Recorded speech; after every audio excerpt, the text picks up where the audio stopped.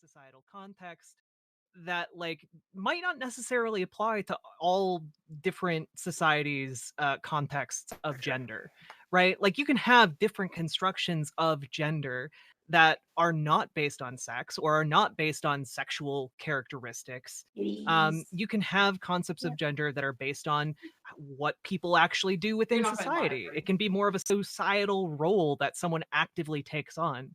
And I think that we can talk about maybe how there are different ways that can be gender might be implemented in society that could be better.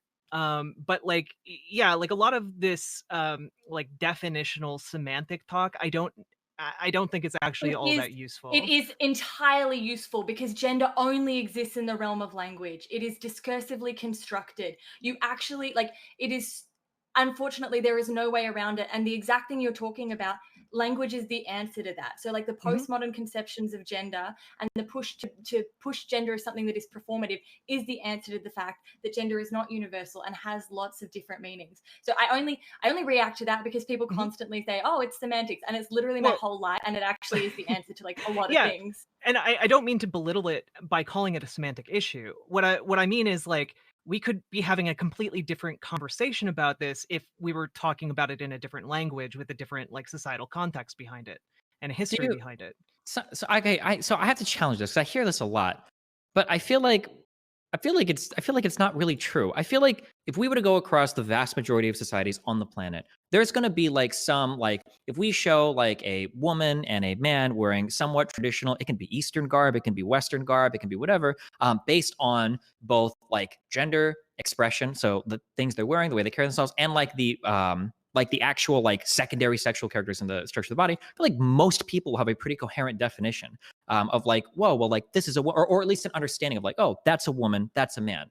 I feel like you run into a lot of problems when we start off with this like what I think a really radical take, the idea that like, oh well, everybody's got a totally different understanding of what male and female is, when that doesn't really seem to track to reality at all. I'm just gonna male and female is different. Put this idea out there that like when you say like, oh, people would have a pretty good idea, yeah, within that context. But like if you showed somebody like a male or female and they're or how they're traditionally dressed in one society and you showed that to somebody from another society, they might not be able to recognize. It is contextual. Sure, but while that's possible, so this is what I'm really curious about. So let's say that you show, do you know Sneaky? No idea. Okay, so Sneaky was a player on C9 who does, I don't think Sneaky's trans. I think Sneaky for a while just Sneaky's not trans. No, Sneaky's not trans. No. Just cross-dressing, right? For their cosplay stuff? Yeah. Yes. So that's somebody where if you were to show somebody a picture of that, they would immediately go like, oh, okay, that's a woman 100%. They would assume it immediately. But if you were to disrobe Sneaky, this is a little weird to talk about something else, but like if you were to start showing them like pictures of them naked, well, now their identifier would change. They would be like, oh, wait, well, hold on. That's not a woman. So if you're talking about showing somebody naked. Yeah. So what I'm asking here is like, if that definition or understanding is changing once they're like getting more information about the person, what process is going on there if a person is not appealing to some underlying understanding of like the content of male or female? Like what is happening? You're doing it right now, though. You're like literally you're conflating sex and gender in this conversation. Holy shit! Wait, I think my Discord is bugging out because the voice is like bugging. You sound really similar to Demon Mom right now. Wait, to kind of answer. Wait, could I jump in on this when there's a free moment? I'll make my point real quick, and then I need to use the bathroom, so that would be perfect. Yeah, go for it. I'm curious what you think is happening there. Yeah, no, I think that one of the things is that the more information you have on a certain individual, the more accurately you might be able to gender them. Like, I don't think that's really controversial, right? But when you say accuracy in gendering, you're implying that there is a truthful, like, underlying fact of the matter of what the gender is, because you're getting more accurate. This is what the implication is. So it also depends on whether you're talking about sex or gender, and that's kind of what we started talking about in the first place. Because let's say we're talking sex here. Okay, so if we're talking about sex, well, then you'd have to break down like, well, okay, what are their genitals? Okay, well, their genitals seem to be male.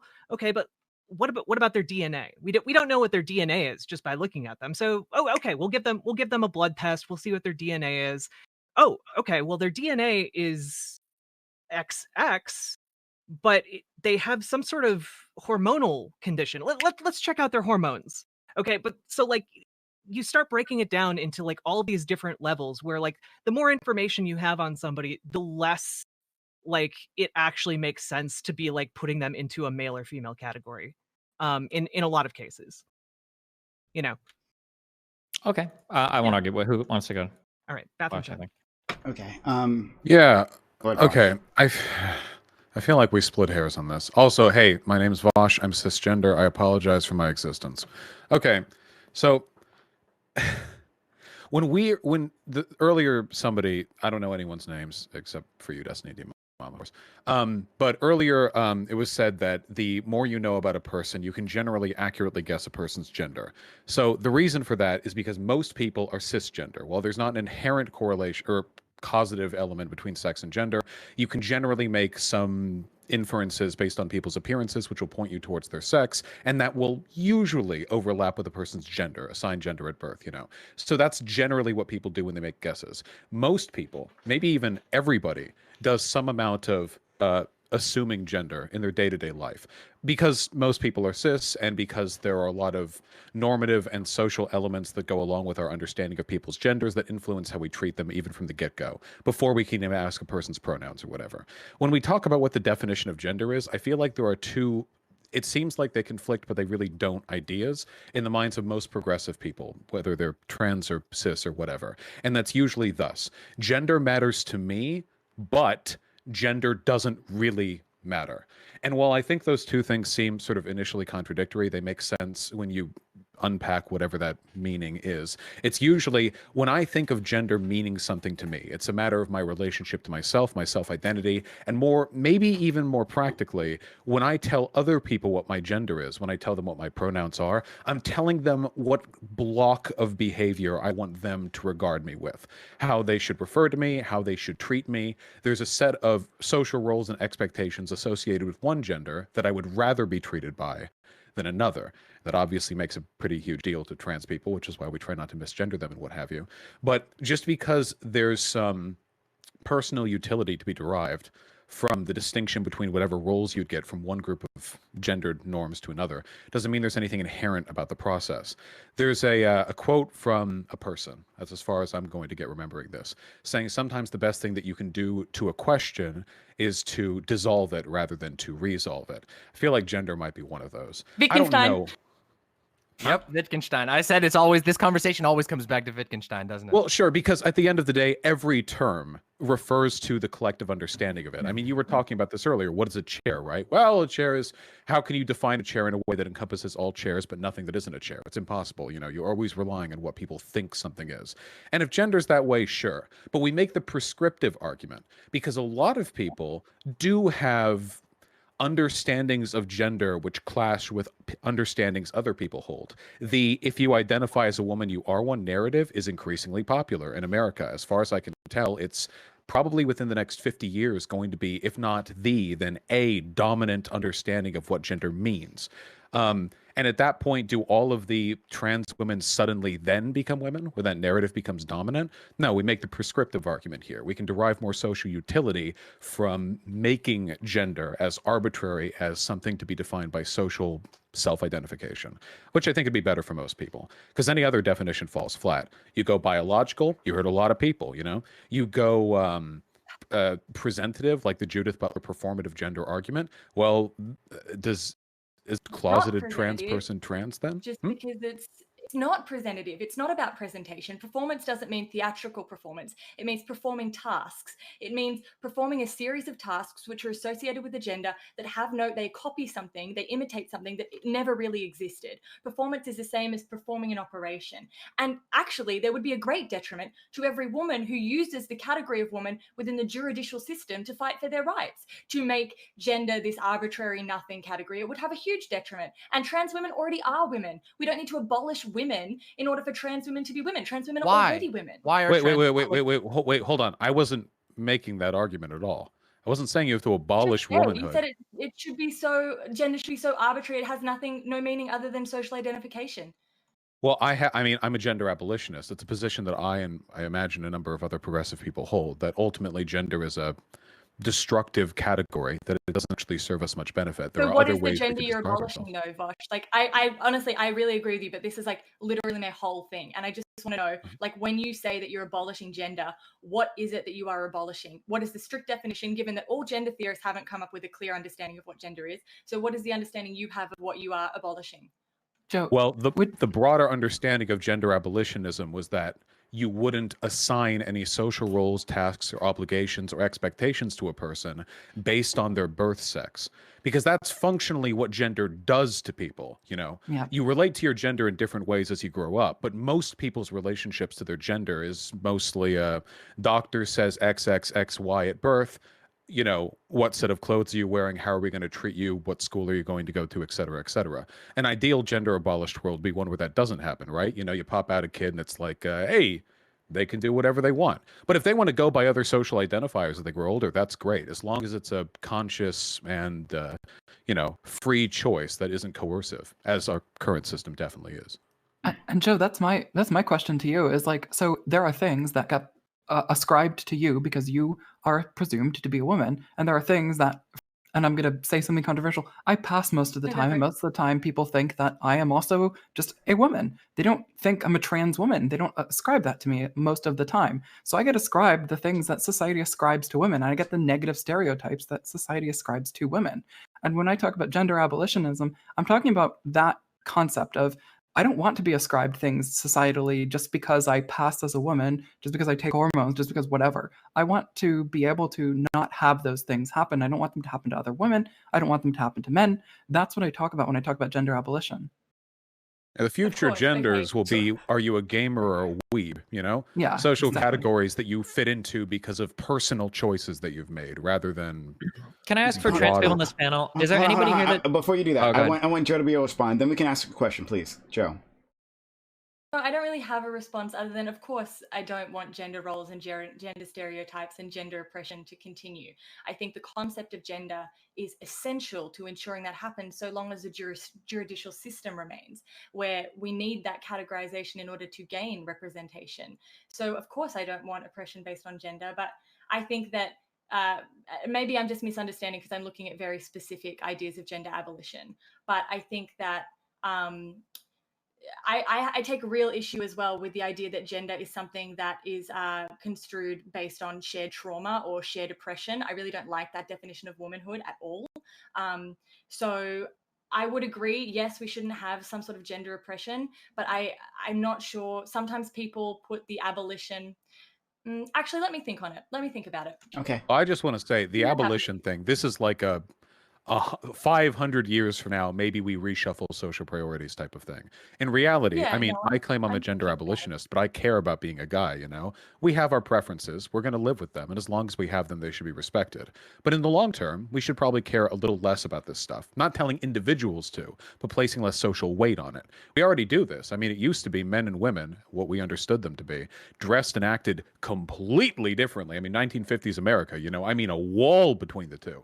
And nowadays, there's a lot more, you know, ambiguity when it comes to expected performance on whether or not you're a man or a woman, self-identified or otherwise. So that's good. I mean, we probably should tear down those walls, no?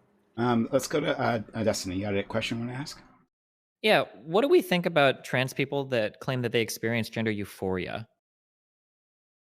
So my question is like, so for people that say that like we should abolish all the expectations or all the roles that go along with gender, for certain trans people that say that they have an experience of gender euphoria, so when they feel like they're treated in such a way societally that coincides with their gender identity, do like how do we?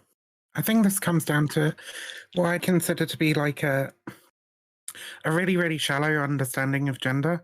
The argument earlier was about like, is gender, I don't know, is the I identify as a woman, therefore I am a woman, is that a tautology kind of thing, right?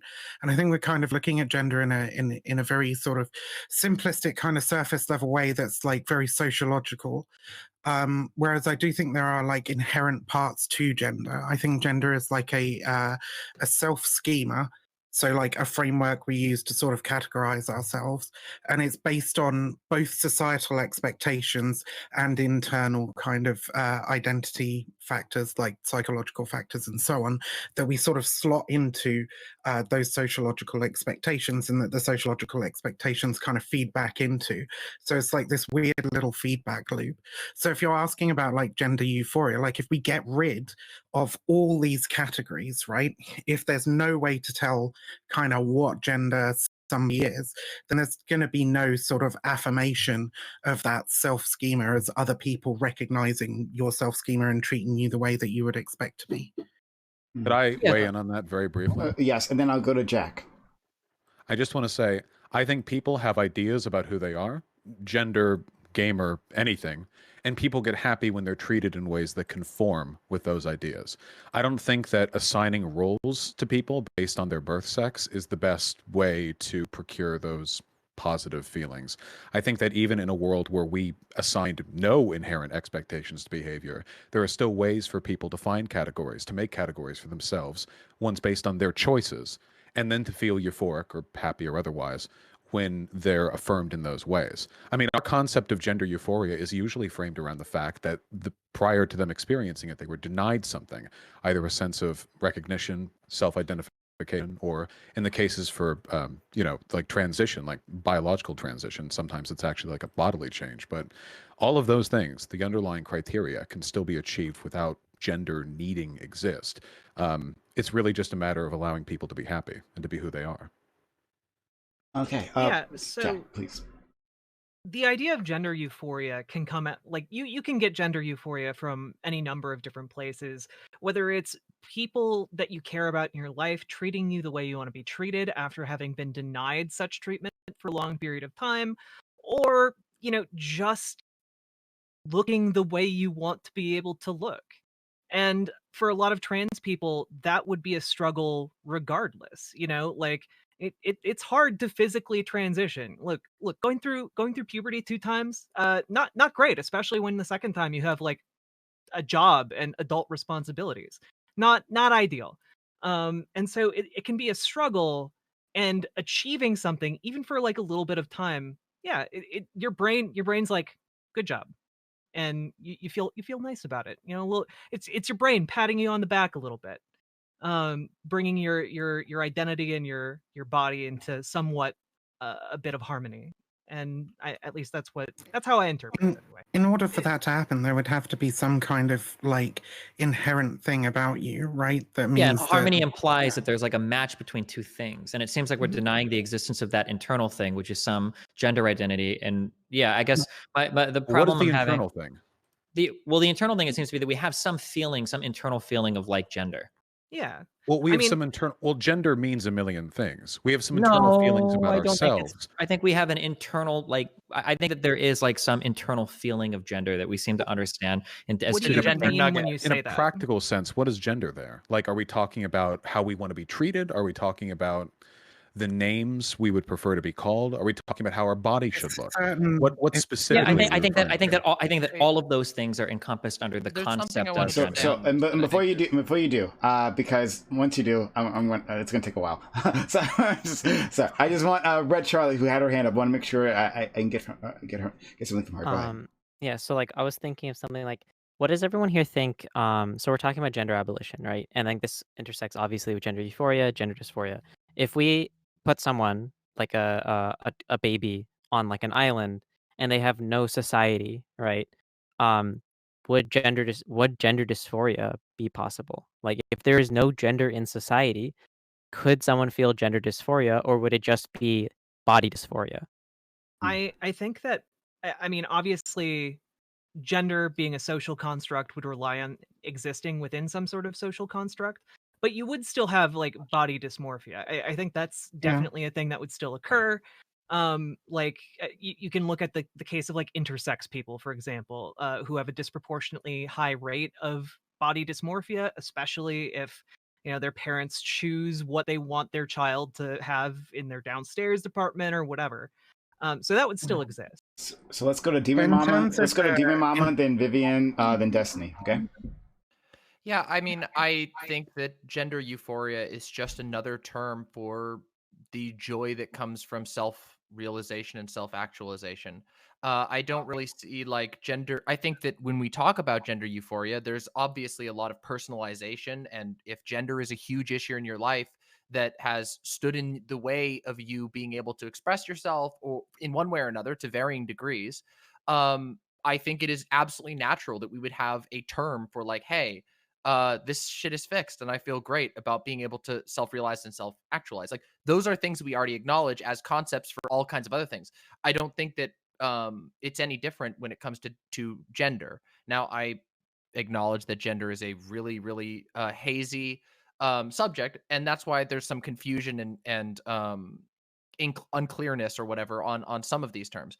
But the reality is that there's all kinds of examples in our life where we achieve something that is important to us as an individual, and we receive euphoria as a result of that.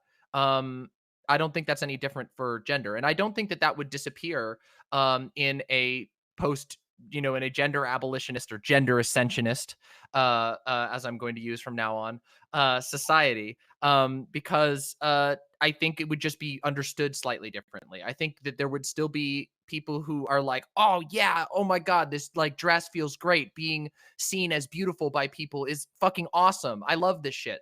They just wouldn't necessarily call it gender euphoria. That's just a term that exists as a product of our current environment, in my opinion. And it's very, very similar to many other types of euphoria that we receive. Let's go to Vivian and then Destiny. Yeah, so as to the desert island question, I think like what Jack said about like so I think there are a couple of different kinds of dysphoria. There's like body dysphoria where like it's, you look in the mirror or you look down at yourself and you're like, this shit just doesn't fit, right? That's probably closer to like dysmorphia. And then there's a kind of social dysphoria that exists, right? When your internal schema doesn't match with the way other people perceive you. And maybe you're treated differently. Somebody uses the wrong pronouns or like misgenders you, whatever, right? In the desert island equation, like that's really difficult to happen because you're not fucking interacting with anybody else, right? It could be possible that you could experience a kind of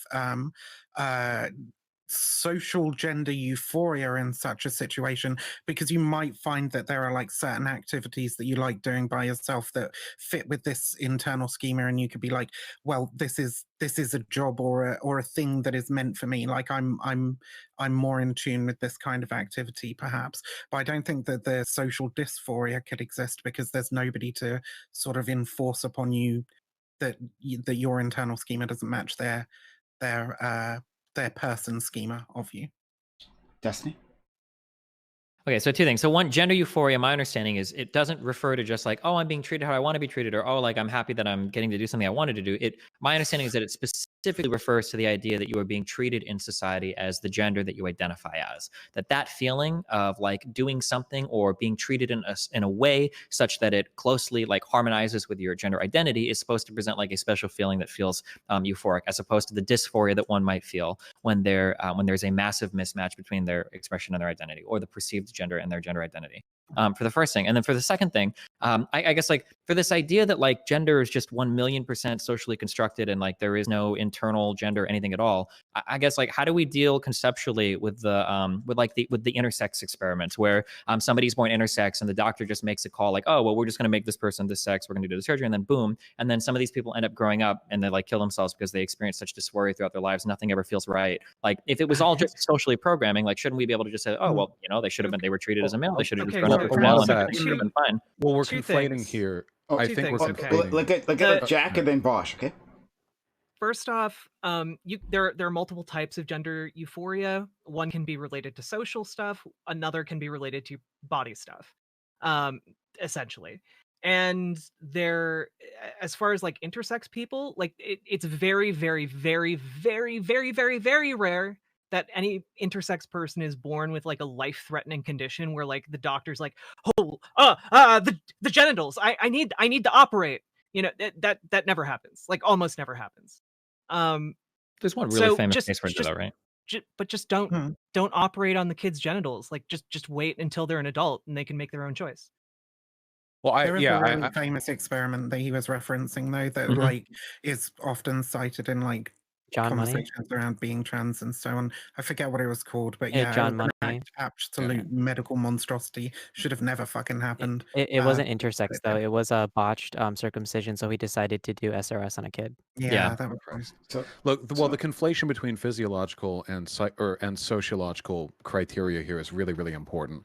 So, with regards to the intersex thing, yeah, I would say that would probably be an instance of like a, like a body dysmorphia, where there's the incompatibility there isn't necessarily, though it often can be, social rules, but it's your body not being the way you have some internal feeling it should be. And I think that very often is biological, but I wouldn't argue that's like necessarily a component of gender, or at the very least it wouldn't have to be. We can easily imagine a gender abolished world. So, kid's born, kid can have XY, XX, whatever genitals, doesn't really matter, treated all the same. And we can imagine in such a world, even if people don't really have a conceptualization of what a man or a woman is, that some people would still be uncomfortable with their body, would still want to change it through, hormone surgery, that sort of thing. And that would be fine. That'd be good. I don't know if that needs to be a component of gender, because without gender, such a thing would still take place. And I do think, and this varies from person to person, but I think a lot of dysphoria and euphoria also come from a set of feelings people have about the way given gender should look, even if that's not an inherent component of the gender identity itself. So an example of this would be that there are plenty of woke feminist trans women who are perfectly aware of the fact that cisgender women grow hair on their arms and legs and armpits. It just everyone does. I mean, almost everyone. Some people are naturally hairless, but almost everyone does. And in spite of a perfectly consistent, rational understanding that that is in fact the case, these trans women will often do everything in their power to make themselves as hairless as possible. And in doing so, they're not so much trying to look like a cis woman in a biological sense. They're trying to conform to expectations. But if we didn't have those gendered expectations about how cis women should groom themselves and wax their armpits or what have you, would that be a component of dysphoria for trans women? Or if we lived in a world without that expectation, would trans women be okay, all of them, I mean, having hairy armpits and going, oh, yeah, fine, this is fine? It's interesting. I mean, there's no hard line to split these two It concepts. feels like we It's literally are psychological. making. It feels like basically the argument is that like nobody in here believes that trans people would exist if like we didn't have gendered roles in society. Does everyone in here believe that? Because that's what it sounds like I'm There hearing. would still No. be people with sexual Wait, why would dysphoria. you be trans at all if there were no gender roles in society, unless there was some Wait a underlying fact second. of the matter? So with their I think body. that basically everyone would probably fit what we currently recognize as trans. People would express themselves in ways that we currently do not allow people to express themselves, in ways that we clinicalize and call deviant and whatnot. I think is actually, we talked about this earlier. I talked about how there's tons of people who, like for me, not transitioning was ridiculously painful, enough that it pushed me like to aggressively pursue transition. Not everyone's to that degree, but many people do chafe against the roles that they're put into, just to different degrees. I think that we would have a society where maybe we wouldn't have the concept of trans people, but there would probably be all kinds of people that if we were to map their expression onto our currently existing society as like a side-by-side analysis, they would probably be identified as trans in this society, but in the future society, they would be freely to do whatever they wanted. If you eliminated all of that, then let's say we eliminate all of our gender roles. It sounds like what you've done is you've just like conveniently like recreated gender roles, like or you've recreated some internal gender expression. So we said, let's say that we eliminate all gender roles and all gender expression from society and all that stuff. Well, there's still going to be some people that feel dysphoria based upon their primary and secondary sexual characteristics that might require sex reassignment surgery or hormone replacement therapy. That'll always Like, happen. well, it sounds like, well, yeah, but when you say that, it sounds like you actually are saying that there is some underlying fact of the matter. Even if we eliminated the whole concepts entirely, there necessarily must be some underlying fact of the matter. I think, If wait, people but still again, feel we're the need to conflating- physiological we thing don't- that you we can don't do on a think medical there- level. Can you do? Yeah, we don't think that the social components of transness or of gender are things that need exist, but there are still going to be people who, for biological reasons, want their bodies to look and behave differently than how they do. How But do they that want them isn't to look and behave, inherently- though? I mean, because some look, people like, who are born with a given set of genitals want a trans different people one. here. Yeah. We have a bunch of trans Yeah. people here. Look at I trans. transitioned because I wanted to look and feel different than what I did before. And like Mm. that was definitely a component of it. It wasn't all entirely how people look at me. Yeah, but like, is it just by chance that like all of those feelings tend to conform with like the Western understanding of like No, how? but wait, how wait, women that's what I present wait. themselves? Hold on, no, no, hold on, hold on. People, I just talked about that though with the shaving example. So people's understanding of what a given body looks like or what a sex looks like is influenced by social rules surrounding that sex, a la waxing armpits. But that's not an inherent thing. We're taught that. I believe that in a world without gender, people who experience sexual dysphoria would still want to get corrective surgery for that, and that's good. What and would they the should. dysphoria be though if there was no expectation? Where Wait, does that So, dysphoria so, so hold on, let's let a trans individual in to help answer these. But let's go to Alice, and then Vivian, and then Demon. Okay. Just to address that, Destiny. So, if the roles were removed, I don't care. I'm not. I would have done. I would have expressed myself however the hell I wanted to express myself, regardless, and I still do. Like, if you see me on streams, there's many times where I am not presenting femininely. But I have primarily sexual characteristics. Dysphoria based on sexual characteristics. I still would have had that dysphoria regardless of what the social expectations were, because it's based purely on the sexual characteristic component, not the societal expectation. Now, maybe I would have like Vaush said. Like what? Like right. you said, that you having a dysphoria that's based on some like biological characteristic. That dysphoria, like what is that characteristic? Like what is it? I don't like having a dick. I don't like not having boobs. I don't like. There's like literal physical components. I don't like Yeah, but the way like, that. there's literally we have a category that's like created to describe dicks and boobs, and it's sex, right? Like these are all like primary or secondary Yes. sexual characteristics. Yes, I have so dysphoria people based might on my want to sex, change not their my gender. sex, but that doesn't have to. I don't buy the argument that gender must exist because there are people who have problems with their sexual characteristics. I'm not Just saying. because I'm, people what I'm are- saying. I'm not arguing whether or not gender exists or whatever in some like broad category. What I'm getting at is that the concept of sex or gender, even gender being abstracted of sex, but we'll say sex even as a category, that there seems to be some underlying fact of the matter that's not just like an agreement that we have with each other. There seems to be some underlying fact of the matter there. Yeah, of course, there are underlying components of sex that aren't exclusively so. Wait, You're was that what asking we were why arguing people about? want.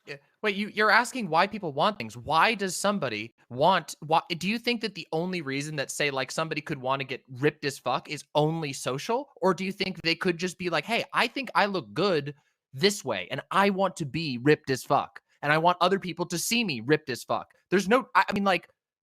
That is yeah, there's probably some weird process in our mind that determines why we want that thing, but we don't need to even try and categorize that. That's separate from somebody's ability to identify as who they are. That's what I think we're trying to get at here. There's a consistent conflation. It's not the I same. think all of this plays into something that I've been playing around with for a while and trying to like work out whether it's like congruent or makes sense.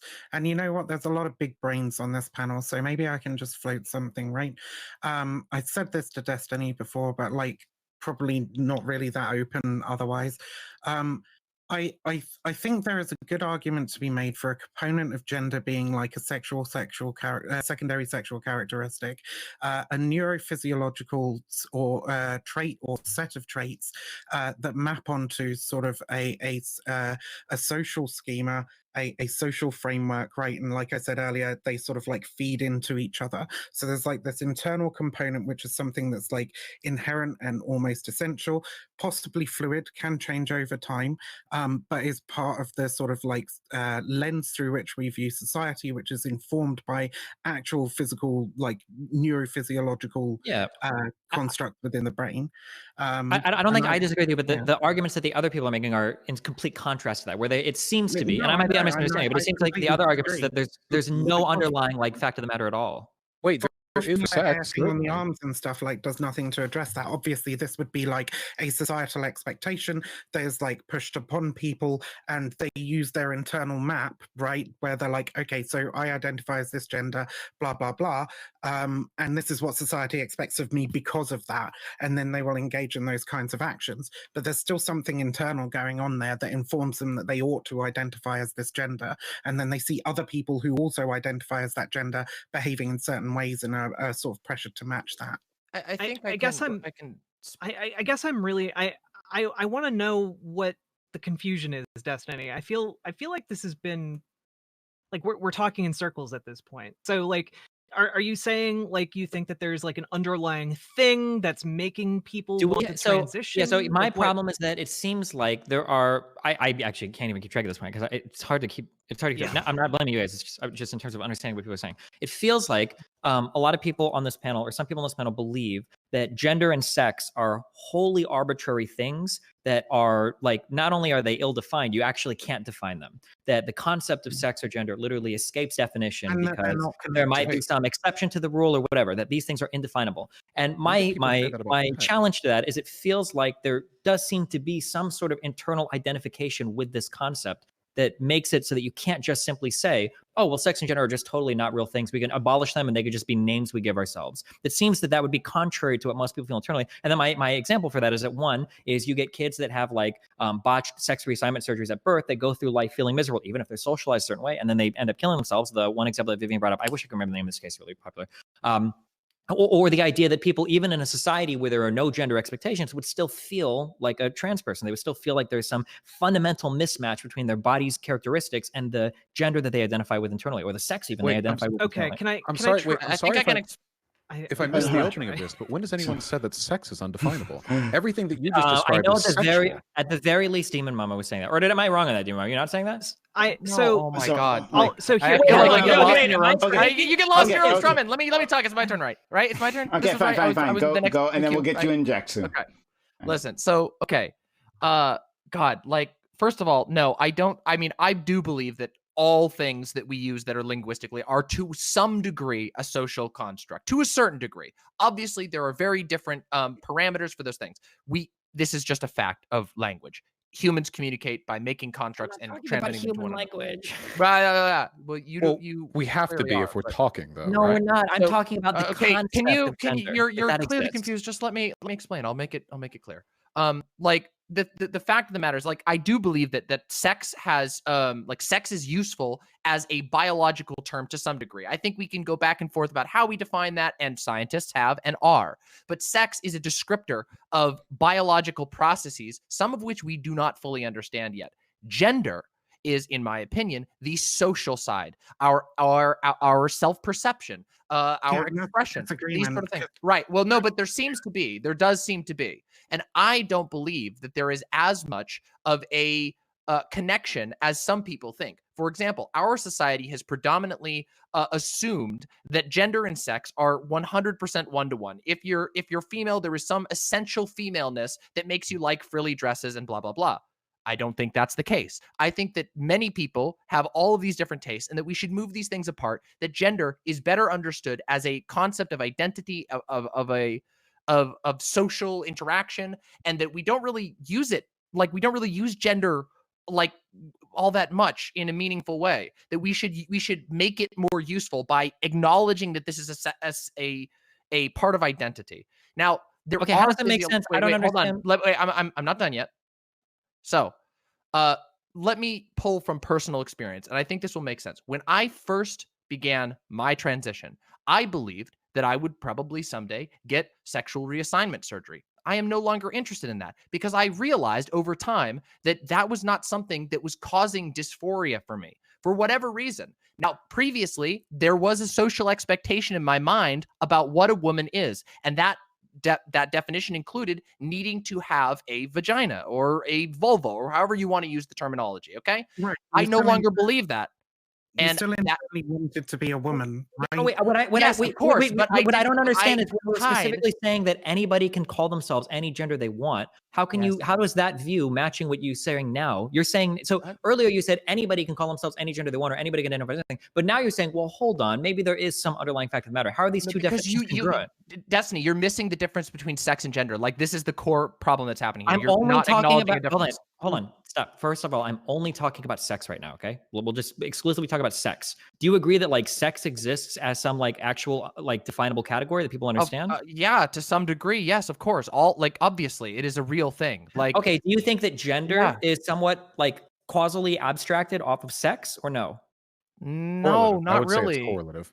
I mean, I think there's. I So think the there's fact that like correlation- 98% wait, hold of on. people are cisgender. Hold on like, a second. doesn't- You asked me a question. I want to let her answer finish, the question. please. So, Okay, please do without anecdotes and analogies and just answer the question. Oh, quit Mama, whining. jump in there, When please. did you become such a whiny bitch? It's so boring because you guys take like 3 minutes to answer your question instead Oh, of just you're like giving the asking- answer. It's so annoying. I'm sorry. Oh, sorry. I couldn't give you a one-sentence definition of I gender. don't. You can give me as many times as you want. I just don't need like 50 analogies to bodybuilding or anecdotes. Just like give the I'll answer. jump in. I'll take If you longer could- than both of you and, combined. And, okay? and if you could just answer the question so we can move on to Jack, because Jack also wants to jump in this, Can you please. state the question for me again so I can get the Okay, answer? so it felt like earlier all of us were saying because I think Joe was arguing that there must be some definition of woman, whether we're talking gender or sex. I think earlier you guys were talking sex, but I guess we can say sex or gender, right? For either of these, it seemed like Joe was arguing that there was some underlying definition that people seemed to understood internally, but then it felt like Demon Mama. Your argument was like, well, no, literally anybody could call themselves any gender they want and it would be okay. It should be a descriptor like a name. That was the comparison. Yeah.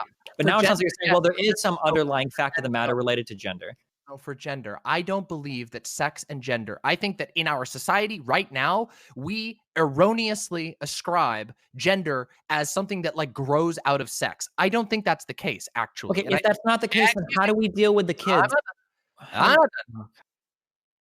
Okay. I know. How do we deal with the kids that get the surgery and are intersex to somebody else and then end up killing themselves? Wait, that's a sex thing. Wait, I'm sorry. Hold on.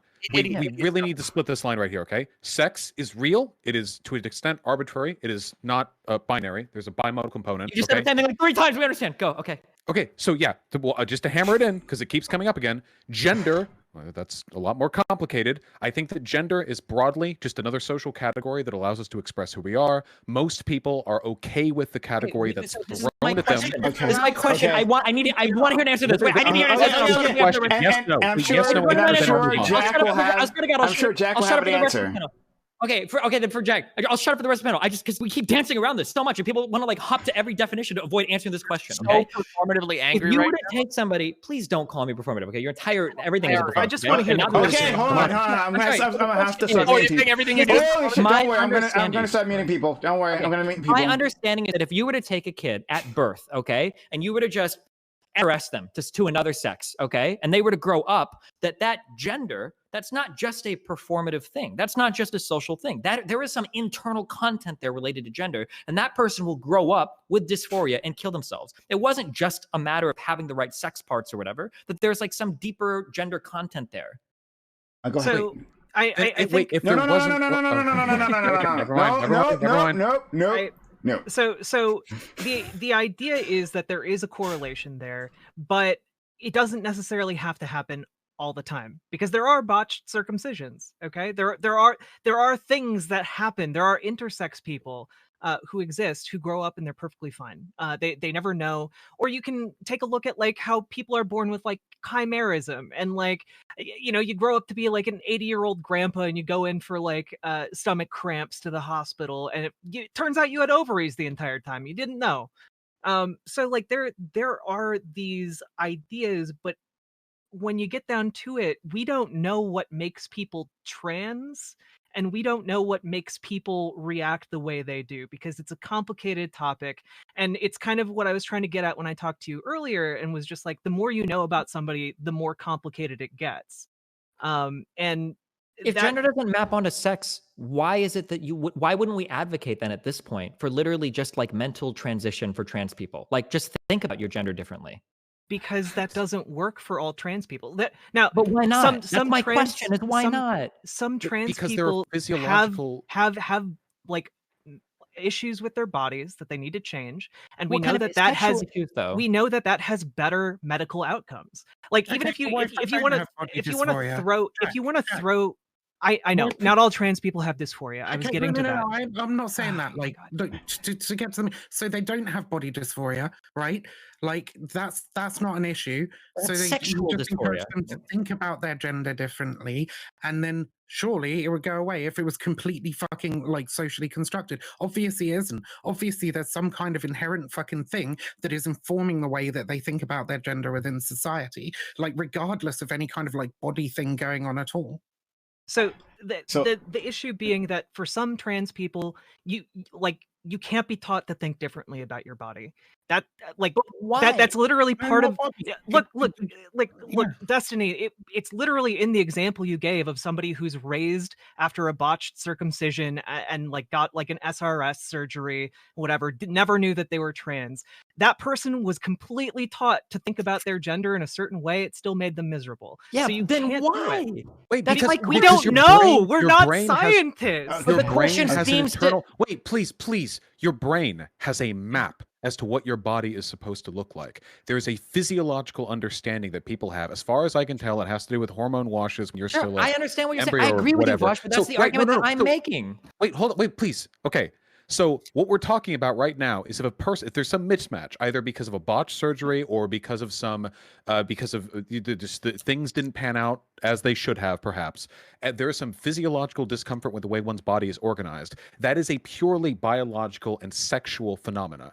Now, because our society associates gender with sex, it will remain the case that people who experience that phenomena, that physiological phenomena, one completely divorced inherently from social factors, may still feel as though there are other correlative social factors that tie into that. That a person who is a trans woman who wants to change the way their body looks might also think that they want to wear frilly dresses or what have you. But I don't believe, and as I understand it, the literature doesn't support the idea that this is inherent or biological. Instead, people grow up learning what women are supposed to look like, what men are supposed to look like. And that's a large component of the social dysphoria. That not only is your body not looking the way you want it to, but then you realize, oh God, well, people with the kind of body that I want to have, they also do X, Y, Z, and what have you. And that can conflate the sociological and the psychological characteristics. But what you're describing, botched surgeries and what have you, sexual dysphoria, this is a physiological phenomena. This would happen on a desert island. Yeah, but This what would I know, happen- but I'm going a step further. And I'm saying it seems like gender is physiological as well. So- It seems to be the case that it does trace to so some part of the let's brain. go to- And when let's- we talk about like wait, what is research, gender? What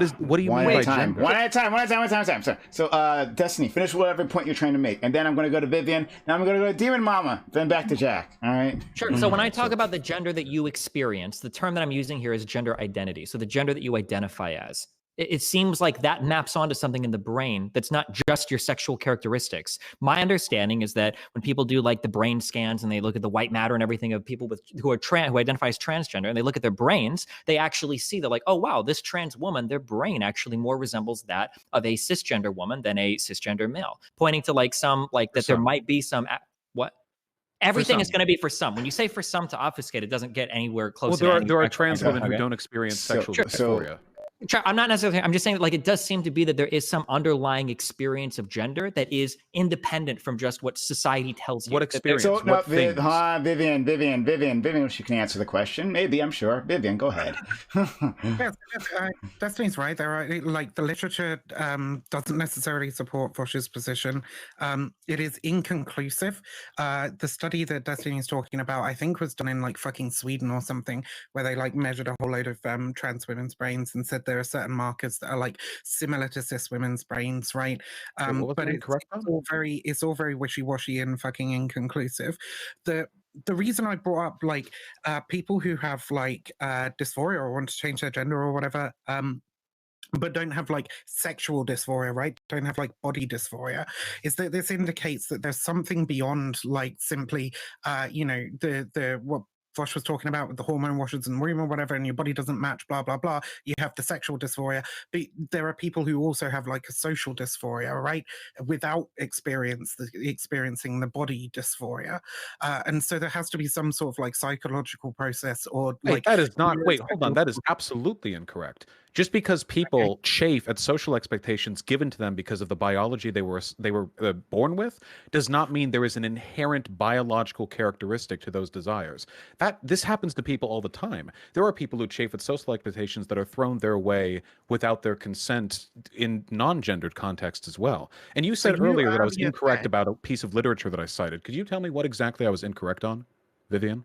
Sorry? No, you said that I believe the literature overwhelmingly supports blah, blah, blah. And Wait, the what did I literature is, say? like, What was I generally wrong about? Sorry? About there What was I being wrong about? about there being an inherent component to gender identity, a biological component to gender identity, or a neurophysiological component to gender identity. What did I say that was incorrect? inconclusive. Sorry? You What did I said say that I was believe the literature supports that there is no inherent thing to like As gender in, it hasn't been. found, as in there's no indication that Research is the fucking, physiological I think, Swedish characteristics that or are Norwegian associated with study being. that actually indicates that I think I can cut through this issue a little bit, which is, first of all, when you have brain studies, it is not so easy for us to associate what spots in the brain go to what societal features. So, for example, if you compare a brain scan of a trans woman to that of a cis female, and you come up with similar structures, we don't know why is that. There could be many things. There could be similarities because that trans person has been living as a woman for 10 years and interacting as a typical woman in her society is interacting, and that causes your brain to shape. Obviously, we all acknowledge that. Wait, the brain. No, I'm not done yet. Hold on. The brain is obviously how we interact with the world. So I'm not saying that there isn't like that gender is just a magical thing or whatever. I just think that gender, the social side of it, we in our society currently try to map it onto sex all the time so that we can have these weird projections about who should be what based on what they're born as. It's a very outdated way of looking at things, and it doesn't map correctly. Yes, is there research that shows that trans women's brains are slightly more similar to cis women's brains? Yeah, but we don't know fucking why. We have no fucking clue, and they don't know fucking why either. They don't know if it's because the HRT reshapes your brain. They don't know if it's because of something that happened in your utero that causes development. I don't think that necessarily matters because we don't really know exactly what causes us to want and do certain things. That is a very complicated question. I don't think we It absolutely matters. Hold on. I'm not done yet. I know. You're just trying to argue against something that I didn't fucking say, Demon Mama. I'm not arguing. I'm not even arguing against you. I'm just trying to have my turn talking, Viv. That's it. Okay, well. I did not even argue. I didn't even necessarily disagree with you. I don't even know what we're arguing about anymore. I'm familiar. This is okay. Well, what I'm trying to say is that yes, these studies do exist. I don't think anybody here is contesting that these studies exist. We just don't know exactly what these things map to. It's interesting for sure that cis women and trans women have some similar brain function and or brain structure. That's great, but we don't know what causes that. We don't know if it's the socialization. We don't know if it's in utero. There's a hormone bath. We don't know if it's being on HRT that changes the structure of your brain. There's all these things. Okay. And what I'm saying is that sex, the biological structure of how sex expresses itself in our bodies and brains is one thing, and gender, how we interact with society, how we identify with others are different things. In our society, they're conflated frequently, which leads to imperfect answers. And what just a real quick question on Demo, just on that particular topic. Can you socialize somebody out of their gender? What do you mean? Could you socialize somebody out of their gender? Can you explain like what you mean by that? Like how? Sure. So let's say that you take a person and you raise them in a certain way. Could you take somebody that's like 5, 6, 7 years old or whatever and just socialize them in a different way such that their gender identity changes? Probably to some degree. I would say almost certainly. You would have. Okay. Why no, wait. You answer. You asked me a question. Let me. Yeah, but you didn't answer. You were like. Dancing around because it was another question that you were too scared to answer because you know it's going to commit you to Excuse me. Oh my God. Okay. All right. Great. I don't think she'd set enough for you to try arrive to at answer that the question. No, she does because every time I ask a question, she dances around. It's like, well, all right, don't worry. I'm gonna meet everyone. So look, dear Mama, try to answer the question. In a short amount of time, then I'm going to go to Jack, and I'm going to go to Alice. She had her hand up as well, all right? So finish, seriously, 30 seconds. I'm going to fucking time you. With regard to gender, almost certainly. I would say that almost certainly you could do that. Now, would that be a good thing? Probably, in most cases, not. But if you had a kid, hold on. What? If you had a kid that was raised in, like say, a random, white kid who was raised by Native Americans who believe in two-spirit, maybe that child would understand themselves as a two-spirit instead of as a man or a woman. That is how you could how we socially construct gender is super important. Now, does that mean that that would directly affect their understanding of sex? Not necessarily. Maybe. It depends on the society and the words that we use. Okay, so Jack and then Alice, all right? And then we can let the men back in if you want, but Jack and Alice, please. to build on Demon Mama's point a little bit, and to kind of get at what I was talking about at the very beginning of this conversation is that we have anthropological evidence of both past and current societies across the world that have more than 2 gender identities. And it definitely makes it a lot harder to say that, well, sex maps onto gender identity. And or gender identity maps onto sex when you have more than two and your understanding of sex is bimodal. So like this is definitely a giant issue that I think someone would have to explain if they're trying to conflate this thing, sex and gender. And also there are even fringe cases around the world where like through biological processes third sexes have been created. That is something that exists in the world, like heritable traits that are a third sex. So like it is a way more complicated issue than a lot of people on this panel are trying to make it. And I'm just gonna leave it at that. Okay. Well, I think I'm saying is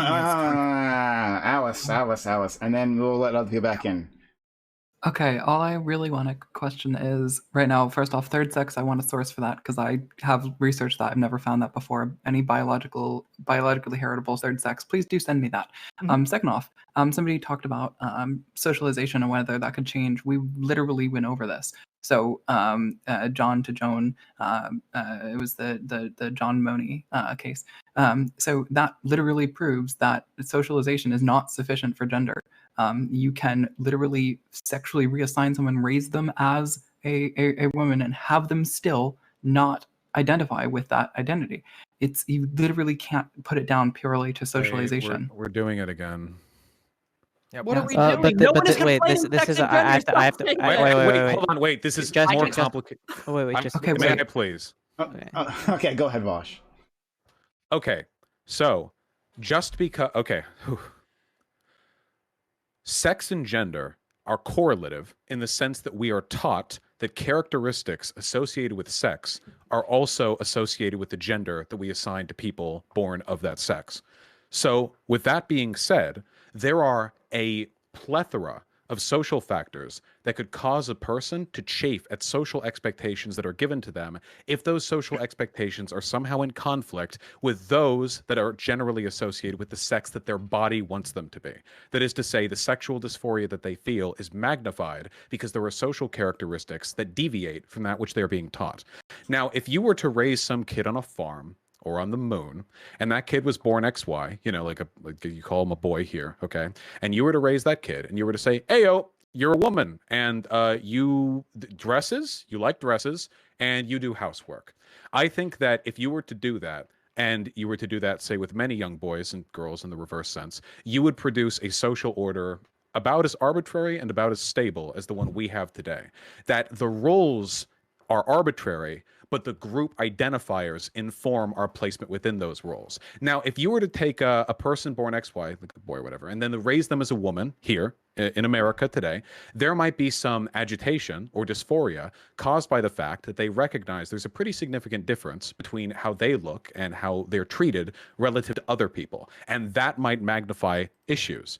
That might lead to them developing sexual or social dysphoria, depending on the ways in which they were raised, quote unquote, as a woman. So these factors, they conflate and they overlap significantly. But I reject the idea that people who kill themselves because of botched SRS surgery or intersex issues at birth or because of circumcision necessarily means that gender is an inherent biological concept or that there's a causal relationship between the two. That needn't be the case. There are social explanations for those presences. So Alice will respond, and then I want to hear from Red Charlotte, who hasn't been able to say anything. Okay. Also, I love you all very much. I have to sleep though. Okay.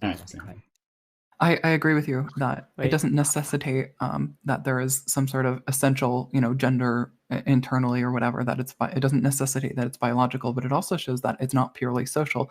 I don't know if you read the Moni case, but it was not a matter of just raising somebody who is XY and otherwise biologically visibly male as a woman. It's somebody who was, given female genitalia to the extent that medical science was able to, as well as hormones, and raised as a woman. It was a total sex change, essentially, what you would end up doing with somebody who is a trans woman post-op. So it's not a matter of just a social change. That was a sex change. And that didn't do anything led either. to sexual dysphoria, yeah. Except that the problem is they were raised, he was raised as a woman with the sexual parts that make someone a woman, with the hormone balance that makes someone a woman. But that's the brain body divide right there. That's the sexual dysphoria that I'm describing. Their brain had an imprint, had a map for what their body was supposed to look like, and it wasn't. And that was what caused the problem. Even if you're raised in a given way, I mean, if there's that fundamental mismatch, that's what causes it. We have a seemingly intuitive rejection of bodily characteristics that our brain doesn't seem to want to be a part of us. So I don't think that necessarily refers to any biological characteristic of gender. That's just a component of the That's a biological component. You just claimed a biological component. Yeah, but it's not wait, gender. hold on. There's something so much. Hold on, before you do But it's not a gender thing. Obviously, everything. Hold on, before you do that, Red Charlotte, and then I will let you the rest in. But I gotta let. She hasn't talked at all.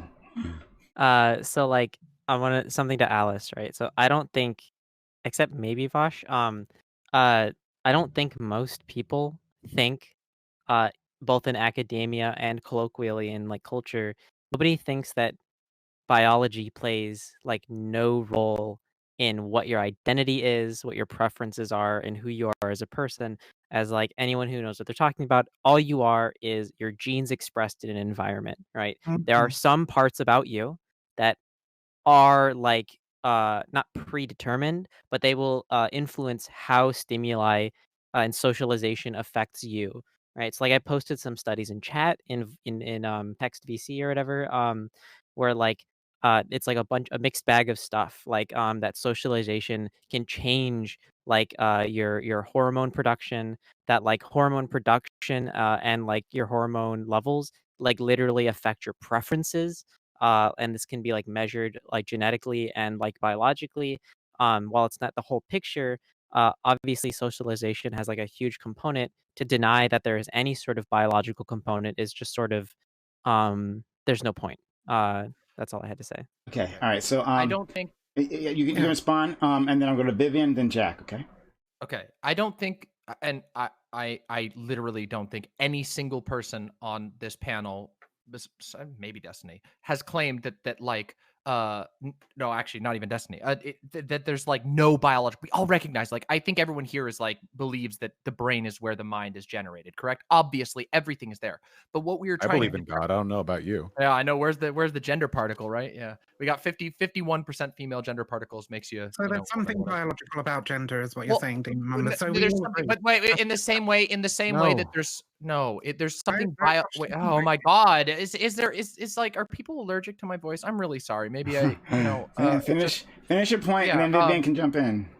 What I'm trying to say is that, yes, obviously, there is a biological component to everything, to every part of our identity, obviously, but we don't know to what degree. And also, there are clearly some things about our identities and about who we are that are more rooted and more heavily determined by biology, by rote biology. Like, this is what it is. Your body is growing an arm. That you can't change that. You can't socialize your way out of an arm. It's just, that's how our genetics are. But there are other parts of our genetics that are specifically designed to be flexible and vague. And gender and identity in general is one of those things. These are very, very abstract, responsive, highly influenced systems. Now, to tie this back to the whole John Money thing, which I really feel like people need to go reread that and see how unscientific and bullshit it was, how it didn't actually learn anything. They weren't able, there's not much learning that can be pulled from it because it was so unscientific. It was so bad. But Demon Mama, yes. like I also forgot to say this to Alice with the John Money thing. So like I wouldn't say that it was unscientific. The problem with it is that like it doesn't prove what Alice said it proved, that gender can't be socialized into someone, right? Well, you did say that, right? Like because like the John Money thing is a case study. Case studies are useful because they can indicate that there might be something there which we should investigate further, right? But just one case study from the 1980s won't tell you whether or not you can or cannot socialize someone into a gender category, because it just could have been that one person, who is just a one-person sample, was just not receptive to that socialization. And also the fact that there's like a one case study from 1993 where like transphobes will cite all the time, where one person, a single case study, they took antipsychotics and their gender's dysphoria was gone, right? So what I'm trying to say here is finish that finish your point, then we got to move there's on. like so much that could be attributed to this John Money thing. You have an intersex individual who's forcibly given genitalia that could cause a body dysmorphia issue, which could be identified because our society conflates sex and gender as gender dysphoria.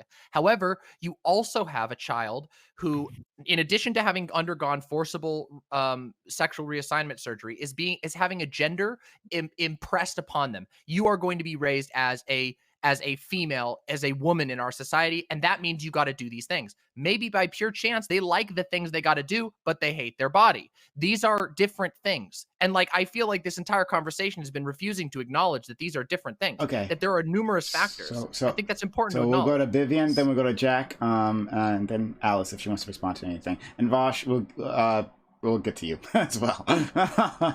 Go ahead, Vivian. Thanks. I don't know why we keep going to the John Money thing, because obviously, like, the bodily dysphoria is going to be a massive fucking component of that. The reason I keep bringing up people who don't have like body dysphoria but still have social dysphoria is because that seems to imply, right, that even if you're socialized to believe that you should fit this role of man within society, even if you are perfectly comfortable with having what we commonly perceive as a male body, it might be that you want to occupy a space of like woman in society, right? And so just as there must be some sort of internal map for like what your body is supposed to look like, there must be some kind of internal map as to like what your gender is supposed to be. And I'm not saying for a second that there isn't like that this isn't fed into by societal factors and societal pressures. Like I said that multiple times, but I do think that there has to be like a biological component, a biological map, what I was calling a self schema or a framework, right, onto which we map the societal expectations. I think that is like an inherent psychological component, and I think that it can change over time. I don't know whether it's influenced by society or not. I would imagine that it's probably not, because people know their gender by like as young as like 2 years old, I think, in some studies, right? I imagine Charlotte will have those on hand because she's great. What do you with mean that. by their gender? Sorry, that people can identify themselves as like boy or girl by the age of about 2 to 4, I think it is, right? Well, they're told that, aren't they? Really fucking early on. Sorry? Well, they're told that, aren't they? I mean, when you have a little boy, you call them a boy. Well, most people do. Little girl, you call them a girl. Some of them might say, actually, no, I'm a girl. Well, if you asked me when I was 2, I would have had a very different answer than if you asked me when I was 18. Let's go. The idea is that people at that young, they're able to communicate. I'm not saying everybody has a good idea of their gender by that time, but I'm saying some people can have a good idea of their gender by that young, right? And I think that seems to indicate that there is some sort of like inherent thing that's there. I can't say for sure that it's not like socially influenced, but it's definitely a biological component. It's definitely something that's inherent. No, wait, hold on. Okay. Jack, I'd love please, to jump in Jack. because I think I realized where we're talking past each other. Just, All right, go for I'll it. try to remember it. I'll try to keep it. No. You can say it fine then, because Jack's letting you in. But then we go to Jack. I think I realized what the problem we keep having is. Okay, can I ask an honest question, Vivian? You can answer. I don't care. Somebody who disagrees with me. Okay.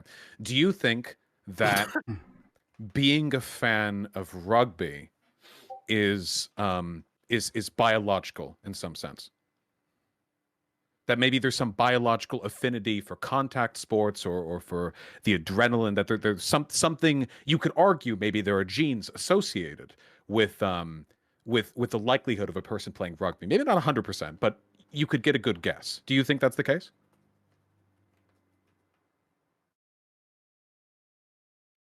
Okay. The longest period of silence we've had. I guess I'll answer. Oh wait, was I think Vivian or? I think that it maybe. Wait, did she mute me? Like Okay. The brain is a really complicated thing. Like and that's kind of what we keep coming around. Like we might have these like straightforward answers, and the reality is if you dive into like what a lot of biologists think about like the brain or the human body, the human genome is incredibly complicated. It's real wild stuff going on over there. And then you mix in hormones, then you mix in neurons, then you mix in all this stuff. And when we talk about like a lot of these brain studies, right? And Demon Mama kind of talked about this a little bit earlier. And I interviewed a neuroscientist the other day, so I can talk about this a little bit. You would agree then there's a biological component? Sure. Right. I see no reason why that isn't like reasonable. Okay, if that is the case, then I believe you could argue that there is a biological component to gender in the sense that there are categories we associate with gender that have biological correspondences. So, for example, an affinity for house cleaning or child rearing, as opposed to whatever it is men do, fighting bears, I don't know. Maybe there are patterns of genomes that could be associated with that. They could be mapped onto that. You could make those arguments. But if that's the case, and I agree with that, by the way, that any characteristic you can associate with gender, even social ones, like wearing a dress versus wearing a suit, maybe you could find some biological root for those. And you could argue those biological roots correlate very, very heavily with sex in many cases. But I would argue those things needn't be called gender. If we're to consider gender to be the social element of our behavioral expectations associated with sex, then we would need to distance them from the potential biological roots of being involved in those systems. So it may well be the case that even if we were to abolish gender, that people who are born XX and people who are born XY might deviate in some social ways. There still may be differences generally in how they would prefer to be treated or talked to or what they would want to do. But my argument is that that grouping is no more descriptive and provides us no more utility than any other social grouping that you might find that might have a genealogical component, whether that be an affinity for contact sports over pacifism, whether that be an affinity for being antisocial versus pro-social. Hell, we could make introvert and extrovert two genders, couldn't we? I mean, if you really wanted to file it down, there are genealogical components to those as well. So I don't think that gender is biological. I do think that many of the things that we call gender are associated with biological influences. But if you were to get rid of gender, those influences may still remain, but we wouldn't need to categorize people by them. Does that make sense? This feels semantic, but I feel like that's why we keep talking past each other. This is what I was trying to get at with bringing up the complexity of what we call biology. The thing is that when people tend to say biologically, or when they tend to say intrinsically or whatever, these are like pretty essentialist terms, and I think it can lead to some confusion, right? Like, I think that at the end of the day, all things are biological. Humans are machines with a brain in them. Obviously, our thoughts are generated by organic machine, but that doesn't necessarily mean that when we refer to them as biological, it's the same thing like we would say like your biological predisposition towards heart disease or something like that. There are different levels of complexity to these biological traits, and that was what I was maybe failing at trying to communicate, was the idea that, like, hey, like, we can say yes, all things are biological, just like being a fan of chocolate chip cookies or rugby is technically biological on some level, but it's not that's not what we usually mean when we're talking about biological. When we say something is biological or predetermined, that's pretty stringent. That's saying like this is a thing, and then we end up in, if you take that further, you end up in the Jordan Peterson area of like, well, feminine essentials make you like these things, and I think we don't want to get there, right? So I just want to interject a little bit. In that, like, yeah, the brain's super complicated. We take brain scans, but really approach all of those studies with a whole lot of skepticism, because generally we don't have like the resolution that we would need to actually come to reasonable conclusions. We can just be like, oh, that section of the brain, it lit up and that correlates to something, and then we jump to conclusions about it. That's basically the state of neuroscience right now. You could argue everything's biological, right? I mean, even people who like StarCraft may have some affinities which are right. Look, gender probably isn't like, oh, there's a gender gene, right? Like it's probably way more complicated than that. The same way, like, hey, there's no weeb gene, but we got a lot of weebs running around. Okay, exactly. We need to do something about it. This is what I was trying to get at. Yes, because that's not gender. But it is more helpful. It is more useful, in my opinion, to consider gender, the concept of gender, how we interact with on a social level, and say, listen, we really don't have the evidence to understand this from a perspective of biology. We don't. We just do not.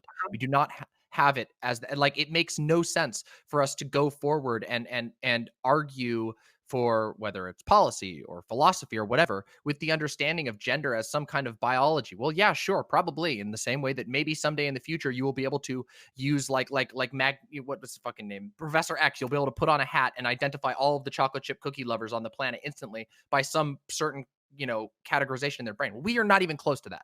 And maybe someday if we get there, we can have a different discussion. But for now, I think it is most useful for us to recognize that gender is super, super messy, and it's most useful to us if we use gender to talk about social stuff, and if we use sex to talk about things that are really actually relevant to the chromosomes you have. That's what I've been trying to talk about this entire time. And critically, it means that you no longer refute the gender abolitionist talking point. Because if you say that all human behavior is biologically rooted, which, I mean, sure, there's always some element of that to varying extents, then nobody would say, for example, that society needs the existence of the gamer-weeb dichotomy, or the PC gamer versus mobile gamer dichotomy. You could maybe argue that genetically there are some traits that associate with tick-a-tap and little Skinner box games in your phone as compared to playing something substantive and cool on your computer. But nobody would say like society needs these. If we get rid of the binary between gamer on PC and mobile, then we don't know what to do. I think that's fairly ridiculous. So the biological association there is incidental. I don't think anybody disagrees.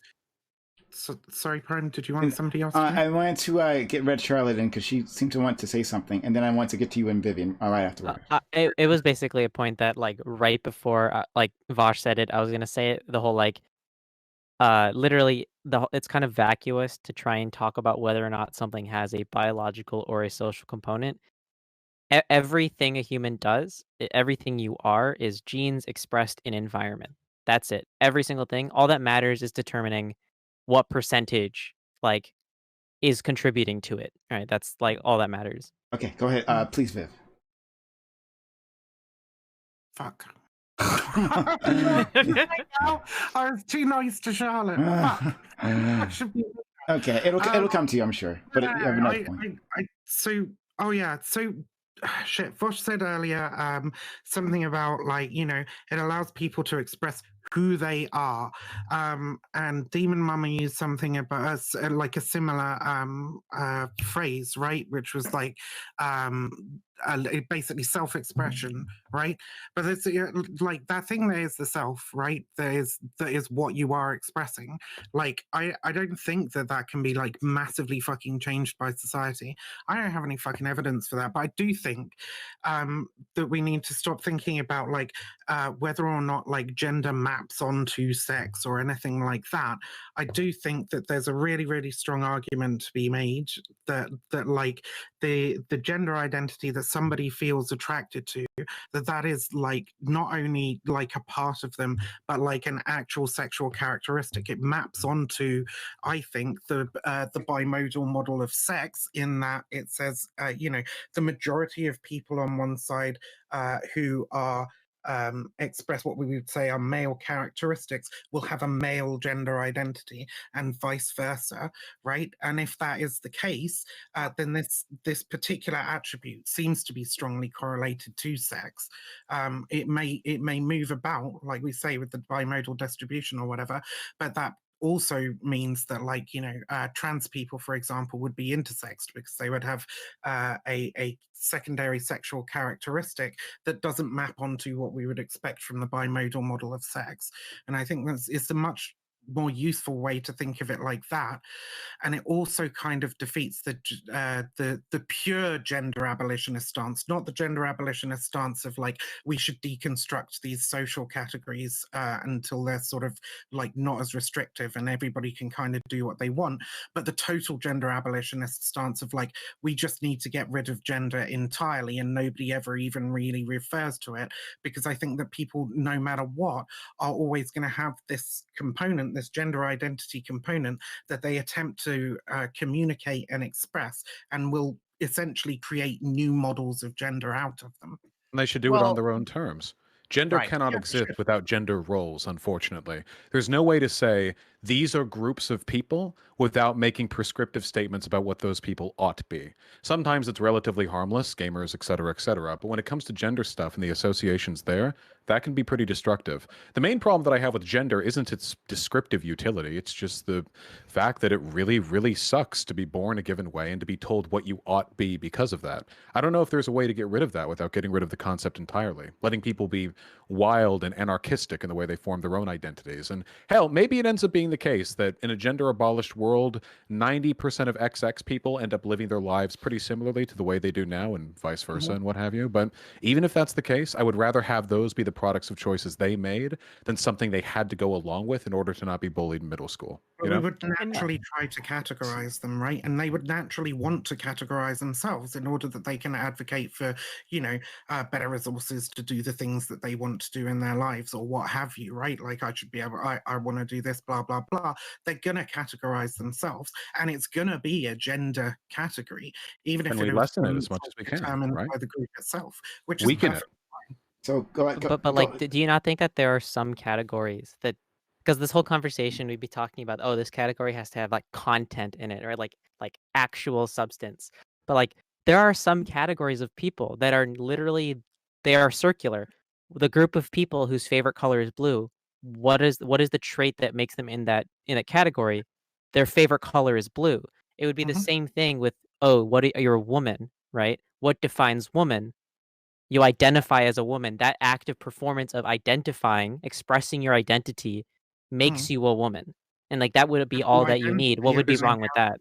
There's another key difference too, which is that if you get rid of gender as a concept, you dissociate it from the biological. Right now, the real problem is people are born a given way, and then you say, "Oh, because of this, you must do this. You must be this." But if the way people form their gender identities is like they're like 9 and they're like, "Yeah, I think I kind of like beating kids up in the playground, really fucking walloping them, you know?" If that's the case, okay, sure, maybe that's boy-like as we know it, but at least in that case, there's an element of autonomy there, and I think that goes a long way towards lessening the otherwise harmful components of gender as we know them today. I mean, I'm the only cis person here. I've struggled with gender I'm cis expectations too. less than anyone else here, right? And even I chafed at them pretty often. The idea that boys can't cry or whatever. That's what I was saying. That's what I was trying to say. So Jack, and then Alice, and then Demon, and then you can tell everyone what we're trying to say. So basically, just this idea that like, I think a lot of people when they talk about gender abolition, they scare people who are like really attached to their gender in like they've built their entire identities around gender. They like playing around with it. And I think that like maybe a better way of framing gender abolition as a concept is to minimizing the damage that prescriptive notions of gender can have on society. And the end state of that, 5,000 years in the future, might be that like gender abolition has occurred. What that might look like, we have no idea. We can't even wrap our heads around what gender would look like if we had like sexy robot bodies. Okay, like the idea that we know what a gender abolition society would look like, I think is maybe a bit presumptuous. But I think we can all wrap our heads around the idea of what a society that minimizes prescriptivist notions of gender would look like. Yeah. Even if you kept the categories, just changing the way you reach those categories would be much better. Imagine if, like, what is being a woman? I don't know. Imagine in your head, whatever that is, Imagine it's the future, okay? That's not called being a woman, okay? That's called being a gay lord. That's what that's called now. That's the category name, all right? And you know what? You're not born with those expectations, all right? You're like 11 years old, you're in middle school, and you're like, you know what? I like pink. And I like bad music. I'm sorry, that's not fair. And I like music different from my tastes. I'm a gay lord now, okay? And that identity, I mean, they can still build their life around that if they want to. Fuck, Godspeed, please, more of them. But hey, maybe gamers still exist. Maybe the gamer gender still exists, it just seems nice to me. I don't know. And maybe, and I worry a little bit too, because I'm gonna have a kid one day, maybe in this economy. And the idea of like them growing up, and because I want to do the both ways thing, like if they're born, let's say they're born like cis boy or whatever, and like the whole Sweden like gender neutral child raising thing seems like it might cause a lot of grief for kids. Like schoolyard grief, with socializing. So I don't want to do that. But also, what am I going to do? Like, hey, hey, son, by the way, if you have a problem with that, please let me know. At any point in time, I'll drop that terminology if that's what you prefer. It's just it'd just be cool to get rid of that. Okay. Alice. Alice. So I'll kind of my curiosity here is, first off, so Vaush, you mentioned like that, you've chafed at gender roles. So have all of us, obviously, and we haven't escaped them. We're still being ascribed, gendered expectations, and I guess Demon Mama pointed out like some people like some of these gendered expectations. Being in a society that is post-gender doesn't mean you can't like the things that you might associate right now to gender, and that's okay. I can like some of the things that came with, being a man or being a woman. I can like some of those things in a post-gender society, and that's okay. It's not an exclusive thing. It's not post-gender, no longer can you like wearing dresses if you're female. You can't do that anymore because that's gendered. That's not how it works. So I guess that kind of was like one little bit of confusion for me. Is like post-gender doesn't mean that you suddenly stop being able to express femininity or masculinity as they exist. It's just that it changes a little bit about it, and it's not something prescribed to you now. Now it's not, oh, well, you can't cry because you're a boy. Now it's like, oh, you like the principles of Stoicism? That's based. So, like, not that stopped you from crying, but you get the idea. Well, I mean, yeah, you don't want to express it. Yeah, anyway, yes. You get the idea, though, that like post-gender societies don't suddenly stop letting people express themselves in these ways that we associate to genders. It just stops prescribing or forcing them into those ways. I am ascribed things because I pass as a woman. I don't want to be ascribed the things that are associated to women.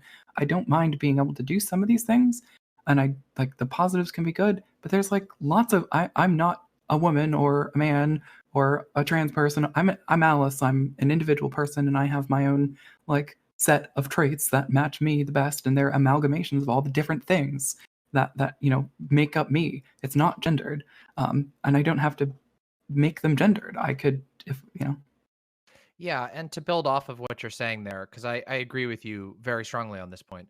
To build off of that, like something that I brought up before is that like I think there's, at least in my experience of life and in everything that I have researched, there seems to be quite a lot of evidence that people really want to be able to express themselves more freely than our current gendered society allows us to. And that is the reason why I challenge gender so much. I think that like, yeah, if you really identify strongly with the term woman, sure, keep using it. I'm sure there'll be like 100 different terms in the future. But I would really like to see a society where people can realize themselves better. And we are so far away from that right now. Right now, it is so stringent. And like I said, there's a lot of agony that happens even to people who aren't trans, people who are ostensibly cis. They are totally comfortable identifying as cis, but they don't feel like they can express themselves in certain ways because that would go against our society's crappy understanding of gender. So yeah, like we went a lot of places in this conversation, which I'm really kind of actually happy with. It was really a brain stretcher in a lot of ways, and that's great. But at the end of the day, what I think, I want to make my position clear is that like I think there's a lot of people who are suffering under our current like model of gender, and I think that the one I'm arguing for, the gender ascensionist position, would be so much better, so much more freeing. Even if someday, 500 years from now, we have a totally different understanding and we're like, wait a minute, gender was such a stupid concept. Like, it's not even like that. It's like you have spots on your brain, and if they link it a certain way, and we have like this crazy understanding of how things are understood, that'd be fucking cool or whatever. But Yeah. for now, I think it would be better if we moved away from the model of gender is an essential biological trait that you are born with, liking pink dresses, and we move to a thing where, hey, you can be who you want to be and you can express that however you feel that, and we should give each other the daily respect, the basic level of respect that we allow each other to have those identities and not like kill people over it, because that's what we do right now. So Yeah, I mean, let's be social things gender onto, pirates like- together. Sailing the high seas of gender, taking the booty that we want, leaving the booty that we don't want. It'll be great. go ahead, Vivian. Yeah, so you're still linking like the social things onto the like internal components of gender or whatever, just like saying, well, gender is just like liking pink dresses or whatever, and I don't think that it necessarily is. But this whole That's a part of conversation, gender. yeah, they are part of gender, but they are not they're not all that makes up gender. They're the sociological expectations placed on genders. Anyway, but this whole conversation started from like the whole like trans women are women, or a woman is whoever says they are a woman, or a woman who is whoever identifies as a woman, right? And it's whether it's tautological, whether it's a useful statement to be made, and as interesting as this all is, and it is interesting to try and work out like, you know, where exactly gender comes from, etc., and whether or not like we should abolish gender, what that even looks like, all very interesting intellectual conversations. And I don't think anybody is arguing that we shouldn't try and deconstruct these categories like as much as possible in order to free people from those gendered expectations that are harmful to them, such as boys don't cry, or girls have to like cook and clean, or whatever. But in the, you know, it does in the present day, there are people who are fighting really, really, really fucking hard to be recognized as one of these genders, right? Whose lives depend on their ability to get the state and society to acknowledge them as either woman or man. That's the only way they're going to be able to get their medical treatment that they need in order to be able to transition. That's the only way that they're going to get treated properly in society, like get a job and be treated well, and not be driven to depression and poverty.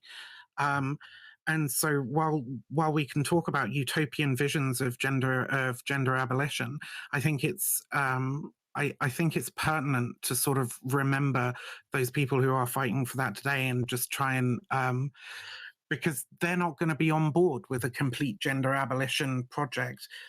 While in the meantime, it's like, well, no, actually, I am a woman. I don't want to deconstruct the category of woman. I want to be a woman so that I can get the things that I need, you know?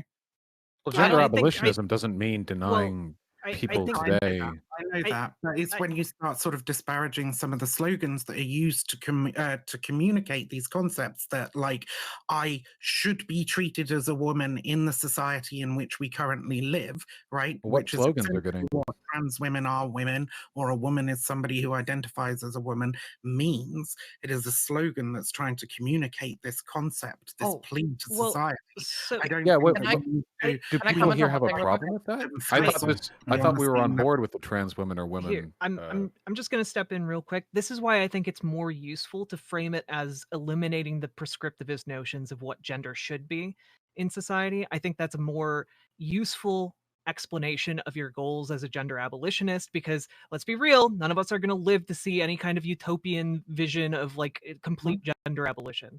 You wound me. That's what you think. Okay, look, maybe one of us, Yeah, one of us has been born that will get the sexy robot body Yeah, first. who's here? okay? Who here is youngest? You have the best odds. Wait, who here is a gamer? You're exposed to less sun. There you go. One thing I wanted to ask Vivian, just as a clarifying question at this point, like I don't really think that there's been a whole lot of like critiquing of like slogans and stuff, and I usually don't personally have much of an issue.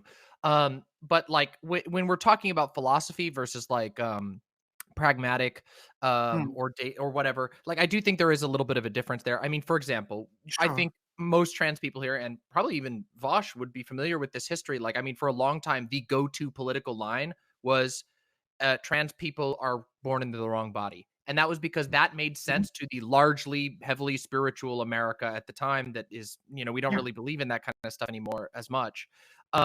But I think that like those sort of like pragmatic optical sloganeering decisions, whatever, is like not it's not quite the same discussion. There are times, like I, for example, think that the model that I propose is super useful because it allows, and obviously I'm by my own fucking thing I'm coming up with that I've been arguing about for the last like fucking 2 months. But like this, I think this position works because it allows accepting people who are fighting right now for the rights that they deserve, and it validates their gender while still saying, hey, we have a longer term project that we're working towards, which is acknowledging that gender is kind of bad. And if we just stopped at making this very specific type of binary trans woman okay in society, well, there's going to be a lot of people who are left out by that. And Well, I've been I would trying hope to- that we could push further. I've been trying to work out why I was so uncomfortable with the toxicity and so on that surrounded your debate with RGR, and some of the language that was used by both of you in that debate. I can't think of specific examples from you, but I can think of one from RGR, right? RGR came in and said, I don't agree with self-ID. And that statement in and of itself is like incredibly fucking alarming to anybody who's fighting for the right to self-identification over in Europe. Now, this isn't what RGR meant by it, right? She didn't say, I'm opposed to the idea that like trans people should be legally recognized as the gender they say they are. Like that's not the argument that she was making. But I think that when we have these really, really complicated philosophical discussions on a public platform, we end up stumbling into things that are easily misconstrued, things that bring up conversations that the general public just isn't ready to have at the moment, and could in fact be damaging to current movements that are trying to gain some kind of incremental change. You know? Maybe. I mean, I do think there's some validity to that to a certain degree, but like, I think that like it's mostly overblown. I mean, for example, let's just be completely frank. I'm totally fine with broaching this subject, but somebody who came on here earlier and argued with me and then fucking chickened out and ran away. Sorry. But no, he came on. I mean, he had a whole lot to say about how I'm damaging the trans movement and I'm damaging women online. Come on, like this is ridiculous. That I think maybe I think too highly of audiences. Maybe I think that maybe my audience is just super hella smart and I'm misjudging the rest of the internet. But I think that people can handle these types of discussions. I'm very much a believer that the average person can parse these things. And I think that when it gets really bloody and bad is usually the result of totally unpredictable interactions with like people's like super parasocial followings who, you know, more or less kiss the ground that people work on. Yeah, That sort of thing. parasocial followings are a real fucking problem in this. Well, I I agree. do. Yeah, the problem with the Demon Mama. I was just going to say the problem with the whole Demon Mama RGR thing. Not Vaush's, Destiny's show immediately afterwards, and I said, you know, we need to have some kind of fucking empathy in these discussions. This is a really complicated discussion. People are going to fuck up all over the place, and you know that we probably need to like tone down some of the rhetoric that we're using against individuals and so on. Right? That was pretty much my point. And that goes for like all of these fucking like crazy complicated discussions, you know. Yeah, and The problem with that debate wasn't the ideas being discussed. That's for sure. I mean, I would generally The problem agree. with the Demon Mama RGR thing wasn't the ideas being discussed. That wasn't where the toxicity arose from. It had a lot more to do with misunderstandings, miscommunications, and for other communities getting involved. I don't think it was the actual ideas. I mean, if we want to talk about potentially damaging the discourse, you know, how you phrase these ideas is super important. But to be fair, and I like her, I do, but to be fair, RGR going with the I don't believe in the self-identification route, that line of thinking, if poorly expressed, which I think to an extent it was in that conversation, actually is pretty damaging to trans advocacy, because that is the predominant line, you know, argumentation wise. So I think that ideologically there's plenty to be discussed here, but these conversations like absolutely have to be had, you know. Yeah, like I think it was in the newest Contra video or the newest Abigail video where they said there's like a problem with the phrase, like the advocacy phrase, like as a slogan, trans women are women, because it begs the question, right? But the thing is, like in practice, If it changes it people's minds. logically does, right? It technically begs the question, but in like Yeah. real life, right? It doesn't beg the question in an actual conversation often enough to matter. It's a good slogan and it's been working. And right? it works.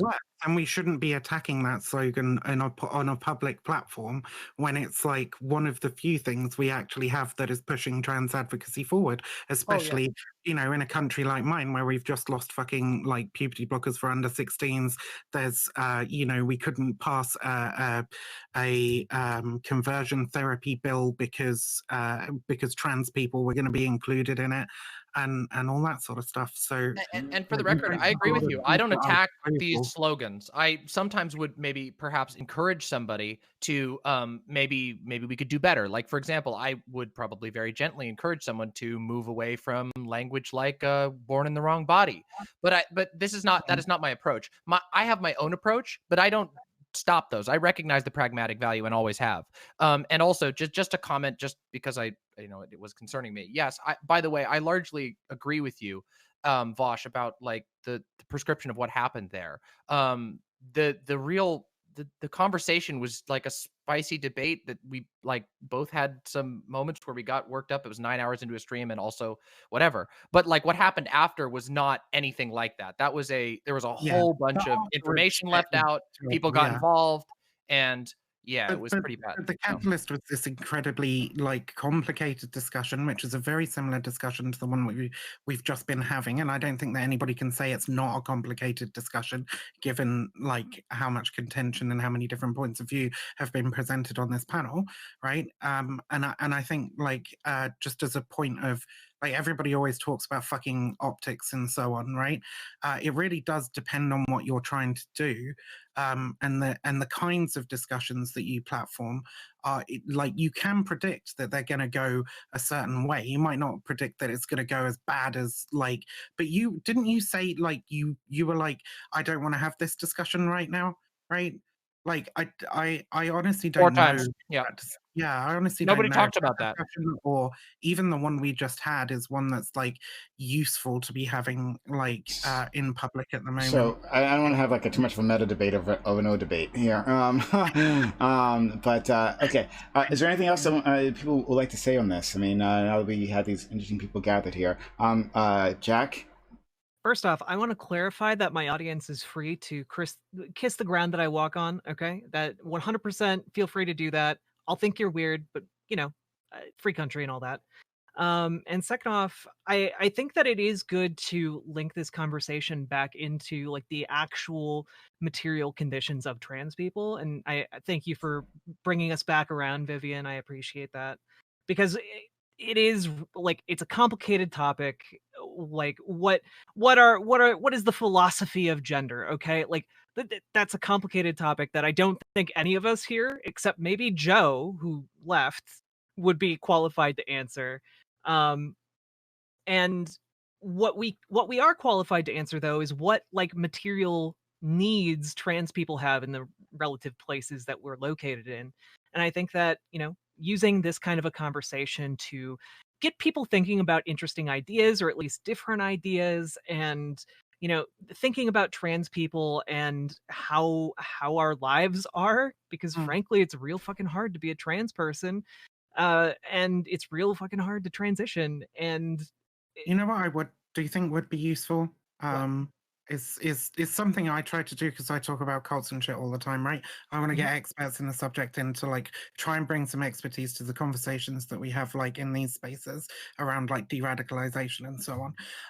And I think what would be really, really useful, you mentioned like Joe, you know, has a decent amount of education in this area. I think it would be useful, you know, when these kinds of things do crop up.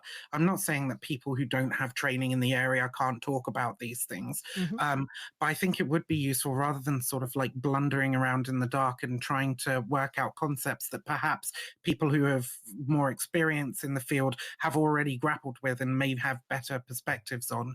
I think, you know, among us all here, we have some pretty large collective platforms, and we can leverage those to reach out to experts in these subjects and maybe try and bring some more expertise in the subjects we talk about into the conversations that we have.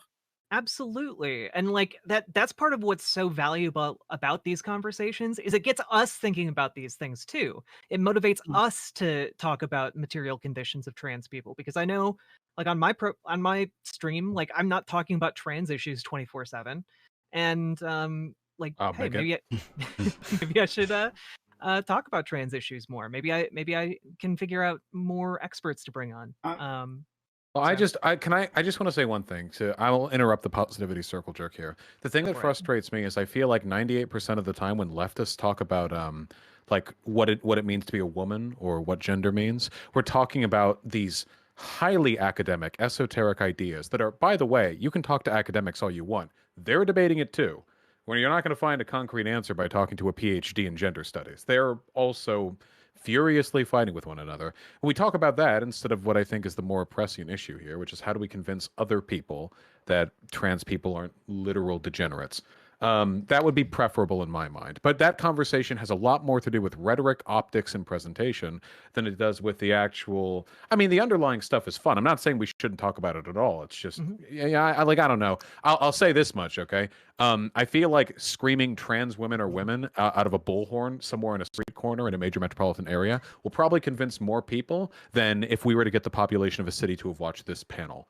Just because the conversations we were having had very little to do with convincing other people. Yeah, it's Well, I mean, extremely I don't esoteric. know. I mean, I do agree. I do agree there's some esotericism to it, but at the same time, in conversations like this, and this is just why I do panels a lot, and this is why I do the stuff that I do, people's brains stick to this stuff, and they like coming along with us on our little brain journeys, and it lets them practice those mental paths in a way that, like, as if they were on this panel too, and it lets them get lots of ideas through their brain in a way that's useful, even if sometimes they're esoteric. And I will agree, this isn't like, I don't think that panels are like, we are marching forward towards the edge of trans liberation. Like, no. But I do think there's probably, I mean, I know I've benefited personally from stuff like this, where it's like, oh, wow, I had never walked down this path. And now I've walked down 8 different paths, and I've also got the benefit of seeing which one won out and for what reason. So I think that's kind of valuable. No, this does benefit people. Changing minds is also one that we need to, like, maybe move away from ever so slightly. It's not that changing minds isn't useful. Of course it's useful, but it ignores the fact that we have an extraordinarily large base of people who if not completely agree with us, at least identify with our struggle and want to support us in it. And I think that a lot of energy that goes towards trying to form arguments that are going to convince bigots could instead go to and be put to much better use in trying to form broader coalitions between marginalized groups in order to collectively fight for each group's rights. Oh yeah, Sure, I mean, you got to do both, but unfortunately, like, it's more effective to reach out to people who don't really have an idea of what trans people are, or are, rudimentary levels of bigoted, simply because they've never encountered a trans person before. So I live in the middle of the Midwest, and most people I encounter never met a trans person. They barely know what a trans person is. They think a trans person is somebody on RuPaul's Drag Race. So you're making the distinction between ignorance and like malice, right? Yeah. Vaush, you want to say something? Oh, well, just there are a lot. I mean, it depends on which groups you find yourself in. If you're like in a largely progressive space, then I agree. Focus on presenting these ideas in a friendly and approachable way. Get people together. Try to find ways to get them politically organized. But in some communities, I mean, especially some of the ones I bump into, man, the conversations are less. What can we do to support trans women, and are more. No, actually, being trans doesn't make you a pedophile. No, wait, hold on. No, okay, let's back up 18 steps. Do you know what gender means? And like that's I feel like an unfortunate number of Americans are on that level. I mean, I think if you ask your average Midwestern boomer whether or not there is a biological reason that women wear dresses and men wear suits, I actually think many of them would short circuit, because I've done this to some of these people and they just freeze up. It's incredible. But anyway, okay, so plurality of approaches, it's all very important. Infighting is probably bad. We can all agree on that. Infighting should be avoided, especially when we're all in agreement enough to even have these conversations. But if we did infight, I would win. So early in this conversation, you want to convince people over to our side, but what is the point of people being on our side if they just sort of like generally agree with us and they'll probably vote vaguely in the direction of us, right? We are still, I mean, in the United Kingdom, for example, the majority of women agree that we should institute policies that benefit trans women, right? We already have a majority of people who agree with us, and yet the law is going against us. And the law is going against us because the opposition, although a minority, is galvanized. It has coalesced, and they are vocal and they are fighting. Whereas, like, I think just trying to get people we should fight now. We should fight. Like, it is not. It's I not. totally agree with you, Viv. And I will go to you, Red. Red. I'm sorry, it's late. Red. I'll go to you, Red, next.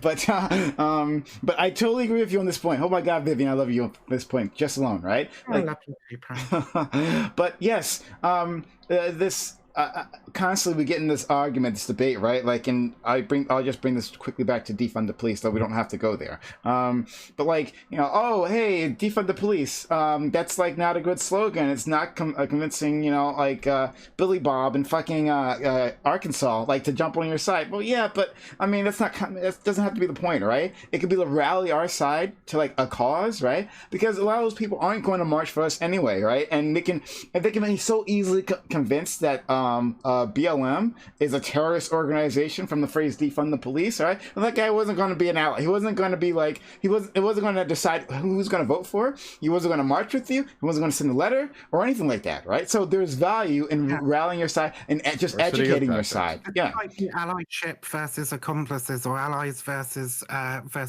comrades kind of argument, right?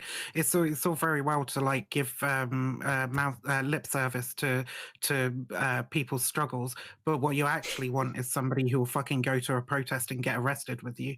Somebody who will fucking like take down your phone number or raise bail funds for you or whatever, because that genuinely is the fucking situation that a lot of marginalized groups are in, that we actually need to be kicking up more of a fuss than simply saying, hey, could you maybe pay some attention to, because we're actively having our rights stripped away from us. I mean, I mentioned the UK, but in the United States is very, very similar. The amount of fucking like transport bills and trans kid bills, puberty blocker bills, and all that sort of stuff that are coming before state legislatures at the moment, right?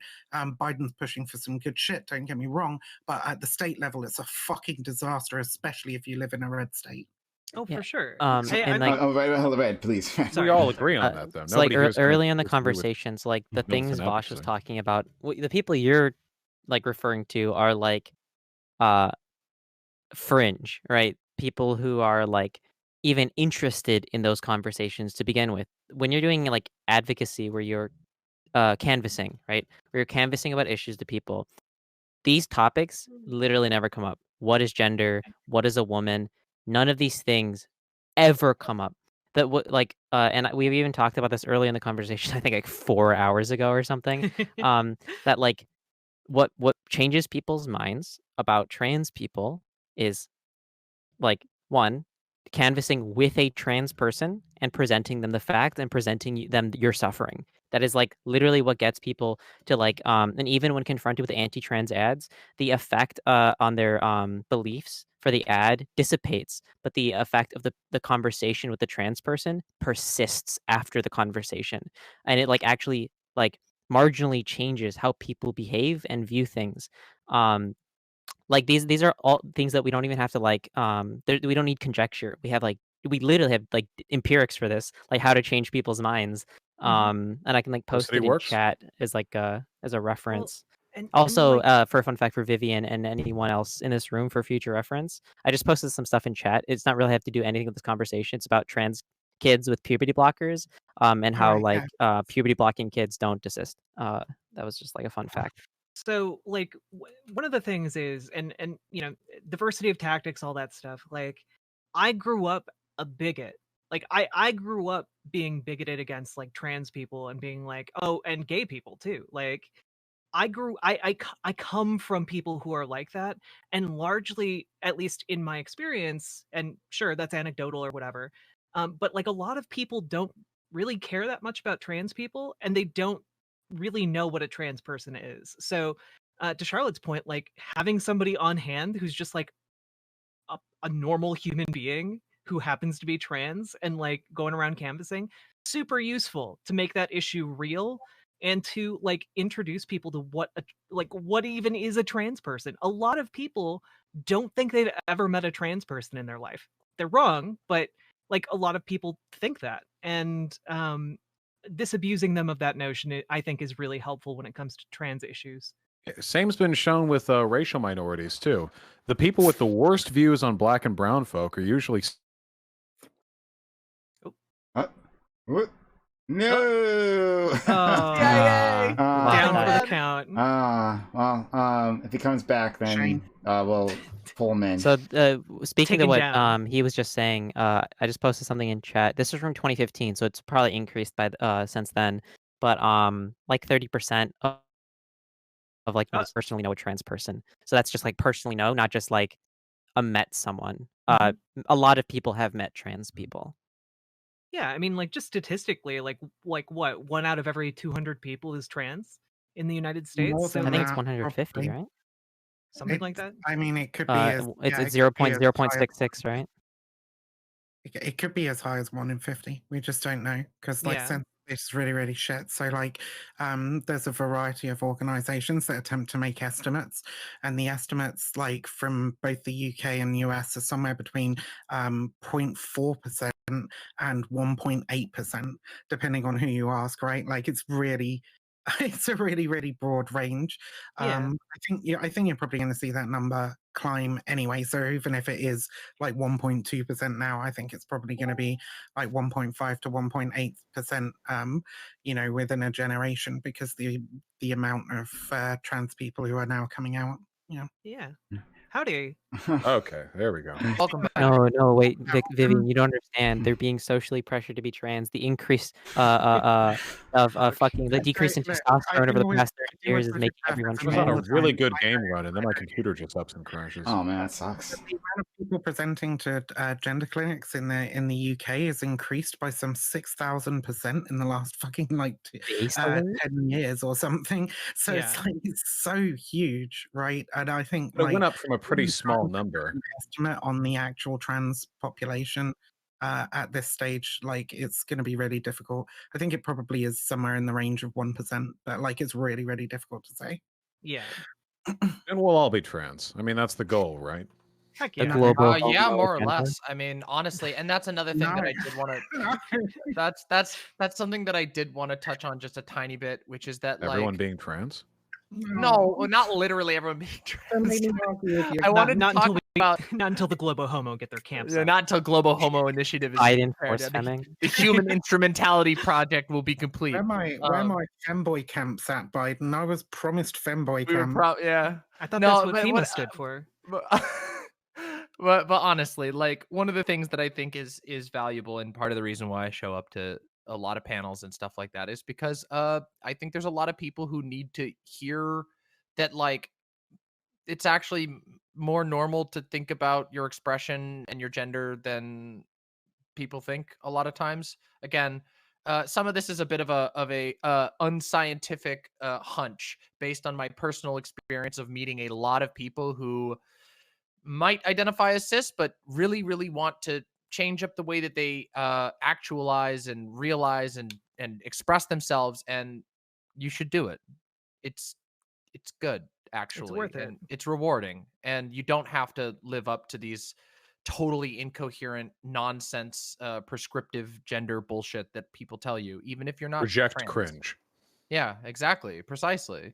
Yeah. And so, like, I think that's like one thing that I think is valuable, even if sometimes we get into most like granular conversations about linguistics with regard to gender and whatnot. I think there is value in at least thinking about it and getting people's brain juices flowing, because I think a lot of people there's this whole idea of God, I always think of the Philosophy Tube video about communities of strength versus communities of vulnerability. As it turns out, a lot of people actually have shared vulnerabilities, even that they don't know necessarily exist. People have a lot of shared interests, and a lot of people who, think they're a part of like cis heteronormative society aren't entirely to the same degree that they thought. And them learning that can be really fucking valuable and freeing and liberating. And also, they're likely to become more aware of people who might be more targeted by society because of that. I think that's a good thing. Yeah. Okay. Did we do it? I think we did it. Solved gender. We did it. Things just suddenly got way more All right, calm and cohesive suddenly. Here's the take, all right? Hormone blockers till you're 18, mandatory. All right, then you get to choose. All right.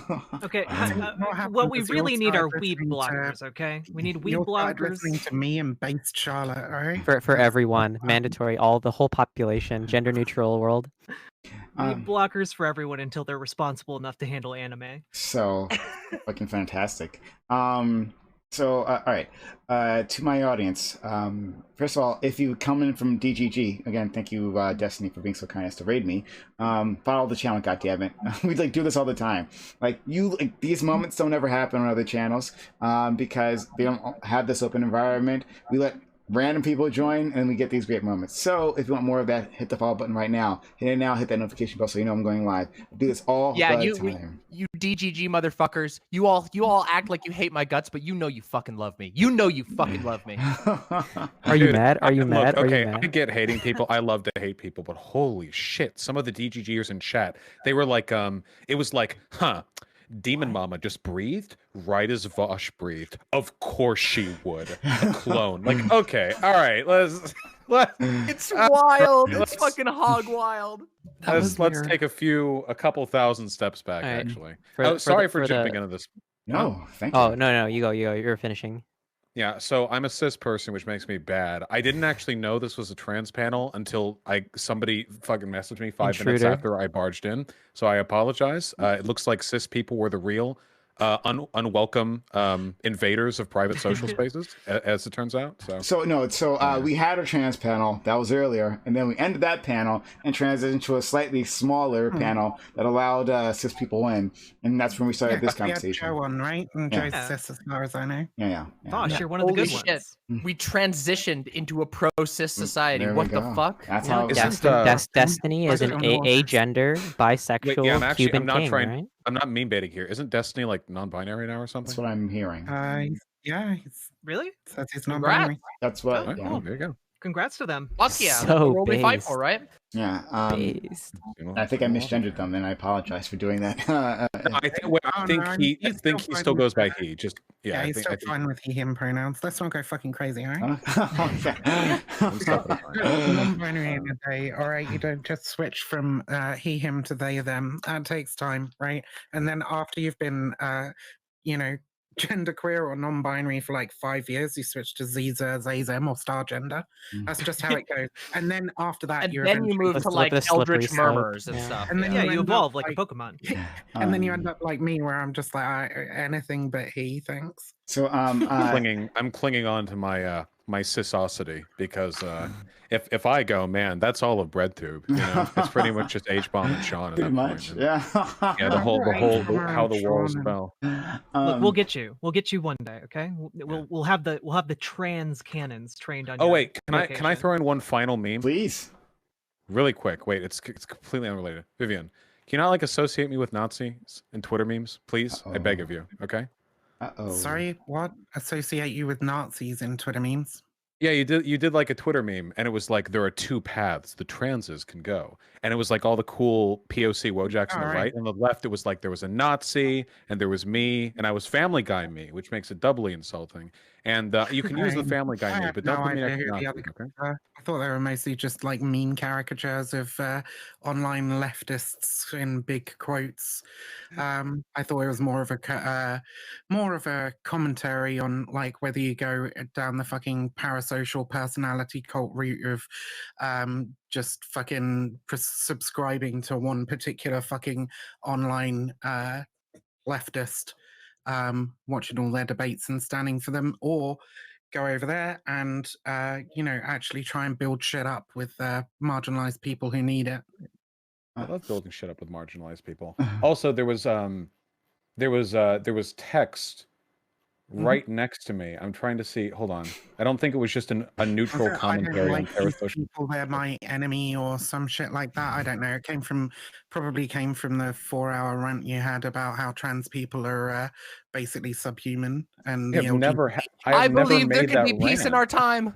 There could be peace in our time. I believe this. Wait, hold on. Not only have I not ever made that rant, you were in my community after that took place. I have not started any shit. Vaush brought this up, all right? No, on Twitter. I said on Twitter. Yeah. Anyway, I'm trying to find the meme. Okay. Better Never future find together, the meme please. to do.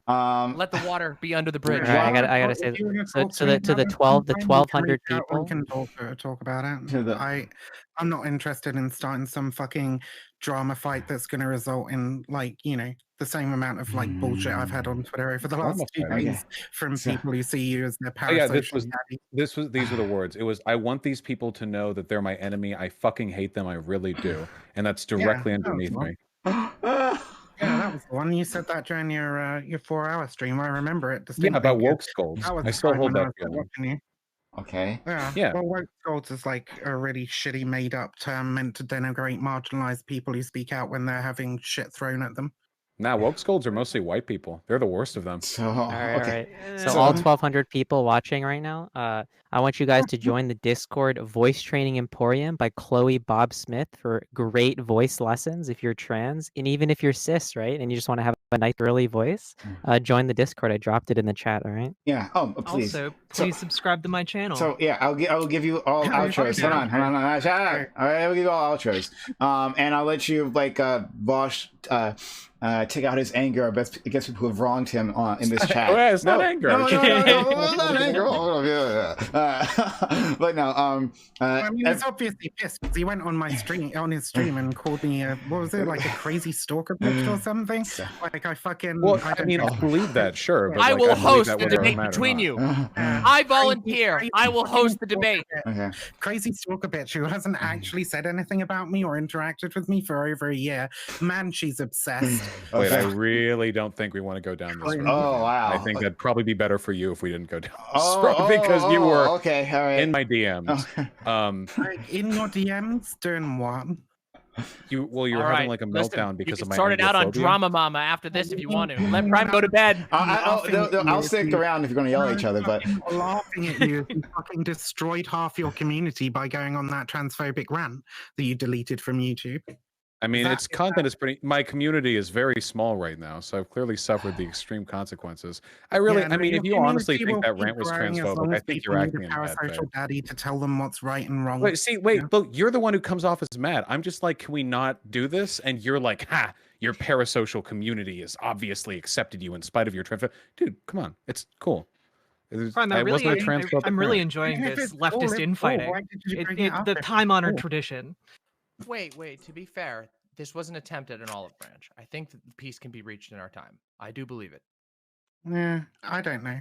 I just want us all I to think get there's along. a sizable portion of online leftists who drape themselves in the aesthetic of leftism to get themselves clicks and likes. And whenever they're fucking challenged on doing something that's kind of shitty, they come down hard and just like What literally shitty thing? Wait, is there actual Oh, hold drama on, though. going on right Wait. now? I have kind a of wasn't paying counterpoint to this. attention. That's really Yeah, there's important. actual Listen, drama. I have a counterpoint to this, which keep is that. themselves as Oh, hold their on a second. Hold on. moral Wait. arrogance. I feel like you Wait, all could be getting good content if you just let us fight, Yeah. but we're No. grouping We you. could, I'm but letting I it can roll. What also- shitty I things can are we also- referring fine. to here? Wait, I just but like listen when to this. people though. are Hold on. nice. I don't think there'll be peace in our time, Demon Mama, because like, I just don't I don't value certain fucking like communities because they just bring toxicity and shit and destroy solidarity. Yeah. Wait, hold on though. Wait, but I just want to point something out. And I just want to say, Vaush just sat through a conversation with like walked into a conversation between like 6 trans people who were all screaming at each other about the definition of gender, and there was peace by the end of it. You don't believe there can be peace in our time after a I conversation don't like think this? that had I anything think there can be. to do with I Vosh. believe I don't even in think peace. Vaush thinks that it had anything to do with him being here. Like, Well, wait, I think Wait, no, I I think just- that it was great. I think wait, hold on, wait, please, God. I think it helps that I'm not like transphobic. That would probably have made the conversation go down worse, you know. Yeah, I just don't got like I being got a called clip. I transphobic. got a clip from a few years ago that begs to differ, Vaush. People change. Though. You know yeah, the a few years remember ago, the a few years ago, subhuman people clip or can whatever? change. Yeah, I know. Wait, you can wait. Hold on. You can go back in that clip. I never called trans No, people no. subhuman. I'm joking. I'm joking. Oh, you're okay. Oh, I You can't did tell. say that I trans never like people were people. definitely mentally ill. Disgusting, You said it degenerate. No, It's no, I subhuman. didn't. You can go. No, Yeah, again, I you can remember go that. and watch it. I agree that it was a Right. poorly phrased Oh no, rant. you That's said that dysphoria is definitionally a mental illness. That was No, the one. you're right. Wait. Trans people are degenerates. You're right. wait, no. So- Wait, hold on. Isn't gender? was Wait, the word, isn't gender actually. dysphoria Subhuman, currently yeah. defined as a? No, it is. It is. Yeah. That's Gender it. Not dysphoria in trans. the DSM-5, yeah, but gender dysphoria in the DSM-6 will be kicked out because, like, the majority of clinicians agree that being transgender is like a sexual developmental disorder. Vivian. Dysphoria. Then I'll change my language. They're not You're going to removing call it. me transphobic It for using may terminology in the produce mental illness. DSM-5? I'm Wait, not they're not calling you removing. transphobic. I'm You just pretty saying that, like, explicitly called me transphobic, no, Vivian. I said you had a transphobic rant, which you did. I genuinely Vivian. don't even think that, but no, you put me on the bad end of like a meme, and you put underneath it a quote, and then said that was like an anti-trans quote. I think the implication here is pretty explicit. That was like 2 years No, ago. Back it's against the woke scolds. Yeah. This Well, yeah. The woke scolds. I should I put brought it that in up can for do- you. Wait, Hold on, real hold quick, on, real one second, quick. Can I get in hold real on. quick? Can't Can I even get in hear real people quick? Hold on. So, okay. Is there no way Crime, to? please, but crime. I know you want to. Don't. I offered I opened this saying like, can we not do this? I don't know. I Yeah. can't be held accountable for antagonism after that. I tried my best. Okay, hold on. After what? Is there no you way? opened up this conversation. You keep saying shit, and I just Wait, fucking... yeah, I opened it by saying, can we not insult me on social media? Is that me being the aggressive one? Can we not insult you on social media? Yeah, I think that's a reasonable thing to ask. You happen to be part of a group of online quote-unquote leftists that I have a serious problem with the operation of. So if, like, can I not insult you online means can I not criticize this particular group and use examples of the kind of shit that I'm talking about, then unfortunately no. But So like, first, I'm not coming after you fucking personally. I'm not talking about how you... Yeah, I'm not talking about that. Wait, hold on. Wait, a couple of things here. First of all, criticism is okay, but like putting me next to like, here are the bad ones, and then there's a literal Nazi SS wearing Wojak, that's a little bit more. Additionally, it's okay to Let him respond. criticize. Hey, let him respond. Wait, please, hold on, respond. please. It's okay to criticize, but I think it's okay for me to like ask you not do the Nazi meme thing, and to say it's not personally about me when there's a quote from me superimposed over the image just seems a little weird. I just wish people wouldn't do that to me, you know? Sure. Okay, that's it. I was gonna do an anime speech and everything. I was gonna talk about how the fucking the right wing is spinning rapidly into Nazism. We have Milo Yiannopoulos declaring that he's going to become an advocate for conversion therapy. That we have Steven Crowder is gaining subscribers while dropping literal raw racism on the timeline. And can we not work together? Can we not fight for a better future together? What do we need? We need solidarity, right? We need solidarity. Yes, we do. We need to be able to work together. Which requires uplifting the voices of the marginalized, even if sometimes we might not agree with them. But Vivian, right now, Vaush is the only cis person here. He's marginalized on this panel. Wait, hold on. Wait. Memes aside. It involves forming broad coalitions with the marginalized and uplifting their voices rather than uplifting the voices of people of Nazis, uplifting the voices of cis dudes who like to fucking say slurs on the internet. So that's what I mean right there. Wait, hold on. Wait, hold on. Please, I beg you. Okay, let him in. You cannot simultaneously say... Stop. I haven't finished. Oh, you've been going on for a while. You're fine. You cannot simultaneously say that you want to form solidarity and that you're for working together, and then describe what I do as cis leftist who likes to say slurs. That is an incredibly disingenuous. Wait, there was quotes there. Thank you. I want solidarity with leftists. Okay, Vivian. I'm just going to mute you for a quick second. Don't That is an incredibly disingenuous way of framing my content and my community and the way that I conduct myself. And it's evidence like that I'm not usually the one who starts these fights. It's usually people like you who, out of a misguided effort to uplift the marginalized or whatever, start needless shit and create community infighting when there's not really anything to be done there. I bet you couldn't even find, if you tried hard enough, a position of mine that you could describe as racist or transphobic. Or even, frankly, apart from that one stream, like any specific instance.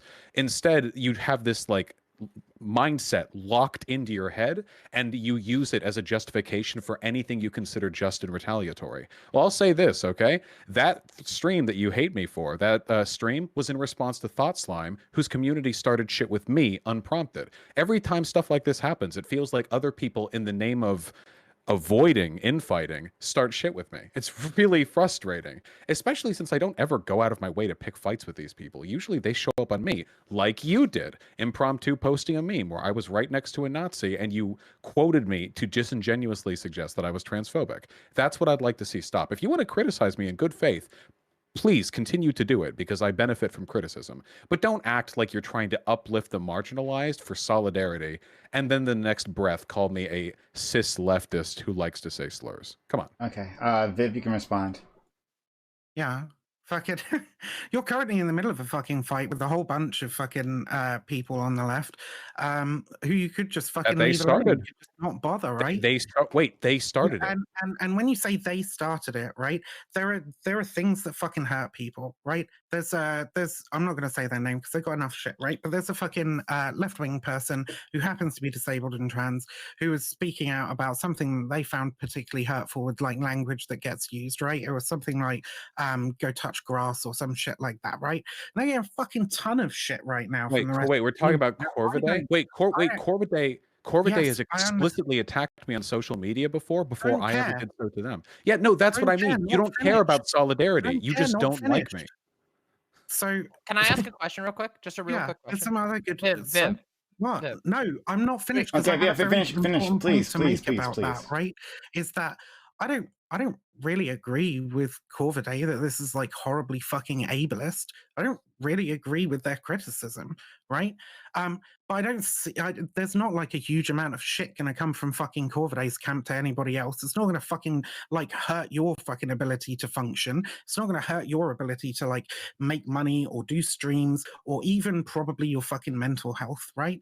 It's just another fucking thing that you can turn into a drama that you can like fucking So make it's some okay money for off of, Corvidae to right? lie about me? And it doesn't fucking matter if somebody So it feels doesn't like, matter if other people So- start it, and if they're wrong, I'm the one who's in the wrong the if way I you can address disagree. the way you can address these things when a member of a marginalized person brings up a point that you fucking disagree with, They right? didn't bring Says, up a like- point, they just says, like, lied. I think this behavior, I don't know what the fuck you're talking about with the lie. I'm talking about specifically them saying like the go touch grass thing or whatever. If you're talking about something else, I don't give a fuck, right? I know you don't. Vaush, So I'm let her saying finish that- like I I'm let saying you that finish, please. The Viv. response to them bringing up some kind of objection that you disagree with that they feel hurts them, right, isn't, these stupid fucking woke squads tearing the left apart. It's like, there's obviously some kind of fucking reason why they feel pain at hearing these words, right? And No, not wait, just hold on. that they're a Contra fucking talked idiot. about this. It's not just that they're a mentally ill bitch, baby, Vaush. Hold on. It's I that have they never called Corvidae experienced mentally ill. Hold Yeah, on. So no. wait, just because a person feels hurt doesn't mean they're justified in any dumb shit they do in response. The reason I dislike Corvidae is because I'm pretty sure they were one of the people who was spouting that Xander Hall is a sex cult haver bullshit. And secondly, because they've called me a transphobic racist. They may have even called me a pedophile. I don't remember if they specifically did that. So when they end up getting ratioed on Twitter for an incredibly dumb, like 12-year-old Tumblr take, I'm not going to go out of my way to go to my community. Hey, actually, we should be really nice to this fucking asshole for what? For the charity of our heart? I don't think Corvidae contributes very much to the online left. They certainly haven't given me any reason to be charitable to them. I know they won't be charitable to me in the future. But you don't care about that. You just care about other people getting to insult me and me not getting to defend myself. That's your prerogative. Can I ask a question now, real quick? Yeah, go ahead. Hey, Viv. Okay, and this is an honest question. And again, I believe there can be peace in our time. But you seem relatively friendly with Destiny. And I think that any of the things that you're lobbing against Vaush could also be said about Destiny relatively easily. If you can make peace with Destiny, why can't you make peace with Vaush? Especially considering that your ending worldview and your goals are much closer. Yeah, if you're going to make fun of me for wanting to say slurs, I feel like you could throw that one at Destiny quite a bit harder. He's died on that hill. I have. I was a part of that fucking conversation back when it fucking happened. And I But you're friends with Destiny. You can be friends with Vaush, I think. I think you can do it. I believe in you. I don't think Vaush wants to be friends with me. Vaush, you want to be friends with him? Frankly, I have some very personal reasons why I wouldn't want to be friends with Vaush either. Okay, but can you be allies at least? Can you work together and like not like Can you add, like, Vaush did ask you, like, will you please stop calling him a Nazi? I don't believe Vaush has any goals beyond acquiring power, influence, and money on the internet. This is what I mean. Okay, yeah, but Viv, same thing with Destiny. Come on, we know this. Sorry? Same thing with Destiny. Oh yeah, I can work with Destiny. All right, you can work with Vaush, right? Because he will advocate for fucking liberal policies and then go fucking fight for them and wait, hold on. Up until 6 months ago, Destiny right? had never done IRL canvassing. I'm laying the groundwork to do some in 2021 or 2022. Sorry. So before then, was Destiny just a grifter who was only in it for the money? Sure. Destiny is just a content creator doing what fucking content creators do. And he's not pretending to be fucking anything else. And he doesn't have a fan base around him that is consistently holding him up as somebody who's just amazing for the fucking left and a paragon. Don't agree with that one. Don't agree with that one. Wait, Demon Mama, please. First of all, as a longtime fan of Destiny, that's not true. Since 2016 in that JonTron debate, he's been hailed as one of the predominant de-radicalizers of the alt-right. There was a New York Times article about that, for God's sake. The idea that he didn't have a narrative built up. Wait, hold on. The idea that there wasn't a narrative built up around his political influence and the way he decided to wield it is just wrong. The only argument you have is you just assume that I'm disingenuous. But why? Why don't I believe in the things that I so clearly seem to behave and consistently advocate for? Like, that's why? Like, you just think I'm lying? Am I disingenuous? I consistently see you dividing our own community between like the good leftists, right, that like follow the Voshite decree, and the fucking woke scolds who dare to possibly criticize anything that you might do. It's usually people act abusive to me, and I defend myself. No, this is what I mean. You have no sense of proportion or initiation. Defend yourself without creating an enemy within for everybody to shit on. Wait, but I am the biggest enemy within for the online left. There is literally no one in the English-speaking online left. Wait, hold on. Wait. Let him finish. Let him finish, and you can respond, please. There is no other person or community in the rest of the online left that has attracted more ire than mine, by far. You can measure that by any metric. I'm more hated than anybody else who's considered a leftist. So with that being said, wait, please hold on. So what you're going to say is the fact that I'm disliked is evidence that the marginalized voices of the online left have come up to reject me because I'm bad. No. But then you'll say that when I try to point out that there are communities, that's a complete misrepresentation. When there are communities in the online left that are toxic or abusive, and I point it out, and I usually give receipts too, then that's me being divisive. Like, are there not abusive components of the online left? Is that a thing I can't point out? There absolutely are. The fucking personality cults that exist within the left are like a prime fucking example. Wait, every online creator has a personality cult. That's why we say no leaders, right? And hold on. Nobody says no leaders. No idea what I would do. What I would do with a fan base the size of yours, honestly. Nobody says no leaders. Incredibly difficult. Like, I would much rather have a community than a fan base. I don't want people to hold me up as some kind of every online content creator has a fan base, right? And nobody says no leaders. What are we talking about? What do you mean nobody? Okay, whatever. There's nobody says no leaders. You were an anarchist, so I thought you'd understand the concept of no leaders. Wait, have you ever heard of an anarchist leader? Sorry? Yes, I've heard. Am I getting memed on right now? Leaders are a part of every political movement. Yeah, have you never heard of the term like no gods, no leaders? No, it's no gods, no masters. No gods, no masters, whatever. No, that's a pretty big. Wait, I'm sorry. Do you think there's a difference between a leader and a master? The rejection of leaders within the anarchist movement is pretty fucking. No, not leaders. No, the rejection of hierarchy. You can have people who are like you're like making stuff up. Okay, whatever. Look, maybe you're the one who doesn't actually believe in any of this. It's no gods, no masters. I've never heard of a person saying you can't have leaders in a leftist. Am I? This white hand here, right? This is call me white. That's your only way out of the convo at this point. It's whatever. I believe there can be. Wait, hold on. I just want to finish. Wait, can I just finish that? I'm not even talking to Vivian. I'll just finish this like. I could be wrong in my assessment of you. You could be entirely fucking like sincere in the things that you advocate for and the things that you want to do, right? And that'd be fine. I whatever, yeah, right? Cool. And I largely fucking just leave you alone for the most part, right? If you want to get to that, I don't even want to fucking go over half the fucking shit. Okay, right. So right, and we all know. Wait, realize listen. Wait. We all know that Vaush bad. That's the first thing everyone learns about me. So yeah, look, it's not even Vaush bad. yeah. It's So look, all I want to say is the frustration that I have with this line is, look, I understand we're all in different mental places. There are going to be people who hate me. That's fine. That's fine. I don't like the abuse thrown my way, but I've gotten used to the hate. And there are going to be people who think I'm insensitive or what have you. The problem that I have is that usually what happens, this happens time and time again, is there's a community of people online who are aggressively bad faith with me or downright abusive in the way they talk about me. No. Let him respond. No, please. Let him respond. And they justify it with the language you're using, the language of abusers. It's okay for us to dehumanize and attack you. Hold on. It's okay for us to dehumanize and attack you because you're bad. You're not one of us. Usually when I get in beefs with these communities, I am always the person who responds, not the person who aggresses. I never go out of my way to find people on the online left to throw shit at them.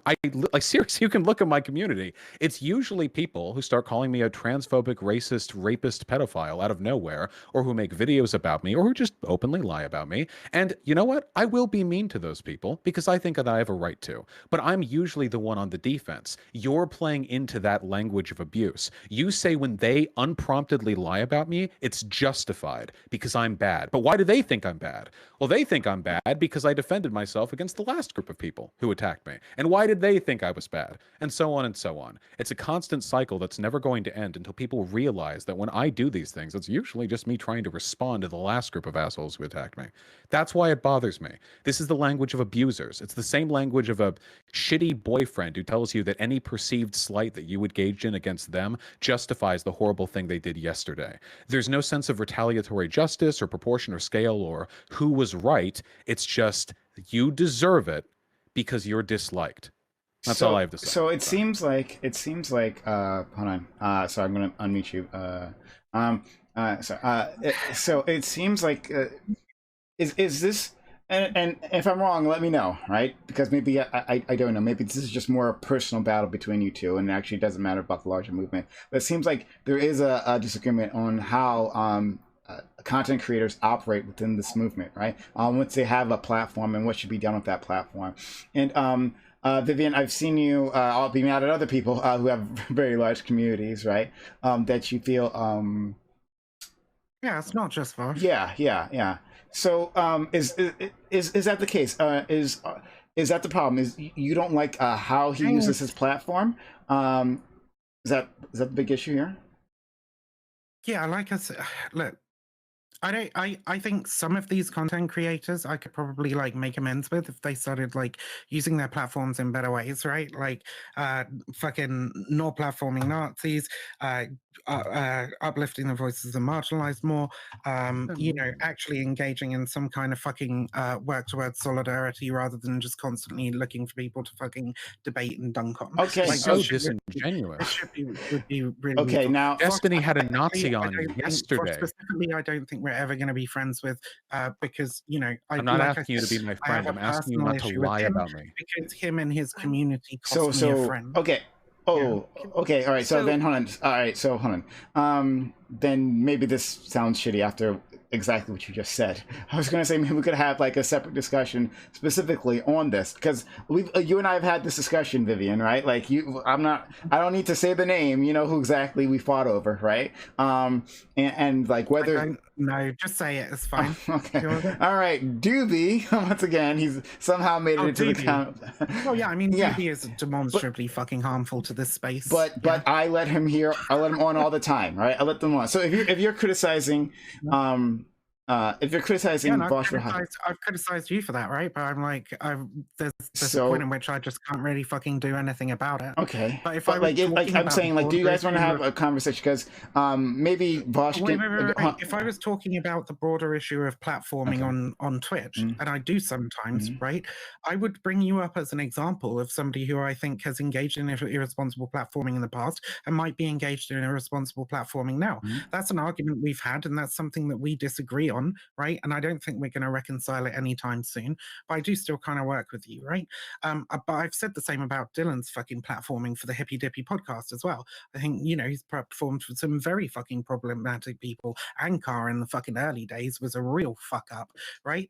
So you know, just because you're like included in a fucking group that I'm criticizing doesn't mean like I have any particular. No, I didn't say you did. I didn't say any of that. Like, Vivian, I love you, and I think you. At least I think you like me. But with Vaush, like, I have to admit, there is a personal fucking thing there where he sexually harassed a friend of mine, and then when he made his apology for sexually harassing those people, he had to mention that they were mentally ill bitches who would do anything to try and tear him down. This is an absolute lie, by the way. This is exactly what I mean, by the way. Rabid fucking freaks, right? And drove her into the fucking corners of the internet where I didn't get to speak to her this is an anymore. absolute lie. What's taking place right now? Okay, all right. Well then, there's a lot of people watching, so I want Vaush to be able to respond. I was going to, I was going to say, but like maybe it's a bad idea now because apparently, like you're saying, there's another component to this. I was going to think we could.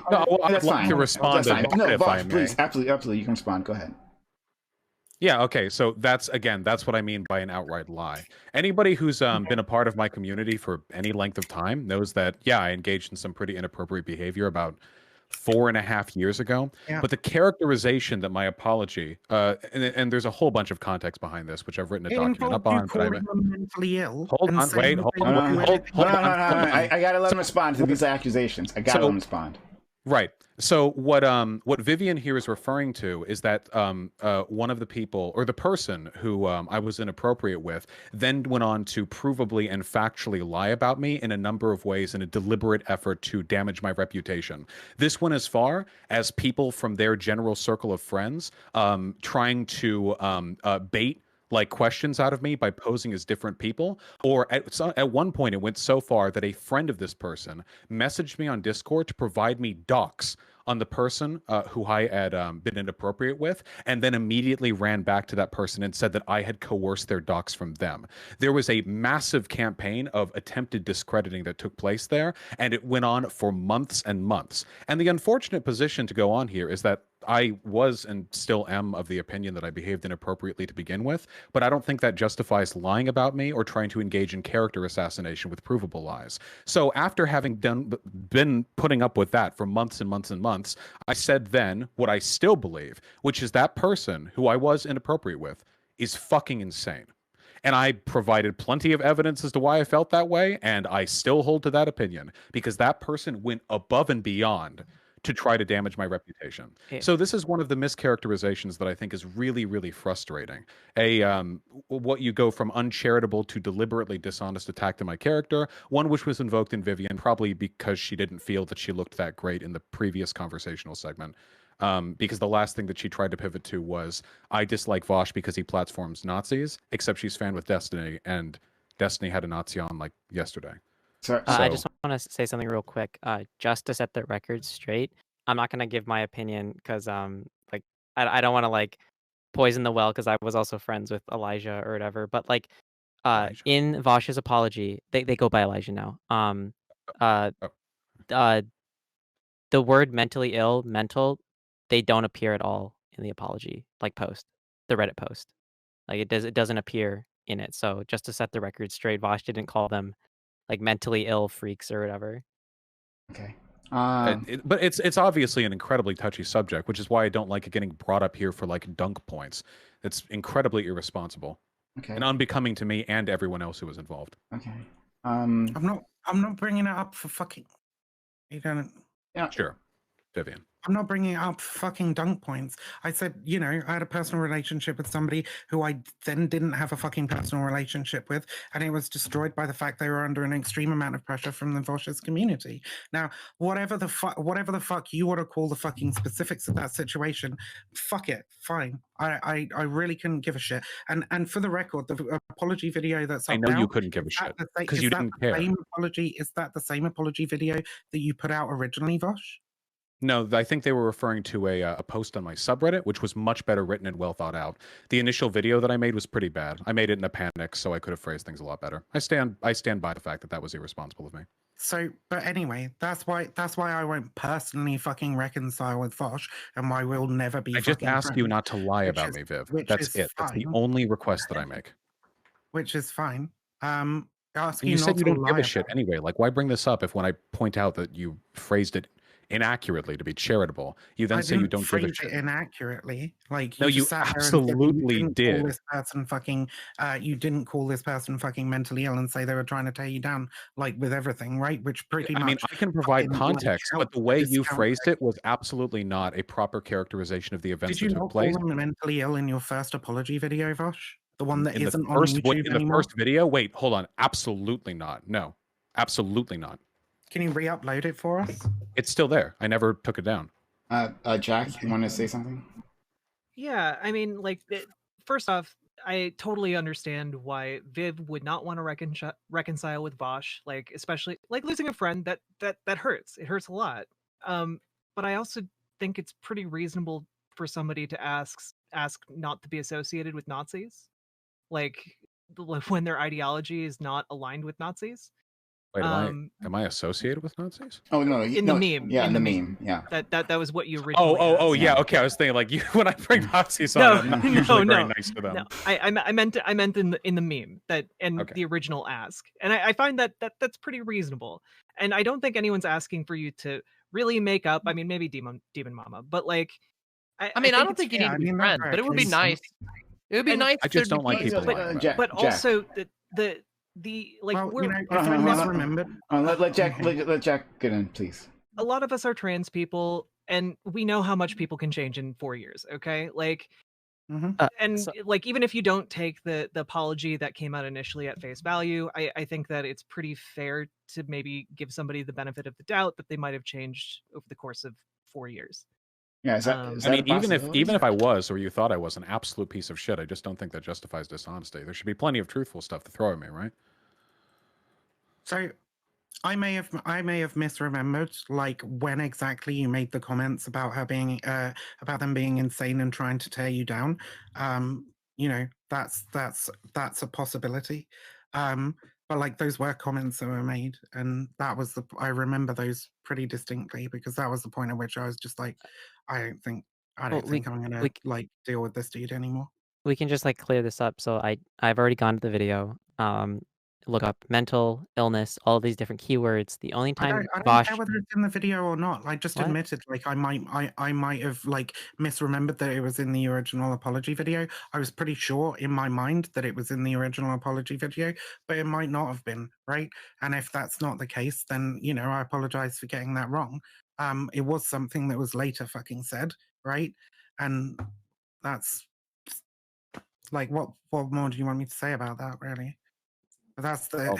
yeah. Oh, Losing then if this, you don't have to like me. I'll leave it alone then. If you can, if we can just be charitable to each other. I also don't think you're particularly productive in this space. I think you cause a lot of fucking drama that doesn't need to fucking happen. So I think you defend things which are fucking indefensible for long Where- periods of where time.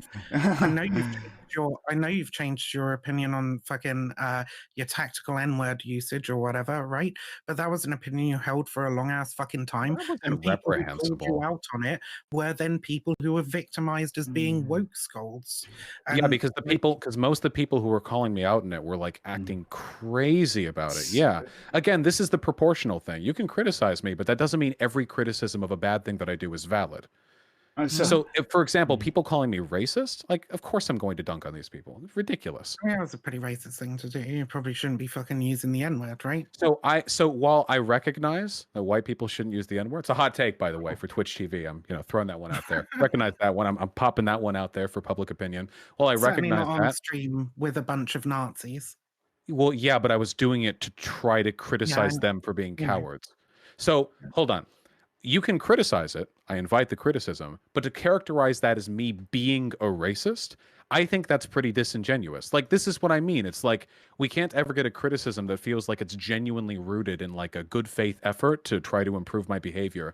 It's usually just, Vaush bad, let's find anything we can and then interpret it in the least charitable way possible. Again, like, you're friends with Destiny. He's died on the N-word hill harder than I ever have. but it's something you throw up Sure, against but me. when I talk to him, and I'm like, and I try and present a case for why his like behavior might be shitty, we can actually have a fucking conversation, right? I like conversations. Yeah, but anytime I've ever tried to fucking talk to you, that's not been the fucking case. Just hasn't happened, right? Wait, when I've been was the time denigrated that you as a tried to fucking talk to me? old crazy stalker bitch, fucking harassed by your community and shit. No, wait, which is what happens to so anybody wait, who brings up a criticism. of No, Vaush. again, that we're doing it again, Vivian. First of all, we haven't talked in like years, so I don't know what base of information you're drawing upon this assumption that I might not have time to talk because I'm a lot busier than I used to be. But if people have legit like good faith criticisms of my behavior, then I'm fine to hear it. What you did was call me racist. I don't think that's a legitimate good faith criticism of my behavior, especially since I've walked back in the thing by now. So it's not even behavior. Wait, when did I call you racist? Didn't you? I'm sorry. Wait. Okay, maybe I could be misremembering. If you didn't say I was racist, Can I bring up the N-word here? You very heavily implied it. Destiny, I just called on my own stream. I was like, if someone says his name one more time, he's rejoining. And then the moment I said that, you. If you say the N-word in private 3 times in a mirror, Destiny shows Yeah, up. that's exactly how it works. Hey, you want the real hot take? And I'll debate anybody to the death on this. The N-word, it's either public property or it's nobody's property. Either everybody can say it or everyone needs to stop saying it, black people included. Well, because for any argument you can make, for a white person saying a private being harmful, you know what? Black people shouldn't be able to say it in rap songs. 100%. It's harmful. It perpetuates bad stereotypes. There's a lot of people in the black community that don't even like that word. Shouldn't do it. 100% fight me on it. What the Vivian, you defend this guy? You must be pretty racist yourself to be associated with this I fella. believe. I mean, I'm literally just sitting there going, what the fuck are you doing right now? I mean, this is like 90% memes. I have to. This is not memes. I'm 100%. I will die on this hill. I've got my musket and everything. Okay. Either everybody can say it or nobody can. No, I absolutely don't agree with that take. I think it's borderline racist. Okay, wait. He gets borderline racist. I get outright racist. Okay. So, all Vivian, right. Wait, no, Vaush, I didn't say you were outright racist. I said it was racist for you to use the fucking N-word on stream. I'm feeling a bit of a squad W moment right here. So okay. So hold on. So first of all, okay, hold on. This is what I wanted to say before. All right, look. And maybe now it's even better now that Destiny is here. Because we had no. Because we want Time for the secret topic. No. Look, and we don't have to do this now. This is what I'm saying. Is that because Vivian has had a problem of as she's just stated, has a problem with how I do my platforming, right? And she says Vaush and then Destiny as well, right? This is a big issue. I have a problem with how Destiny does his platforming. Yes, I know. Oh my god! Shut up. So I was wondering if we could actually have a conversation on this, right? And it doesn't have to be now. Let's do it. Brian uses this platform in horrible ways. What the fuck is Demon Mama doing here for so long? Dude, you are so. Oh my god, you have such a weird complex about do not call me dude. Things ever. Do not call me dude. Okay. Okay. I'm very sorry. My about NB that. friend, with my NB friend Destiny, right? We could have an actual conversation on this on another date. Have an actual conversation on this because I really want to get to this. Because am I doing wrong? Am I doing this wrong? Is it wrong for me to let some other people in? I refuse to abandon people. I hate abandoning people, right? So people have told me that there are certain members of my community, right?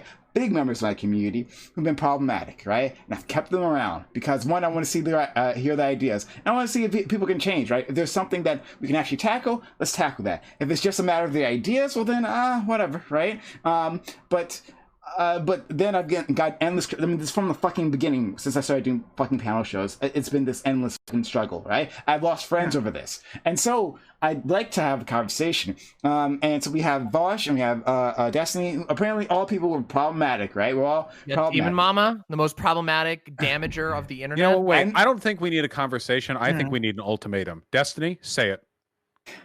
Right now? Say it. Yeah, Prime K's will say it too. Both of you can say it. Prime, you give me permission? Oh, fuck. We need a test. We need a... No, you don't have to test that on my... You don't have to test that part of my channel. No, fuck that shit. No, Destiny's but- dick is just not strong enough. Right? No, It's no, no. quivering. I cannot give you permission to break Twitch You TOS. did say you would die on the hill. Inconsistent principles right here. No. I assume if you're willing to die on the hill, you'd be willing to stake Twitch. the I know you're Twitch watching. channels on I it, know huh? you're fucking watching, and I did not give anyone permission to say the N word here. I know at all. I'm a good Christian white boy. I'm not saying nothing, okay? On stream. Somebody should be doing Yeah. I didn't even think it. But okay, so Unless we're listening to it in a rap song. okay, all right. So we can have the N-word debate. If you want to talk about the N-word thing right now, we can. But like I actually would like to have a larger conversation on platforming, because I think it'd be really good. So I'm going to ask you, all right? So Viv, would you be down for that later on? Sure. All right, Destiny. Sure. Okay. I love platforming. Yeah, I'll have Vaush, it, okay? But I okay. can't say the N-word during it, okay? I'm no, on probation. I don't know.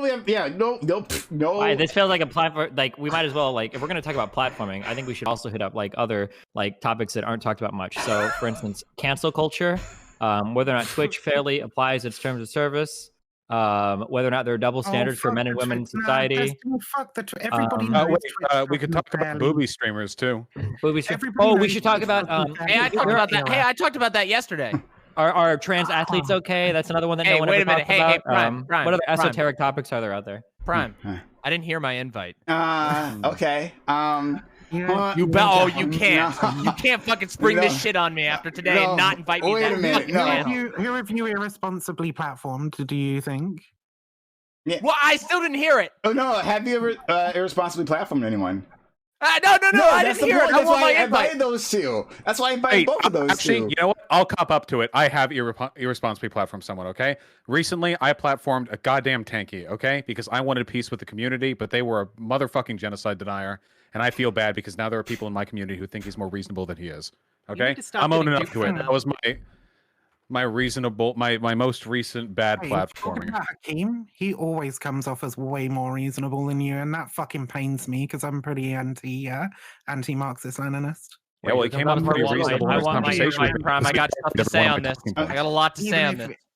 Even if you're the most fucking like Chomskyite fucking anarcho-syndicalist anarchist, you're still like ostensibly a fucking anarchist. So like it pains me to see Hakeem like just dunk on you. Maybe you just have some constantly. really strong underlying authoritarian tendencies that lead you to sympathize with his talking points. I think everybody who's been watching me for any amount of time knows that ain't true. Hey, Destiny, if you want to have the N-word conversation, I mean, as a black guy, I'd like to have that one.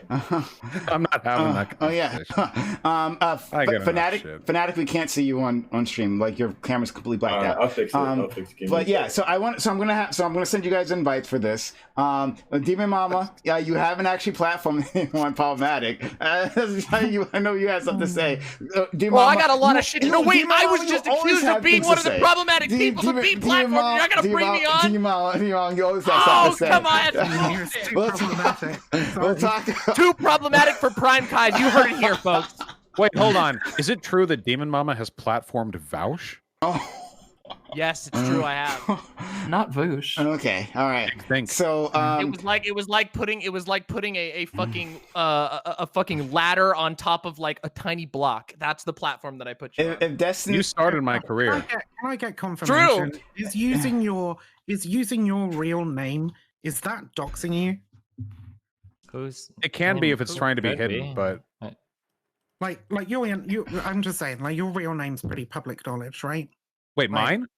Yeah. Oh yeah, no, my name is public knowledge. Yeah. Yeah. So if I use your real name to refer to you at some point in another conversation, like that's not like me trying to dox you, right? That is perfectly fine. You can call me Fatty. That's a big just one. because I got banned from somebody else's channel like a couple of days ago for using your real name, and they were like, "You're trying to dox Vaush," and I was like, "I'm fucking." Okay, what? yeah, no, that's unreasonable. People call me Fatty all the time. Okay, so we all gotta go by our like what everyone thinks we are, right? So Steven is like Steven Cuban N-word in private guy, right? And then Vaush is the sexual harasser, racist, pedophile, like 100 other things, right? So, like it's just like hold on, let's in lefty communities they don't even call him Steven, they just call him Gusano. So maybe that's the... So the reason Fanatiq came in here is because Destiny wanted to do the thing, right? And everyone, if you don't want to be here for this, then you should exit now. Wait, I was just half memeing. What is this? Oh, you were half memeing. Oh, okay, never mind. If you were memeing, then you don't have to do hold on. It's 1:30 a.m. and Yeah, old. We don't have. I'm down to have a conversation down the line about responsible platforming. No. That's the platform thing. That's some other time. No. Fanatiq came in because Destiny talked about the N-word. And that's what you wanted to fight there. If you want to fight now, then we can do that. Wait, can we do that? I can get so many virtue signaling points right now if I take the anti-N-word side. I could really boost my left reputation. Yeah. If anyone... Hold on, Vaush. Are you talking about black people can't say it either? Oh, boy. I am. I'm saying that it should be. That's a word for everyone or a word for nobody. That's my point of view. It's the worst take. It's the best take in the world. Destiny, you have no idea how many times I've debated this in DGG with just inside of just a random whatever chat in there. And those people are first off, they were getting angry because I was using it. And then they were threatening to ban me. And then you had to give them permission for black people to be able to use it. Well, the problem is that, here's the problem is if I say in my Discord, I think we have a blanket ban. Because if I say black people okay to use it, then we're in this weird world where you have to send in a fucking driver's license of yourself. It's well, look, I'm black, so I can say the N-word in Discord. And then we don't know if somebody can say their friend's driver's license. Then we only have literal N-word passes. Bro, I want to drop N-bombs in DGG server. Can you go ahead and lend me your ID so I can ship it to one of the mods real quick? I don't know. That's a weird world, my dude. Because we don't like the N-word in our Discord, and people have been like, why are you preventing people of color from being able to use the N-word? That's their word. And I'm like, the fuck do you want a picture of their hands? Do we need a fucking race ID channel? Everyone submit their fucking 23andMe results to determine whether or not they can? What's the line there? Look, we need a race checkpoint every time someone goes into a Discord. You gotta, also, let's be real. It's Discord. How comfortable are you going to be submitting yourself to a racial database? I don't know about that one. Especially since I'm a racist. Sometimes white people can say it, but it gets tattooed in their forehead, so everyone knows they're marked, like in Inglourious Bastards. You can tell people type if it's their race. Oh no, not typing. It was just inside of the actual voice chat, the way we were voice chatting. And some people have gotten really good at imitating it. Haven't you heard Steven Crowder's recent imitation? It was spot on. Okay, listen, I just heard race by their voice. Come off it. Yeah, hold on. We just had there was a 3-hour conversation here about there's no difference between men and women, and I don't think you're gonna sell me too much on that. That is exactly what the conversation was on the race voice 100%. thing. Okay. Oh Christ! Did you know that it actually? Hold on, Mr. Fanatiq. Okay, you probably don't know this, but did you know that if you increase the resonance of your vocal cords, you can actually sound blacker? And if you decrease the pitch, wait, what? How did this go again? Where's Alice at? All right, there. Get your scalp forensics tools out and the side. I'm just fucking. That was all semantics. Don't worry. By the way, I just want to say, by the way, I'm not saying we should or that it's good, but if you could actually sell N-word passes, I think that might single-handedly pump up the us back from the economic recession. Like the Catholic Church with indulgences. Why is it that it's always fucking white dudes on the internet going we should be able to say the N-word in this situation or that? Well, I don't actually. Because a newsflash, 95% of political spaces online are fucking white dudes. Okay, that's all you're gonna find here. But also, there's nothing stopping white dudes from saying the N-word. There's plenty stopping white people from saying the N-word. We aren't even having the real conversation yet. Shouldn't say slurs. Maybe we just shouldn't. I don't think I should say slurs. Vaush. The only horse that I have in this race is I really don't like essentializing character traits from behavior. So even if you don't believe that white people should say the N-word, I don't think that you can then say they said it. Racist. I think it can be indicative. I think you can infer, but I think that's lazy thinking. The reason I talk about this, the main reason I give this example, is because I actually grew up with, there was a high school friend of mine who was white. He grew up in a really, really, really black, really low income community. He spoke in AAVE. He said the N-word. Nobody minded. Because the way he said it, it was really, really clear he was not doing this in an edgy white boy N-word sort of way. That was just how he talked. So sometimes when I hear people essentialize it, I just think back to that guy whose name that I will not share, and I just wonder how he's doing. That's my only. It depends. I can tell you, Vaush, how he's doing. Listen, if he stayed within that specific neighborhood and continued to use that word, he's probably doing perfectly fine. If he migrated outside of that area and then decided to use it around other niggas, chances are he's not doing particularly fine. I'm not. I just hope he's doing I'm throwing away But here like with that. the bottom line is that white dudes can say the N-word. They just don't want the negative consequences that go along with it. Okay, when we say, okay, let's be a little bit generous with the language. When we say people want to say the N-word, what they're saying is they want to say it without getting their lives destroyed. That's what they mean. Like, it's kind of like if you, this is like the game that we play where you're like, can I go to the bathroom? They choose like, you mean, may you go to the bathroom? It's like, well, no, technically, I mean, may I have your permission to use the restroom free of repercussion in this particular period? Like, yeah, there's like a whole bunch of subtext of language. Okay, obviously, when people say, can I do something? They mean, can they do something without getting in a fuck ton of trouble? Like, that's like asking your like wife, like, can I go cheat on you? And she's like, yeah, of course you can. And then you do it. And she's like, oh, well, I'm divorced. And you're like, what? You said I could. It's like, you didn't ask me if I'd be okay with it, though. You didn't ask me to break some contracts. For Kobe in chat, who has this fucking nose permanently up my fucking asshole, by the way, like, I didn't call you a slur earlier. I called you a straggot. Straggot is not a slur. Fuck you. I will die on that hill. Wait, what does straggot mean? Depending on how well you we're are. doing the straggot discourse now. Wait, what does straggot mean? Hold on, what is straggot? Oh boy. Straight word for like the F slur. It's a What, po- this? it's a No, portion of no, the- Can I wait, see that's the allowed to F-star be on said. Twitch? Because I sleep with men. Am I allowed? No, you're not. No, you can't. I Okay. promise. I'm unironically asking. I'm used to YouTube TOS. No. YouTube TOS is the Wild West, baby. The All right, reason guys. white people shouldn't be able I'm to say bowing slurs out. that don't See belong ya. to them Bye. is because it makes Good me feel night. powerful. Thank you. Good night. Thank you. And I'm Be sorry. Everyone, go follow This is- Riverboat this- Jack. This is giving me cancer. I need to leave. Bye. Go follow Riverboat Jack. I'm gonna reiterate. Yes. The reason I don't want white people saying slurs is because it makes me feel powerful that I can say things that they can't say. All right. It's the same thing with being gay. I can call them the F slur, but if they say it to me, homophobic. Right? White genocide. Exactly. I think That's the the goal.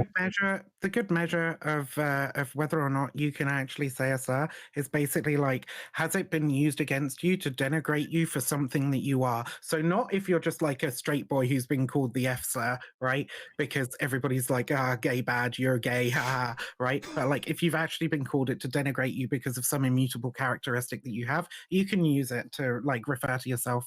I think that's fine. I That's actually think the strongest argument for the whole white people can't use the N-word thing is actually the same reason we encourage table manners.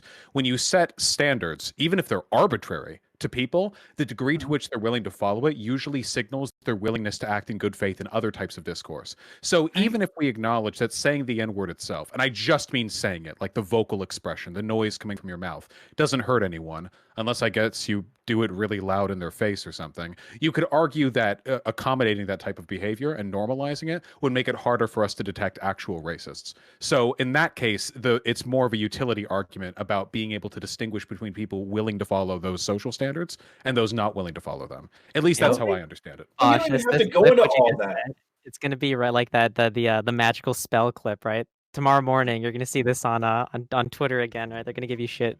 Yep, Right, I'm we've in the had context of an me saying you 8-hour shouldn't say the fucking N-word. I'm panel here. probably going to get canceled for this. We've had an 8-hour fucking panel here, and the only thing that's going to be on Twitter in the morning is Destiny coming in and saying like, "Oh, I think either everybody should be able to use the N-word or like nobody." Oh, for sure, That's a good ass take.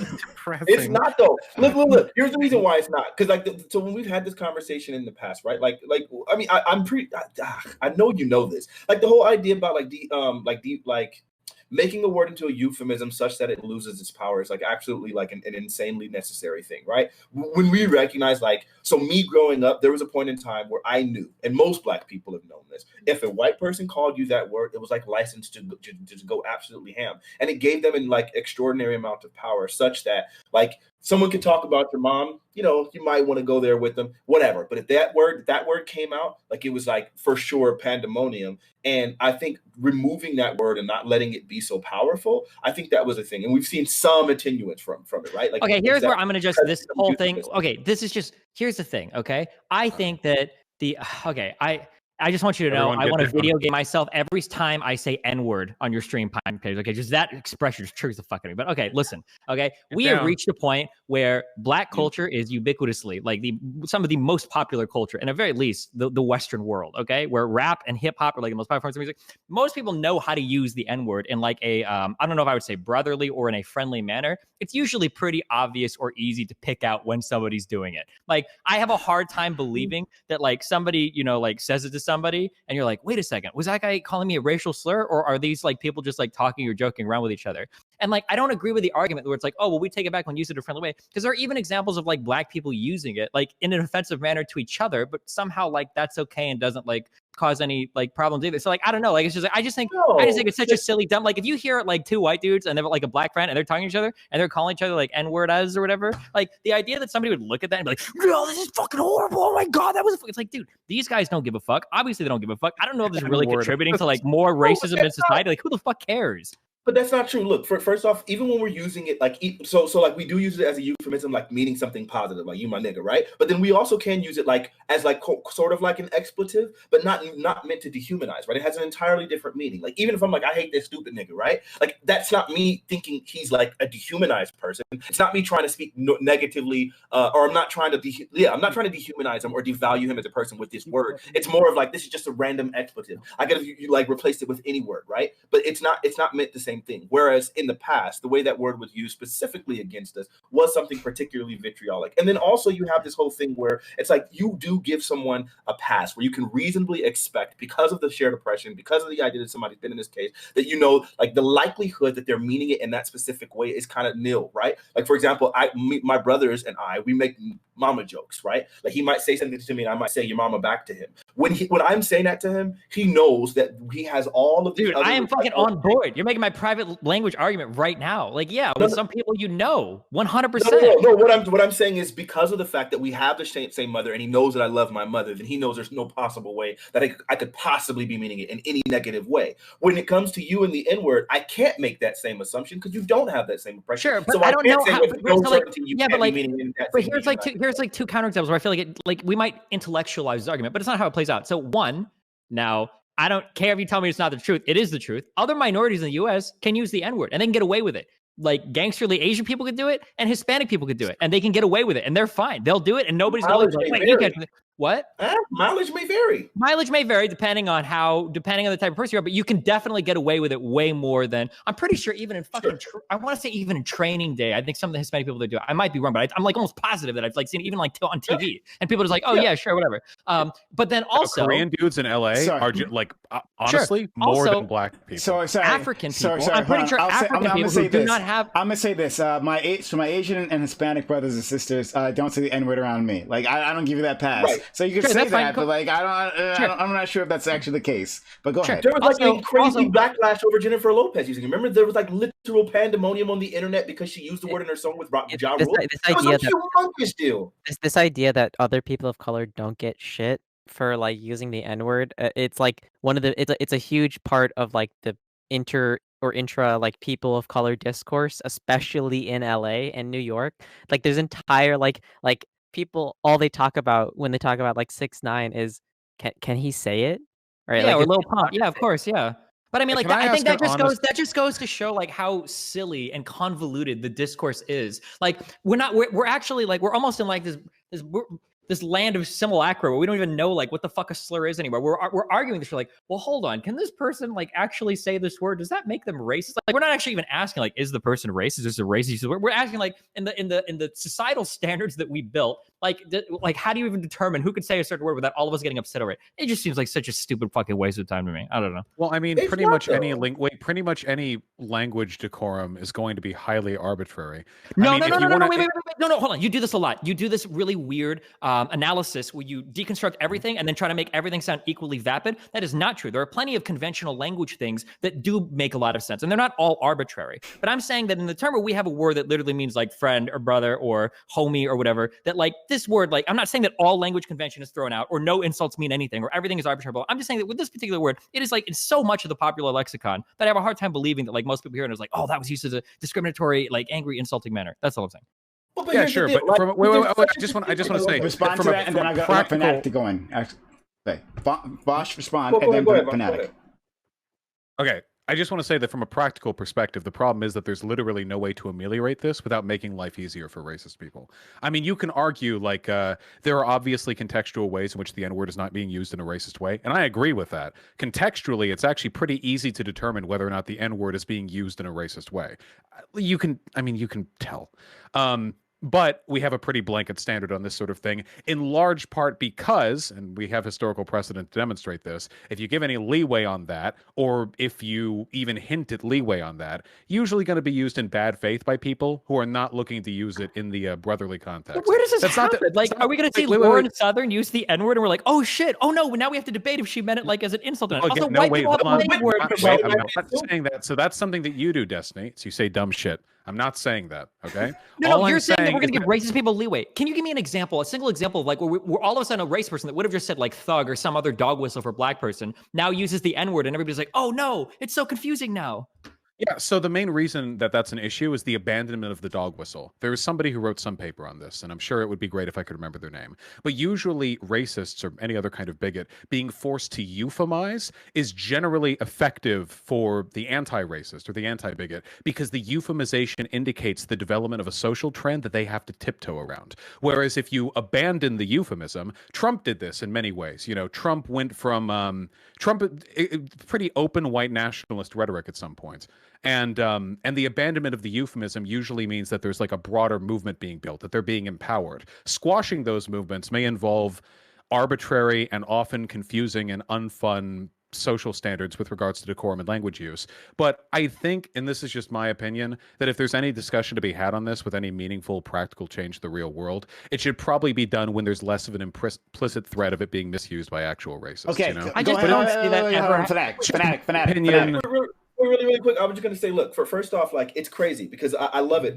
Black people use this phrase all the time. I don't know how familiar you guys are with it, where we say that they love us, they hate us, or everybody wants to be black, but nobody wants to be black. Like, both of those things refer to the fact that, yes, you're right. Blackness is all around the lexicon, right? And it's like, obviously hip hop is one of the largest, most consumed medias, like whatever, right? But then just the simple act of trying to get people to actually identify with some of the struggles that we face, like all of a sudden there's crazy backlash. You want to start talking about things that are like super popular amongst African Americans, like reparations, and then you got white folks that are like, hell no, hell to the no, right? Like less than like 30% of them will get behind that, but then they want to get behind the words like the N-word, or they want to start appropriating things of our culture that are popular or fun that they've used for like entertainment, like rap or whatever, right? They'll use everything that we do, our style, our clothes, our music, our cultural influence, but literally not identify with a single aspect of any of the oppression or any of the struggle, or identify with how they relate to that struggle. So then it's like, yo, I don't want somebody to feel like, well, look, you guys are really cool, you guys are really popular. Let me just go ahead and share this thing with you guys that we used to use to completely dehumanize you guys, but let's go ahead, let me use that because right now it seems kind of cool and it's the end thing to do, while literally not identifying with any of the things that actually have came with that oppression. Can I ask an honest question, like super that we quick? had to choose to euphemize. This just doesn't make any sense. Like, I understand that there are issues with people not identifying with like actual struggles, of course, but like this idea that you're upset that a population of people like won't identify with more like fundamental struggles of the Black community, which I acknowledge, of course, is definitely a thing that exists in the Black community. Now, that's not to say that no struggles have ever been overcome in the Black community. There's been, at least over the past 250 years in the United States, significant progress in that front. Obviously, everything hasn't been solved, okay? But to say that like, like, oh, well, you guys don't identify 100% with this, so we're not comfortable with that. But then you still use that language in popular media to make millions or billions of dollars off of like white audiences, and then to expose them to that, and then to turn around and get upset when people start emulating it. It's just like, that's really weird. Like, we want you to buy our clothes, we want you to buy our shoes, we want you to buy our songs, but like, don't like use, like, I feel like the perfect like microcosm of this was that poor fucking white girl that Kendrick dragged up on stage to sing his fucking song with him, and who had no idea if she was supposed to rap the N-word or not, and did it. And even Kendrick got confused, where he didn't care. And then the audience started booing, and then Kendrick was like, okay, wait, hold on. I don't think you can do that. So I do want to say though really quickly, because there's actually something important here. Hold on. So you said they want you to consume your culture, buy your shoes, what have you. Just to be clear, while Black people may be up and about doing the music and saying the N-word, the people behind the merchandising and publication of these cultural trends are generally speaking not that sympathetic to Black boring struggles. And not relevant to the slightest. Don't come at okay, hold on. I got it. That might be one at a time. Okay. I can't remember my whole argument to reframe as a white man. Hold on, Prime. I don't know. So that was an oddly defensive response, but yeah, because it's like in a blanket sense. I think there's a pretty critical distinction there. It's not, the distinction is irrelevant. The people that are in movies, the people that are part of pop media, the people that are playing sports, all of these people want to sell products and have people buy their performances. Now, at the Nobody's end of the day, saying that. Hold on. Hold on. I know what you're saying. I know what you're saying. I don't need you to walk me through. Nobody. No. Stop. One at a time, because we're not going to get through this. All right. So okay. I understand that at the end of the day, the head of a lot of these companies may or may not be white people. I know there are more black people that own record labels and products and whatnot today than before. Yeah. Like Dr. Dre, Jay-Z are examples of people that have founded record labels. I just want to finish my point. None of that changes anything, because Lucian Grange still signs all their checks, like as Kanye West. And I'm sorry, at the end of the day, Wait, please. So the reason why that matters is because very often using the blanket "they" there can imply or infer the implication that there's some deliberate double standard going on, or moreover that like the black community is trying to have their cake and eat it, which is generally not the case. So you reacted very strongly to that. I apologize. Because it's a distinction that looks really good but means absolutely nothing. So hold on. This is a problem that I have with you. You're so sensitive to rhetorical tricks that you unironically pull the debate tactics bullshit people whine about with you. And anytime I make a salient point that you feel might have looked good, you call me out as though the only reason I could have possibly made it was for optic points. I'm calling it because it's literally because the distinction is irrelevant. Because the point that I'm making is at the end. Relevant. No, it's not. The point that I'm making is that at the end of the day, absolutely relevant. Black figures in pop culture that are selling products, whether they have at the end of the line a white guy that's like signing their checks or a white guy that like runs a fucking factory, at the end of the day, they are making conscious choices to include certain language inside of the pop media that they sell, and they want to sell that product to white audiences. Okay, if you go to a fucking Kendrick Lamar concert or a Kanye West concert, it's not all fucking black people in the audience. It's like fucking 90% fucking white people. Okay, so we can't. I understand. Wait, let me finish. I'm almost done. Viv, stop it.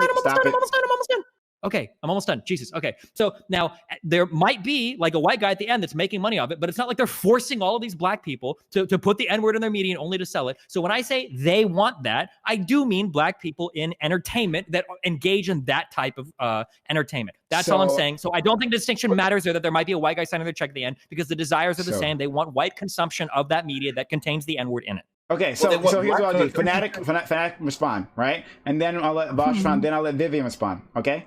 Yeah.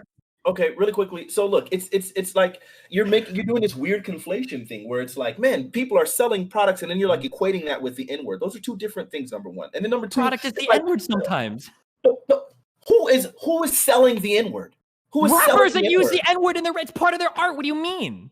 No, okay, listen. It's one thing to say, like, this is like like this is just part of the verbiage, right? Like, you wouldn't say that a black person is selling the word "the" because they use the word "the" in their music, right? Like, the fact that they're using the N-word in their music, this isn't part of their brand. They're not selling the N-word. It just so happens to be part of their vernacular. What they're selling is themselves. They're selling their own image. They're selling just an entire package. Typically, that comes with music videos that come with an entire image. But the N-word is not a significant part, a significant distinguishing portion of their image, such that they would be selling that thing. Furthermore, you mentioned the thing about like, oh man, they want to use their clothes, you mentioned their shoes or their whatever. Like, the fact that we don't own any of that stuff in the vast majority of cases. Now, you might have Kanye with his Yeezys, right? But in reality, the vast majority of like.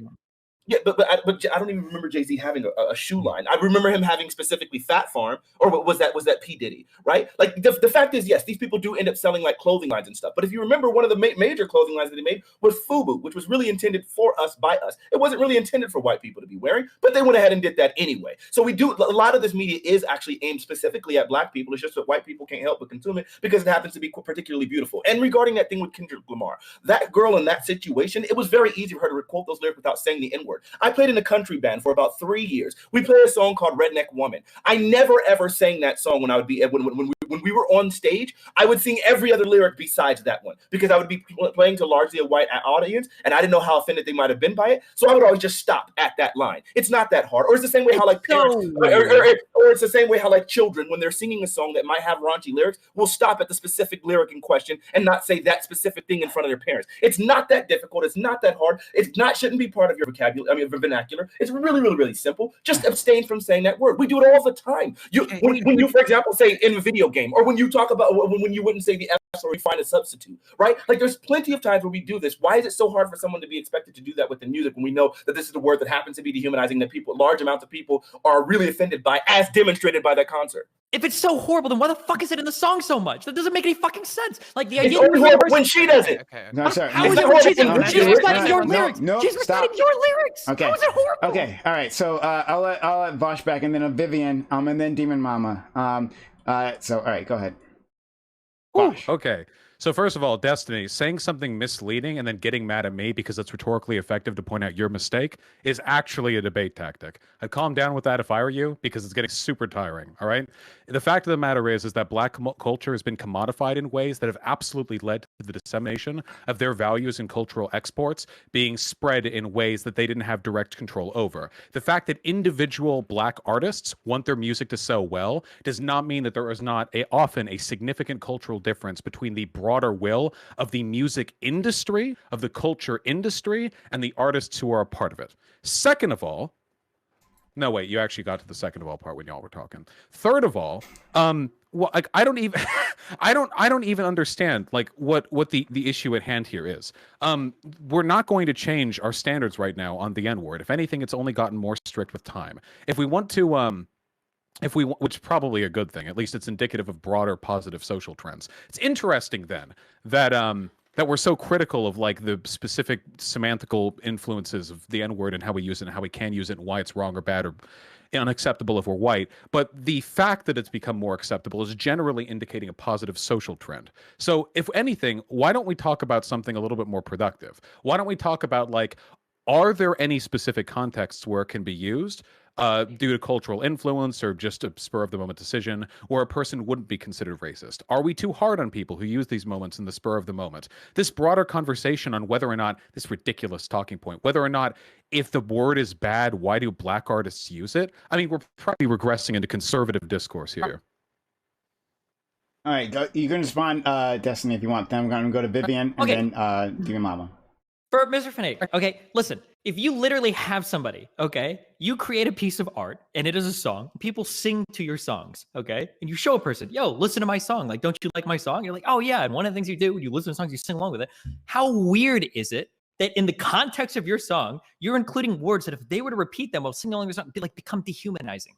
That entire like cultural exchange there, it's just mind-blowing to me. It seems so crazy. Okay, all right. It's no, finish your Just really quick. It's really quick. It's not particularly crazy. We do this kind of thing all the time. We make distinctions for certain people, right? For example, like maybe you have a sibling and you might joke around with your sibling, and you can say all that you want to and talk trash about that sibling. But the second someone else does it, it's not considered the same, because you don't have the automatic presumption that it's meant from a place of love. In the same sense, like where I can call my brother and I can talk bad about my brother, and it's automatically assumed from the very beginning he knows I love him. So there's this presumption of love that he's going to say, okay, yeah, I don't know, he doesn't mean it that way. Some random nigga from the street says it, then all of a sudden it's a very big different thing. I can fight with my brother, and it's fine. We can be literally throwing blows, right?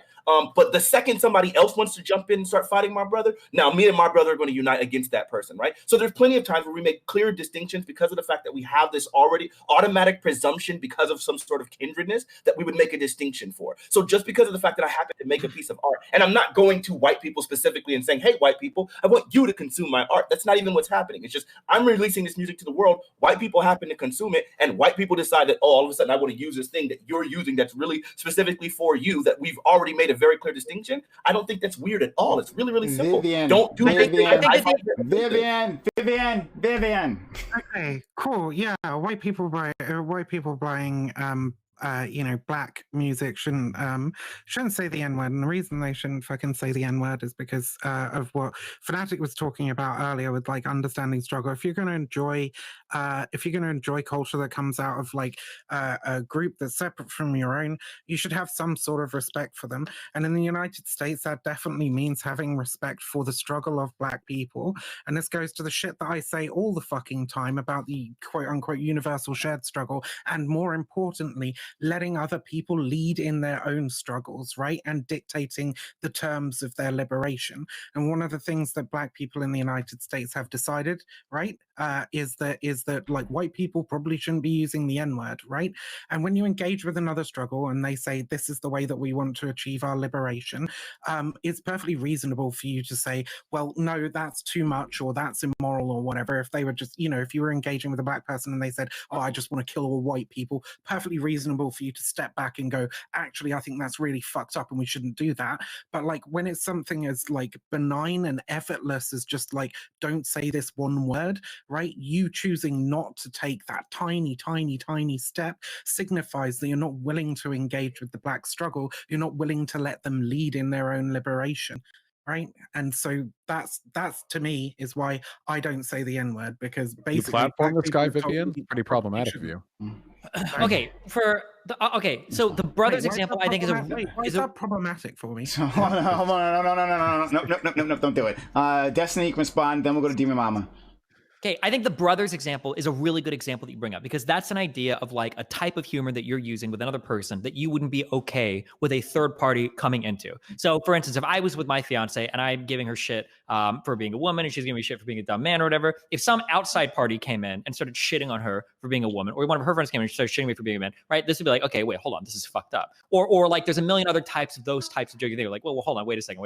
Like, I don't know how you mean it when you say it. I agree with you that those types of interactions can happen on a personal level where you know the other person, and it's that type of humor is different because you don't have to second guess the underlying motive. But I feel like that type of bond, to some extent, is being created when you share art with another person. At the very least, when you invite that person on stage to perform your fucking art with you. I feel like that's got to be like a similar type of connection, unless you honest to God believe that there might be a fucking card-carrying KKK member that snuck into a Kendrick Lamar concert and wanted to come up on stage and knew the lyrics to your fucking song just so that they could say the N-word with the A in front of the audience. Like that like, I understand like when you talk about how certain people can be like part of a community, blah, blah, blah. And I feel like music communities or art communities that listen to things can also be those types of communities. And like, if we're going to take this like broader stance that like, oh, well, white people just should never say the N-word, blah, blah, blah, white, blah, blah, blah. Then like, if that is really our stance, then I will say this, okay? Here's my Jordan Peterson quote. Black rappers have probably made more white people say the N-word more times than any other person in fucking history, because all the fucking white people that rap along to songs in their fucking car or rap along to songs they're listening to say the lyrics are probably saying the N-word with it. Like, and my opinion, so here's my opinion on that. Because on that specific issue, you're harping on this specific issue with Kendrick Lamar and the person, right? So I remember this happening, and in my opinion, it shouldn't have been a big deal. I don't think it was a big deal. I'm not. It's not like I'm giving white people the N-word pass or anything, right? But like, look, it was in the moment, right? And she said the word, right? And it's no big deal. Like no one needs to be canceled. No one needs to be hounded. No one needs to be harassed the way she was. I think though, So I get the urge to say it within the context of a song, having that shared experience, right? And that's what you're going for. Yeah, sure, right? But beyond that, why? Right? Wait, there's not why stick the words to any song you listen to? No. I said beyond that. Beyond. No, please. So beyond. But beyond that, I'm talking about in especially in social context, right? In our one-to-one context, there's no reason, Destiny, that you never need to say that word to me, right? There's no reason, right? Probably not. You sound like you get super mad. There's probably a lot of things I wouldn't say to you, though. Exactly. But like this urge, I saw it in college. I saw it in college with white guys, right? And always white guys. In fact, I don't ever remember a white woman asking me, right? But always white men specifically coming to me asking to say this one particular word, that they had to say it, right? That this wasn't in their lexicon, right? And they didn't talk about not even other racial slurs, right? And there's more than one, right? Of course, there's more than one than just the N-word, right? To black people. So more than one black people, but not that, right? It's just this one word that, like, because of the taboo of it all, it has to be in their mouths. No, it doesn't have to be in your mouth. You can just let this go. There were anti-Asian slurs, right? Say that. There were anti-Asian slurs that I will never say, right? Anti-Jewish slurs that I will never say. I don't know their struggle, right? I stand by my Asian brothers and sisters. I stand by my Jewish brothers and sisters, but I don't know their struggle, right? I'm not a part of their oppression, and so I'm not going to use that. That's because Asians aren't out there popularizing Asian slurs.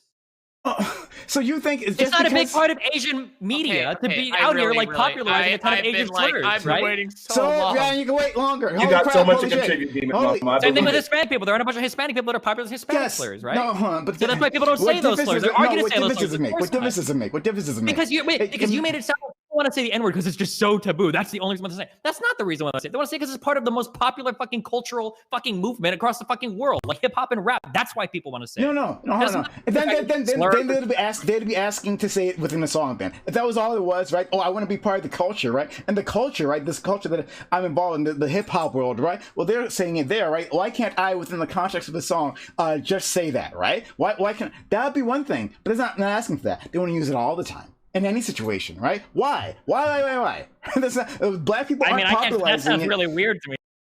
Yes. Some white people like that. White, but, I mean, yes, I'm sure it's lots of fucking, and again, white men specifically. My prior argument still stands, though. It's because that word has been brought in, is so insanely part of the popular like lexicon, and then combined with the taboo of it, and combined with the fact that it's used in like the most popular forms of media today. Like, yeah, I mean, of course. I'm just saying that like you can't compare that word to like bad words for Asian people or Hispanic because they're not popularizing those words in the same way.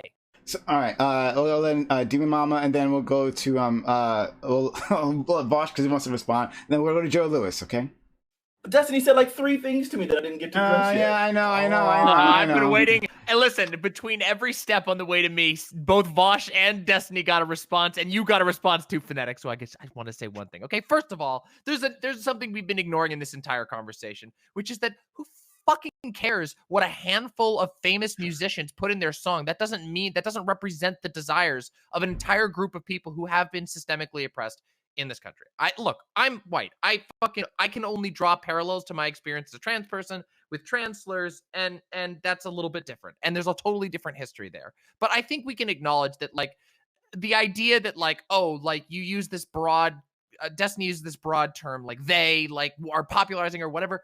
No, they're really not. This is them expressing themselves. And as somebody who, I tend to believe in the reclamation of slurs. The reclamation of slurs is an act that it isn't super clean. It's an act of saying, hey, no, like I want to be able to take this thing that is used against me and use it myself in art to express myself in a way that I couldn't.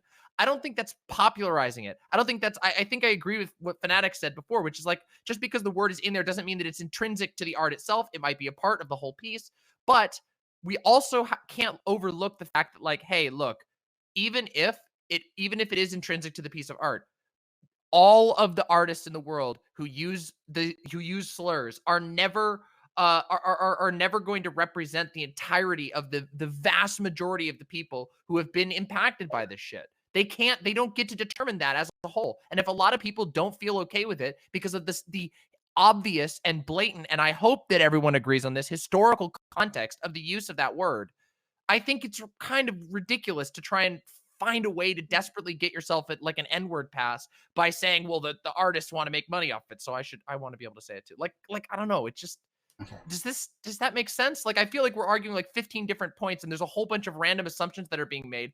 And half of this argument is pivoted around whether it's wrong for some random person to sing it in the lyric when I don't think anybody really cares that much about that. We're probably talking about actual racists getting away with using it, and or the really, really, really awkward way in which some white people go and push so hard to be able to use a word that obviously fucking bother people. And I disagree with the point that you said previously, Destiny, about like, it's so obvious. It's so obvious that like when people are using if people are using the N-word in a positive manner, right? Like, is this so obvious? People, I have fucking fights here all the goddamn time, right? With conservatives about like the dog whistling words that people use here, the conservatives use, that Trump used, right? Like endless fucking battles with them to get them to recognize obvious dog signals, right? And so like if you say the N-word is now normalized for everyone else to use, right? Then racism doesn't exist, right, for them, right? Like, okay, no one is talking about like normalizing the N-word. Like you're gonna just call everybody the hard R now, and now they've got all this cover. Like, I don't understand. Like, I just don't understand this. I don't understand this. What? The one you talking about? No, that has been this whole conversation. Like, Like it is about normalizing. Yeah, Wait, hold on. Wait, Wait, sorry. hold on, Just really wait, quickly. do you think I'm talking about we should be able to call other people the hard R in society? You said everyone or no one. You said Yes. everyone or no one. Yes, That's you what did I came in. actually Okay, argue for that. Prime. Wait, no, I'm talking about like using it as like it like.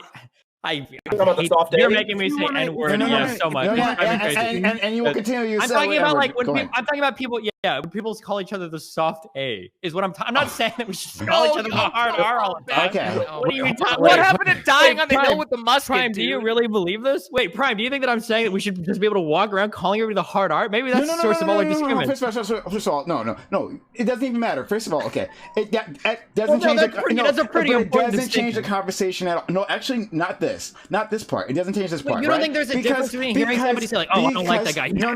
versus I like get calling their that. friend, like, I get what you're saying. I get what you're trying to say, right? That black people are using the soft A in a familiar fashion, right? And so yeah, the familial faction. Yes, that yes, one. but as we all know, right? Like you can turn fucking any word into an insult, right? If you say it in the wrong way. That's just an argument against like protecting this one word. Then, like any thug Yes, or yes, homie we or can do that. gangster. We can do that. the Not word. just this one It's word. part of our No. healing. Yeah, it's like no. Let me get. No, it's not part of your healing. Bullshit. I don't buy that. Oh my God, it's absolutely part of our healing process. Hey, everyone, shut up. No. No. Everyone, shut the fuck up. I'm talking. I'm sorry. Muting every single one of you. me. I'm gonna finish my fucking words here. Holy shit. All right. Now look. So. Like saying it, I get what you're trying to say, right? Saying that like there's a familiar way of using the word with A, right? But if we just simply normalize that, that anyone can say this, right? Then yes, they absolutely will. Racists will start dog whistling with that, and they'll say, "Oh no, I meant it in a friendly way, right? Like I'm doing it in a friendly, you're doing it in a friendly way, I'm doing it in a friendly way," and that they will use that to hide. Why even bother with any dog whistles, right? We have this word is now available to everyone else. No, these slurs and these transformationist slurs, no. The K word for Jews, if it was like a transformation for that, I wouldn't use that either, right? Like it's not something I have to be a part of, right? That's something for my Jewish brothers and sisters to enjoy if that's what they want to do, but I don't have to be a part of that. But white people, particularly white men, just desperately need to be a part of this. Desperately need to have this in their mouths, and they don't. They absolutely don't fucking do. All right, so Vaush, go. Okay. So, I just want to say the reason why it's been popularized through culture, so if they didn't want it to be used, why popularize it through culture argument doesn't sit right with me, is in large part because black people really haven't had much control over how their culture got popularized. Initially, I mean, you had the Harlem days, right, where you had all those clubs and the culture that was produced there, whether you're talking like the musical or the dance, was generally kept within those communities, and usually white folk would come on by to Harlem to spectate because they thought that black people, being more animalistic, are better at having a good time. So these cultural trends got appropriated, and I mean, even really today, there are plenty of black artists who deviate from what we expect to see on the radio, but what sells is usually what sells best to white suburban kids. And what that means is that the industry will prioritize a select few voices, usually the ones that provide the most spectacle and the greatest amount of interest to their largely white audience. So to say that's representative of broader black interest strikes me as odd. It would be saying like if there were a bunch of Milo Yiannopoulos type, like you can call me the F slur because I'm cool with it, I'm a degenerate, type of gay people, that it would then be okay to start, just casually dropping the F slur on gay people. And likewise, there are some, though this is to a lesser extent, there are some like trans content creators I know who in private amongst themselves use like the T slur with each other, or they call themselves all sorts of horrible things you probably shouldn't call trans people, but they do it in good humor. And, just the usage of these terms I don't think is itself enough of a justification for broader use, because the context there is important. The context is important. I do think we can agree, I hope we can all agree on this, that the N-word, along with every other word, is not a magic word that inherently does anything.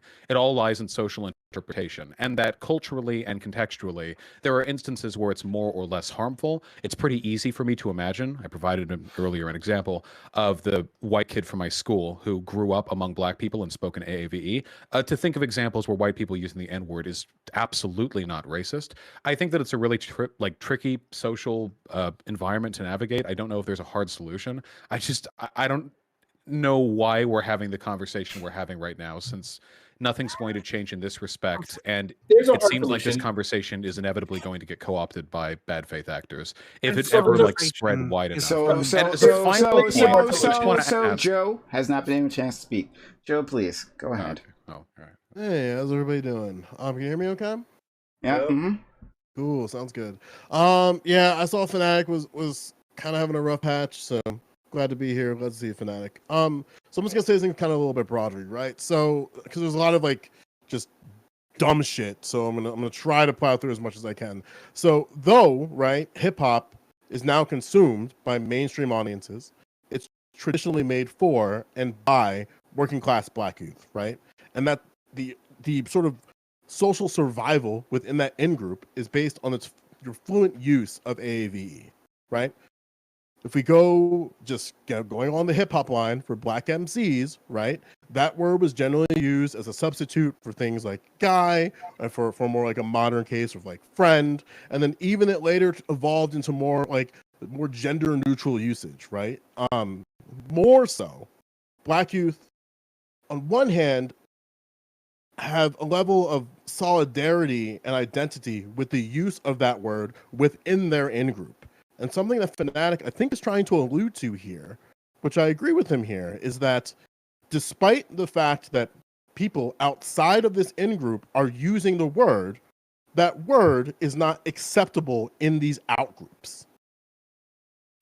And finally, I guess, because I guess it's like something that people aren't understanding with rap, right? So when people talk about like, oh, there's like Latin American people who are using it, oh, there's Asian people who are using it, it's part of their cultural survival within those communities. That's why you see gang members who are outside of the racial categorization of the majority of that gang still use the N-word, but it doesn't have like sort of this like multi-applicable usage across these different outgroups. But within the in-group, which is predominantly Black, in a vast majority of them, it's still part of that. Like and the N-word is part of this in-group within the Black community. And also like it's the same reason why Eminem doesn't use it, right? And if Eminem, the perennial sort of like top level when it comes to white rappers, doesn't use it within their music, then I feel like it doesn't seem too far of a stretch for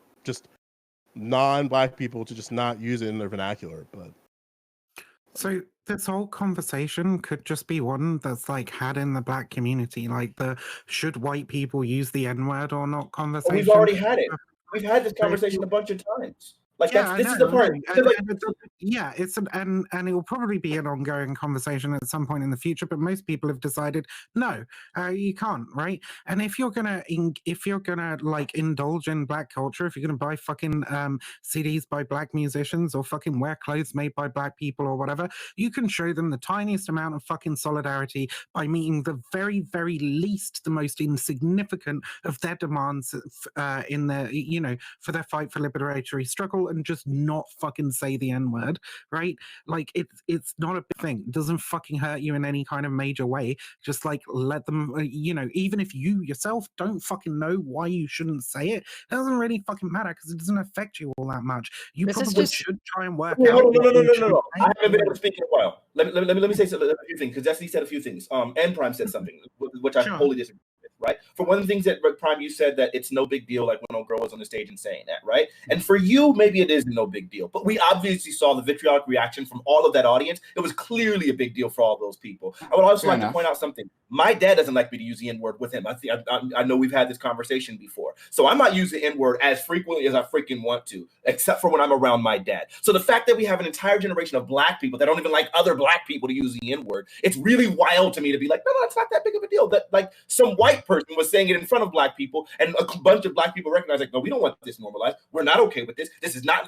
something that we're okay with. Oh, then secondly, this thing that you're talking about, like, well, man, they're putting it in their art and blah, blah, blah, blah, blah. This sort of thing right there, if we're going to take that to its end, you're basically denying Black people the ability to use some of their basic vernacular and some of their basic habits and express that into their art, right? Because Black people use these words on a regular basis amongst each other. The fact that we would go ahead and make artwork, and our artwork would be a reflective of how we typically speak. The fact that we would be able to do that is absolutely, it makes all the sense in the freaking world. But then you're now making this excuse that, well, since you guys are expressing yourself the way you express yourself in your art, once white people consume this art that you made for yourself to express yourself amongst yourself, now all of a sudden you're giving them an invitation to use the art. That sounds absolutely ridiculous.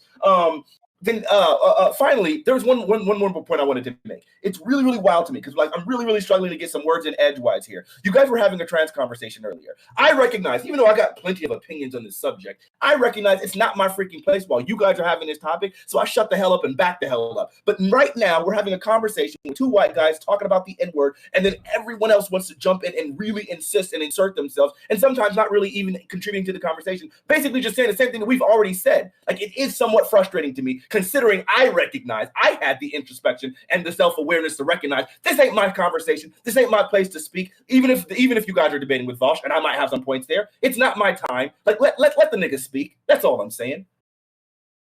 All right. Destiny or Vaush, you want to respond to that? You can. Yeah, I have a real question, okay? When I was in high school and my black friends offered me the N-word pass as a show of solidarity, what was I supposed to do? Okay, wait. Do I turn them down? Do you just politely say thank you, but I refuse because I have an ethical obligation? How do I let them down easy, you know? Okay, I want to respond to something Mr. Fanatiq said. Okay, no answer. So that's what I thought. For the idea that like it was a big deal around those people, I don't think it was a big deal. One, because when you listen to the people in the audience, there was some confusion. They weren't immediately awestruck by it because they didn't even know. And then two, I'm pretty sure there's a white person on right before her that rapped the N-word, and I don't think they cared that much there either, which probably contributed to her confusion. So the idea that, and even as you said, even in the black community, it's not like a settled question, and even if black people should say the N-word. Now, I don't have a fuck ton of black friends. I grew up with a lot of black friends, but all of their fathers were really fucking conservative, and those households were really fucking conservative, and they did not say the N-word in any of those households. Holy shit, it was just not done. So like the idea that like so the idea that it's like a big deal or anybody like there even in the black community, my understanding is that this is like a very divisive issue. Number one. Number two, the idea that I'm uncomfortable with this characterization that like black people just can't help themselves but use the N-word in all their songs as part of their culture, it's part of their language. There are a lot of really talented writers out there, okay? Kendrick Lamar is a really fucking smart dude. I don't think that guy needs to use the N-word in a verse, okay? I think you can find a fuck ton of other words to use besides that one. I don't know. I don't know if I would. This take is literally. Hold on, wait. This take was literally. Well, okay, I'm almost done. The third point. This take is literally response like black people have to use it. It's part of their vocabulary. They have to use it, okay? And no one said that. Okay, I wrote it down. That's a complete misrepresentation. Okay, what I said was... Wait. Okay, you can counter. I'm just going to do the third one. Finish. Okay, yeah, and then I'm just going to do the third one. You can counter that, okay? Because maybe I misunderstand you. That's fine. And then you respond to that, okay? The third one is the idea that like you made it for yourself to express for yourself, like to your own people. Bullshit. Death of the artist. You're not just making songs to give to your friends, to rap to your friends. These are things that are being released on major labels that are being sold all over the fucking world. Other people are going to take your art and they're going to consume it in their own way. If you truly believe that this N-word is so fucking harmful that white people should never fucking say it, then using it in media where you know the major consumer is white people is incredibly fucking irresponsible. Just stop using the word. Okay, so it's really, really simple. Number one, nigga, the word nigga comes out of my mouth all the time, nigga, whenever I decide to do it, nigga. So the idea that this word comes out of my mouth on a regular basis means that when a nigga decides to make some music, a nigga gonna put the word nigga in his music because that's part of my art. That's part of my whatever. No one ever made such a ridiculous statement that he has to put the word in his music. It's something you would want to do. If you would want your music to reflect your culture. So if a nigga's using the word nigga on a regular basis, then a nigga's gonna put the word nigga in his music because it's gonna reflect his culture. It's going to reflect his vernacular. So then that's something that most people would be able to identify with. If this is a word that we use on a regular basis, it's not about having to, it's about choosing to. You could choose to do anything. Like maybe he likes rock, right? And he could choose to do that. You choose to make your art a reflection of yourself. So the fact that he decided to put the N-word in there, it's not a lack of talent. It's not a lack of ability. It's not a matter of necessity. It's a matter of choice. That's what art is. It's a choice always, or else it's not art. So the fact that he decided to do something is perfectly normal and it's perfectly valid. The fact that other large audience decided to consume that does not mean that all of a sudden it's an invitation, and nor does it mean that he should have to temper whatever the frick he wants to do specifically because of the fact that, well, white people are going to consume it and I don't want them to get it. It's already known you don't got a freaking pass. Furthermore, you also mentioned that you've seen how conservative households really, really are uncomfortable with the N-word. Well, I mean, as I'm sure you're very well aware, lots of niggas are pretty freaking conservative, like my parents, which is why they don't like us using the N-word. So all you're doing is just really parroting what I'm saying. So if black people got a problem with other black people using the N-word, what makes you think that black people aren't going to have a Huge problem with white people who are using the N-word, who have used it historically so freaking harmfully. That's absolutely ridiculous. Okay, I don't disagree. No, okay, half of what you just said, I agree with. People choose to put it in their songs, maybe because they feel like it represents like some culture they come from, but they could choose not to. If you are truly worried about other people saying it, if you truly think it's such a harmful word, if there's even a division in the Black community over it, then maybe taking it and putting it to some of the most sold and most white consumption-friendly media of all fucking time is kind of irresponsible. That's all I'm saying. Like, if you're going to cite like the black, if you're going to cite the black conservative father there as saying like, oh well, look, they wouldn't be happy with white people using it. Yeah, they're probably not happy with black rappers using it either. Just don't use it at all. Then, if it's that fucking harmful, that if some white guy driving down the fucking street rapping along with fucking Kendrick Lamar is causing the collapse of black society, then maybe nobody should have it in their music at all, or at least not music available for public consumption.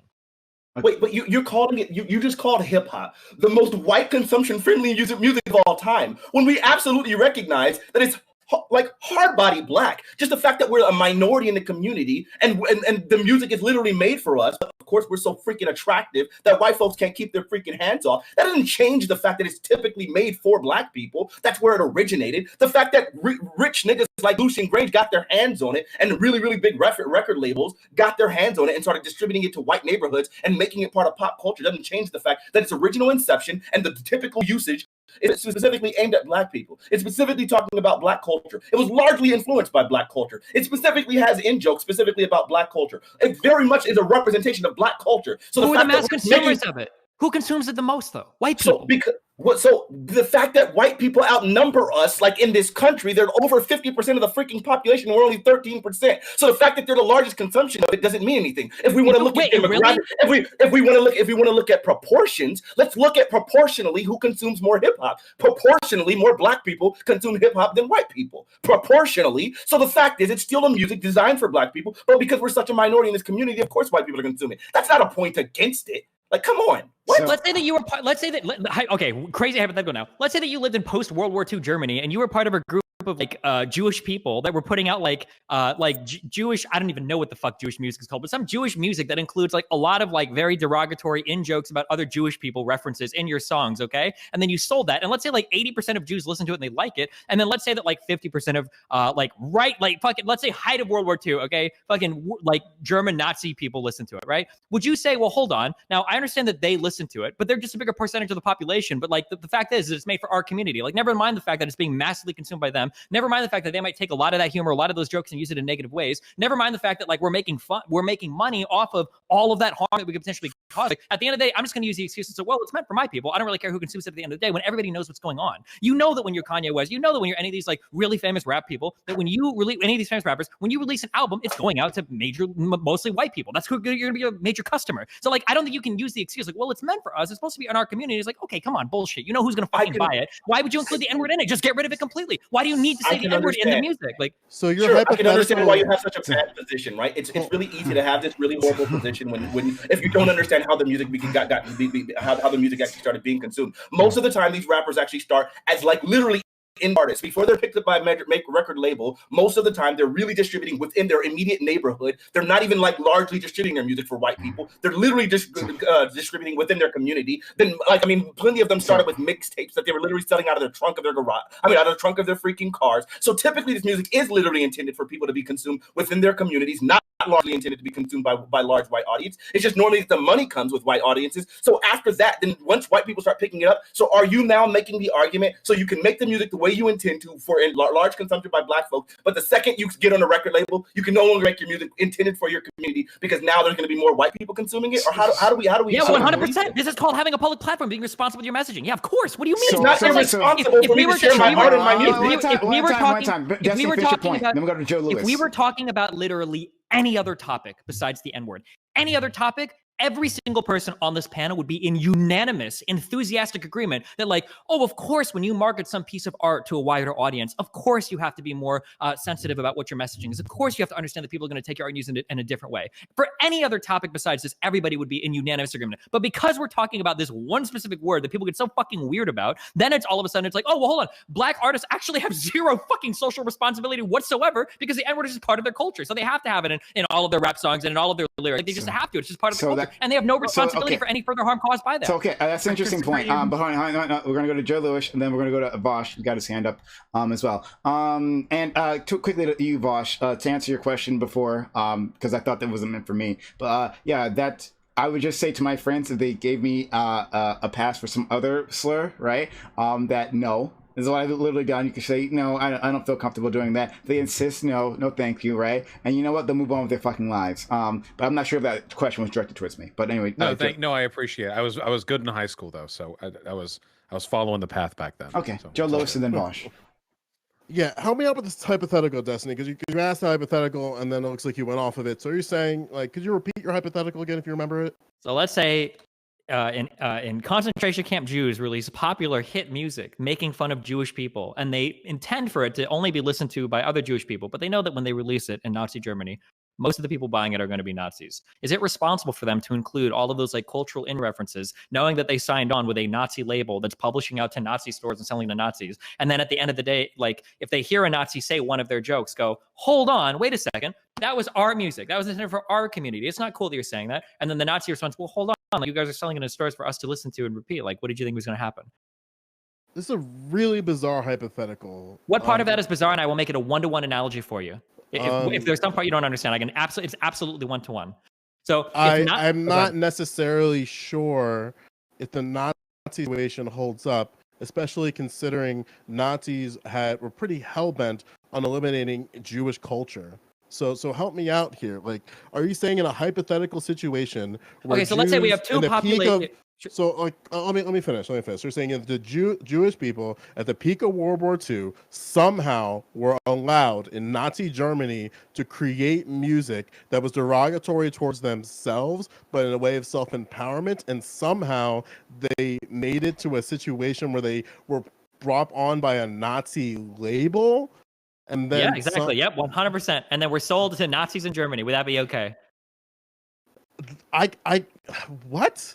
The reason why that hypothetical is so bizarre to me is that you have to go through so many gymnastics just to rationalize the use of the N-word if we're bringing it over to the N-word conversation. I'll just make it a general thing then. The analogy is one-to-one. So the idea is, let's say that you have two populations. It's not one-to-one. It's one-to-one. Because if Jewish people are doing that, it's a sake for for counterculture, and rap is counterculture.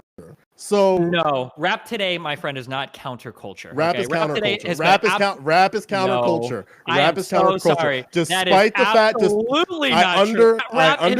I understand that this is like a weak part of your argument right now, but it's not. And I'm like, I can be very gentle about it, but Fanatiq will go down your throat. So I'm telling you, like, to not die on this hill.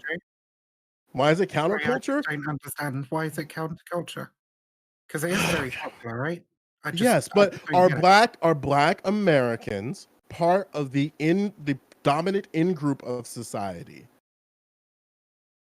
That doesn't determine whether or not a piece of media is counterculture or not. I don't think you can call something that has been so assimilated into and so heavily commodified countercultural anymore. Rap and hip hop is literally the most popular culture across most entertainment mediums in the world. To say that's counterculture, it absolutely does not make sense.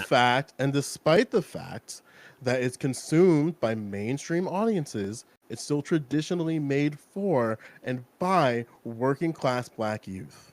And no. And rap is rap is mostly consumed by black youth too. Like, yeah. I want to point out something to you really quickly, right? Like, yes, there are super mainstream artists, right? But for every one mainstream artist, there's like 30 underground artists, and those 30 underground artists are completely the white population is largely oblivious to those artists. Those things are underground. Those things aren't mainstream. Those things aren't being consumed by white folks. So hip hop is still, for the most part, still black. And even these mainstream artists that you know, Kendrick Lamar, being in Compton, was already releasing songs long before he started becoming really popular, long before Grammys. We're not talking about those songs. We're not talking about underground rappers. No, what I'm pointing out to you, I get you don't want to talk about underground rappers. We can talk about them. They might be No. What I'm pointing out to you is that rap rap is not just the mainstream drivel that you get to witness, right? For every one mainstream song that charts that white people largely consume, there are like 200 underground, or no, not even underground, just 200 non-chart toppers that white people are largely ignorant You're describing about. this as every art in the world, of course. Right. So then, rap music is largely consumed mostly by Black people who are listening to all of rap music, not just the stuff that's mainstream and pop-based. I don't think that's true, but I obviously can't prove that. I know you can't prove it. You're telling me that every Black person is like an underground rap listening like aficionado? Not every. It's not in everything. It's not every. It's this that rap music is mostly consumed within people's neighborhoods. You can agree with this statement. For every mainstream artist, they normally have large amounts of music and a large amount of discography, long before they ever get a record deal, which is largely consumed by mass media, right? Or consumed by the masses, right? Sure. We all start off underground. We all start off making our music on the low. We all start off within our communities, and that stuff is predominantly Black. That's not what originally. I'm talking about, though. No, I know it's not. It's what I'm talking about. I'm making the point. No, that's not what you're talking about. No, I am. I'm making the point. Rap. I'm not making the point that rap is underground. I agree with you. Okay, let's just cut to this. I agree with you. If you're going to say underground rap is counterculture, I agree with you. But don't say rap is counterculture. I'm not talking about counterculture. I'm just saying that rap is largely consumed mostly by Black people. It's not mostly largely consumed by white people. Like the largest consumers are white people. Now, it for might be for mainstream rap. Yes. For mainstream, maybe even for underground, because I'm pretty sure a lot of underground shows, there's a lot of fucking white people too. Now, I don't know. Okay, but I'm sorry. I think we're getting lost in this stuff. We're getting lost. We're not getting lost. I don't think we're getting lost. Okay. But okay. Yeah, I'm gonna tap because I gotta get a vac shot. And I love you, Joe. Okay, great. Thank you, Joe. Yeah, talk to you soon. Bye, Joe. Go ahead, Vaush. You want to say something? Yeah, okay. I honestly think that this topic is a complete red herring. So, Destiny earlier talked about Jews in Germany and the promotion of anti-Semitic language through Jewish media that was popularized in Nazi Germany. And I think that would be analogous were it not for the fact that we're talking about the soft A here. I think that the N-word soft A is unique, at least to my knowledge, it's unique, in that it's pretty much the only slur that has been selectively reclaimed. Maybe not amongst all groups, but there's definitely a unique relationship between Black people and that word. It's not like the K slur with Jewish people. Don't think they're just like casually calling themselves that in private. They could be. Maybe I'm wrong, but I don't think they are. So the problem with that is that because it's a word, the soft A, that Black people use amongst themselves sometimes, but don't feel others can use, that means that inevitably, as long as that dichotomy stands, it will remain a fact that the use of that word will be popularized in the kinds of media that Black people produce. Because the kinds of media that gets picked up by record labels will be the kind that is the most intensely fascinating to a broader audience, and that will usually be ones which best reflect characteristics that are endemic in the Black community. This has been happening for a century. All the way back to even before then too, with like gospel hymns and shit. It's always been the Blackest culture, or at least characteristics that are simultaneously foreign but still palatable to a white audience. Those are the ones that get promoted. So it's a fact. As long as Black people use the soft A with each other casually, it will get popularized in public media. So this whole question about responsibility on the part of producers of media is honestly a red herring. This is inevitably going to happen. The real question is, what do we do with the world as it exists now? Do we try to depopularize the use of the N-word amongst Black people? Yes. Thus they do it. Hold on. Thus, they produce it less in broader media. Thus, it gets normalized less. Thus, everyone uses it less. Do we acknowledge that the system we have going right now is flawed, but somewhat stable? Or do we all just try to normalize the word as much as possible and push for everyone to use it? Now, personally, I think there would be severe consequences to the first and third options for a wide variety of reasons. I think the best option that we have right now is to try to rectify and refine the system that we have presently, which is in certain respects arbitrary. I'm not going to deny that. And sometimes I do think white people get shafted a bit. I feel for that white girl at that Kendrick Lamar concert. I really do. She looked really confused up there. But I feel like instances like those are largely an outlier and an exception to what is broadly an okay system we have going on that generally does an okay job of discouraging overt racism while allowing Black people the freedom to reject the roots of their oppression linguistically. So I don't know if there's a hard solution to that. It's not like there's some policy you can just or at least stamp a soft on this. solution. Oh, okay. Well, I mean, yeah, you know, I'm a reformist. You know, I'm just trying to take those incremental. So let's go to Relevant and Demon Mama and Red. Wait, I just want to say thank you. It's getting pretty late. I think I'm gonna go. I had a wonderful time. Good luck with the rest of the convo. I need some food before I go to sleep. Okay. Bye. Thank you, Vaush. All right, good night. I just wanted to. I didn't want to say anything except that I was gonna say that I'm gonna hop out. Bye. For the record, my position is I don't think white people should say the N-word, and that's all I'm gonna say about it. Good night, guys. Very great.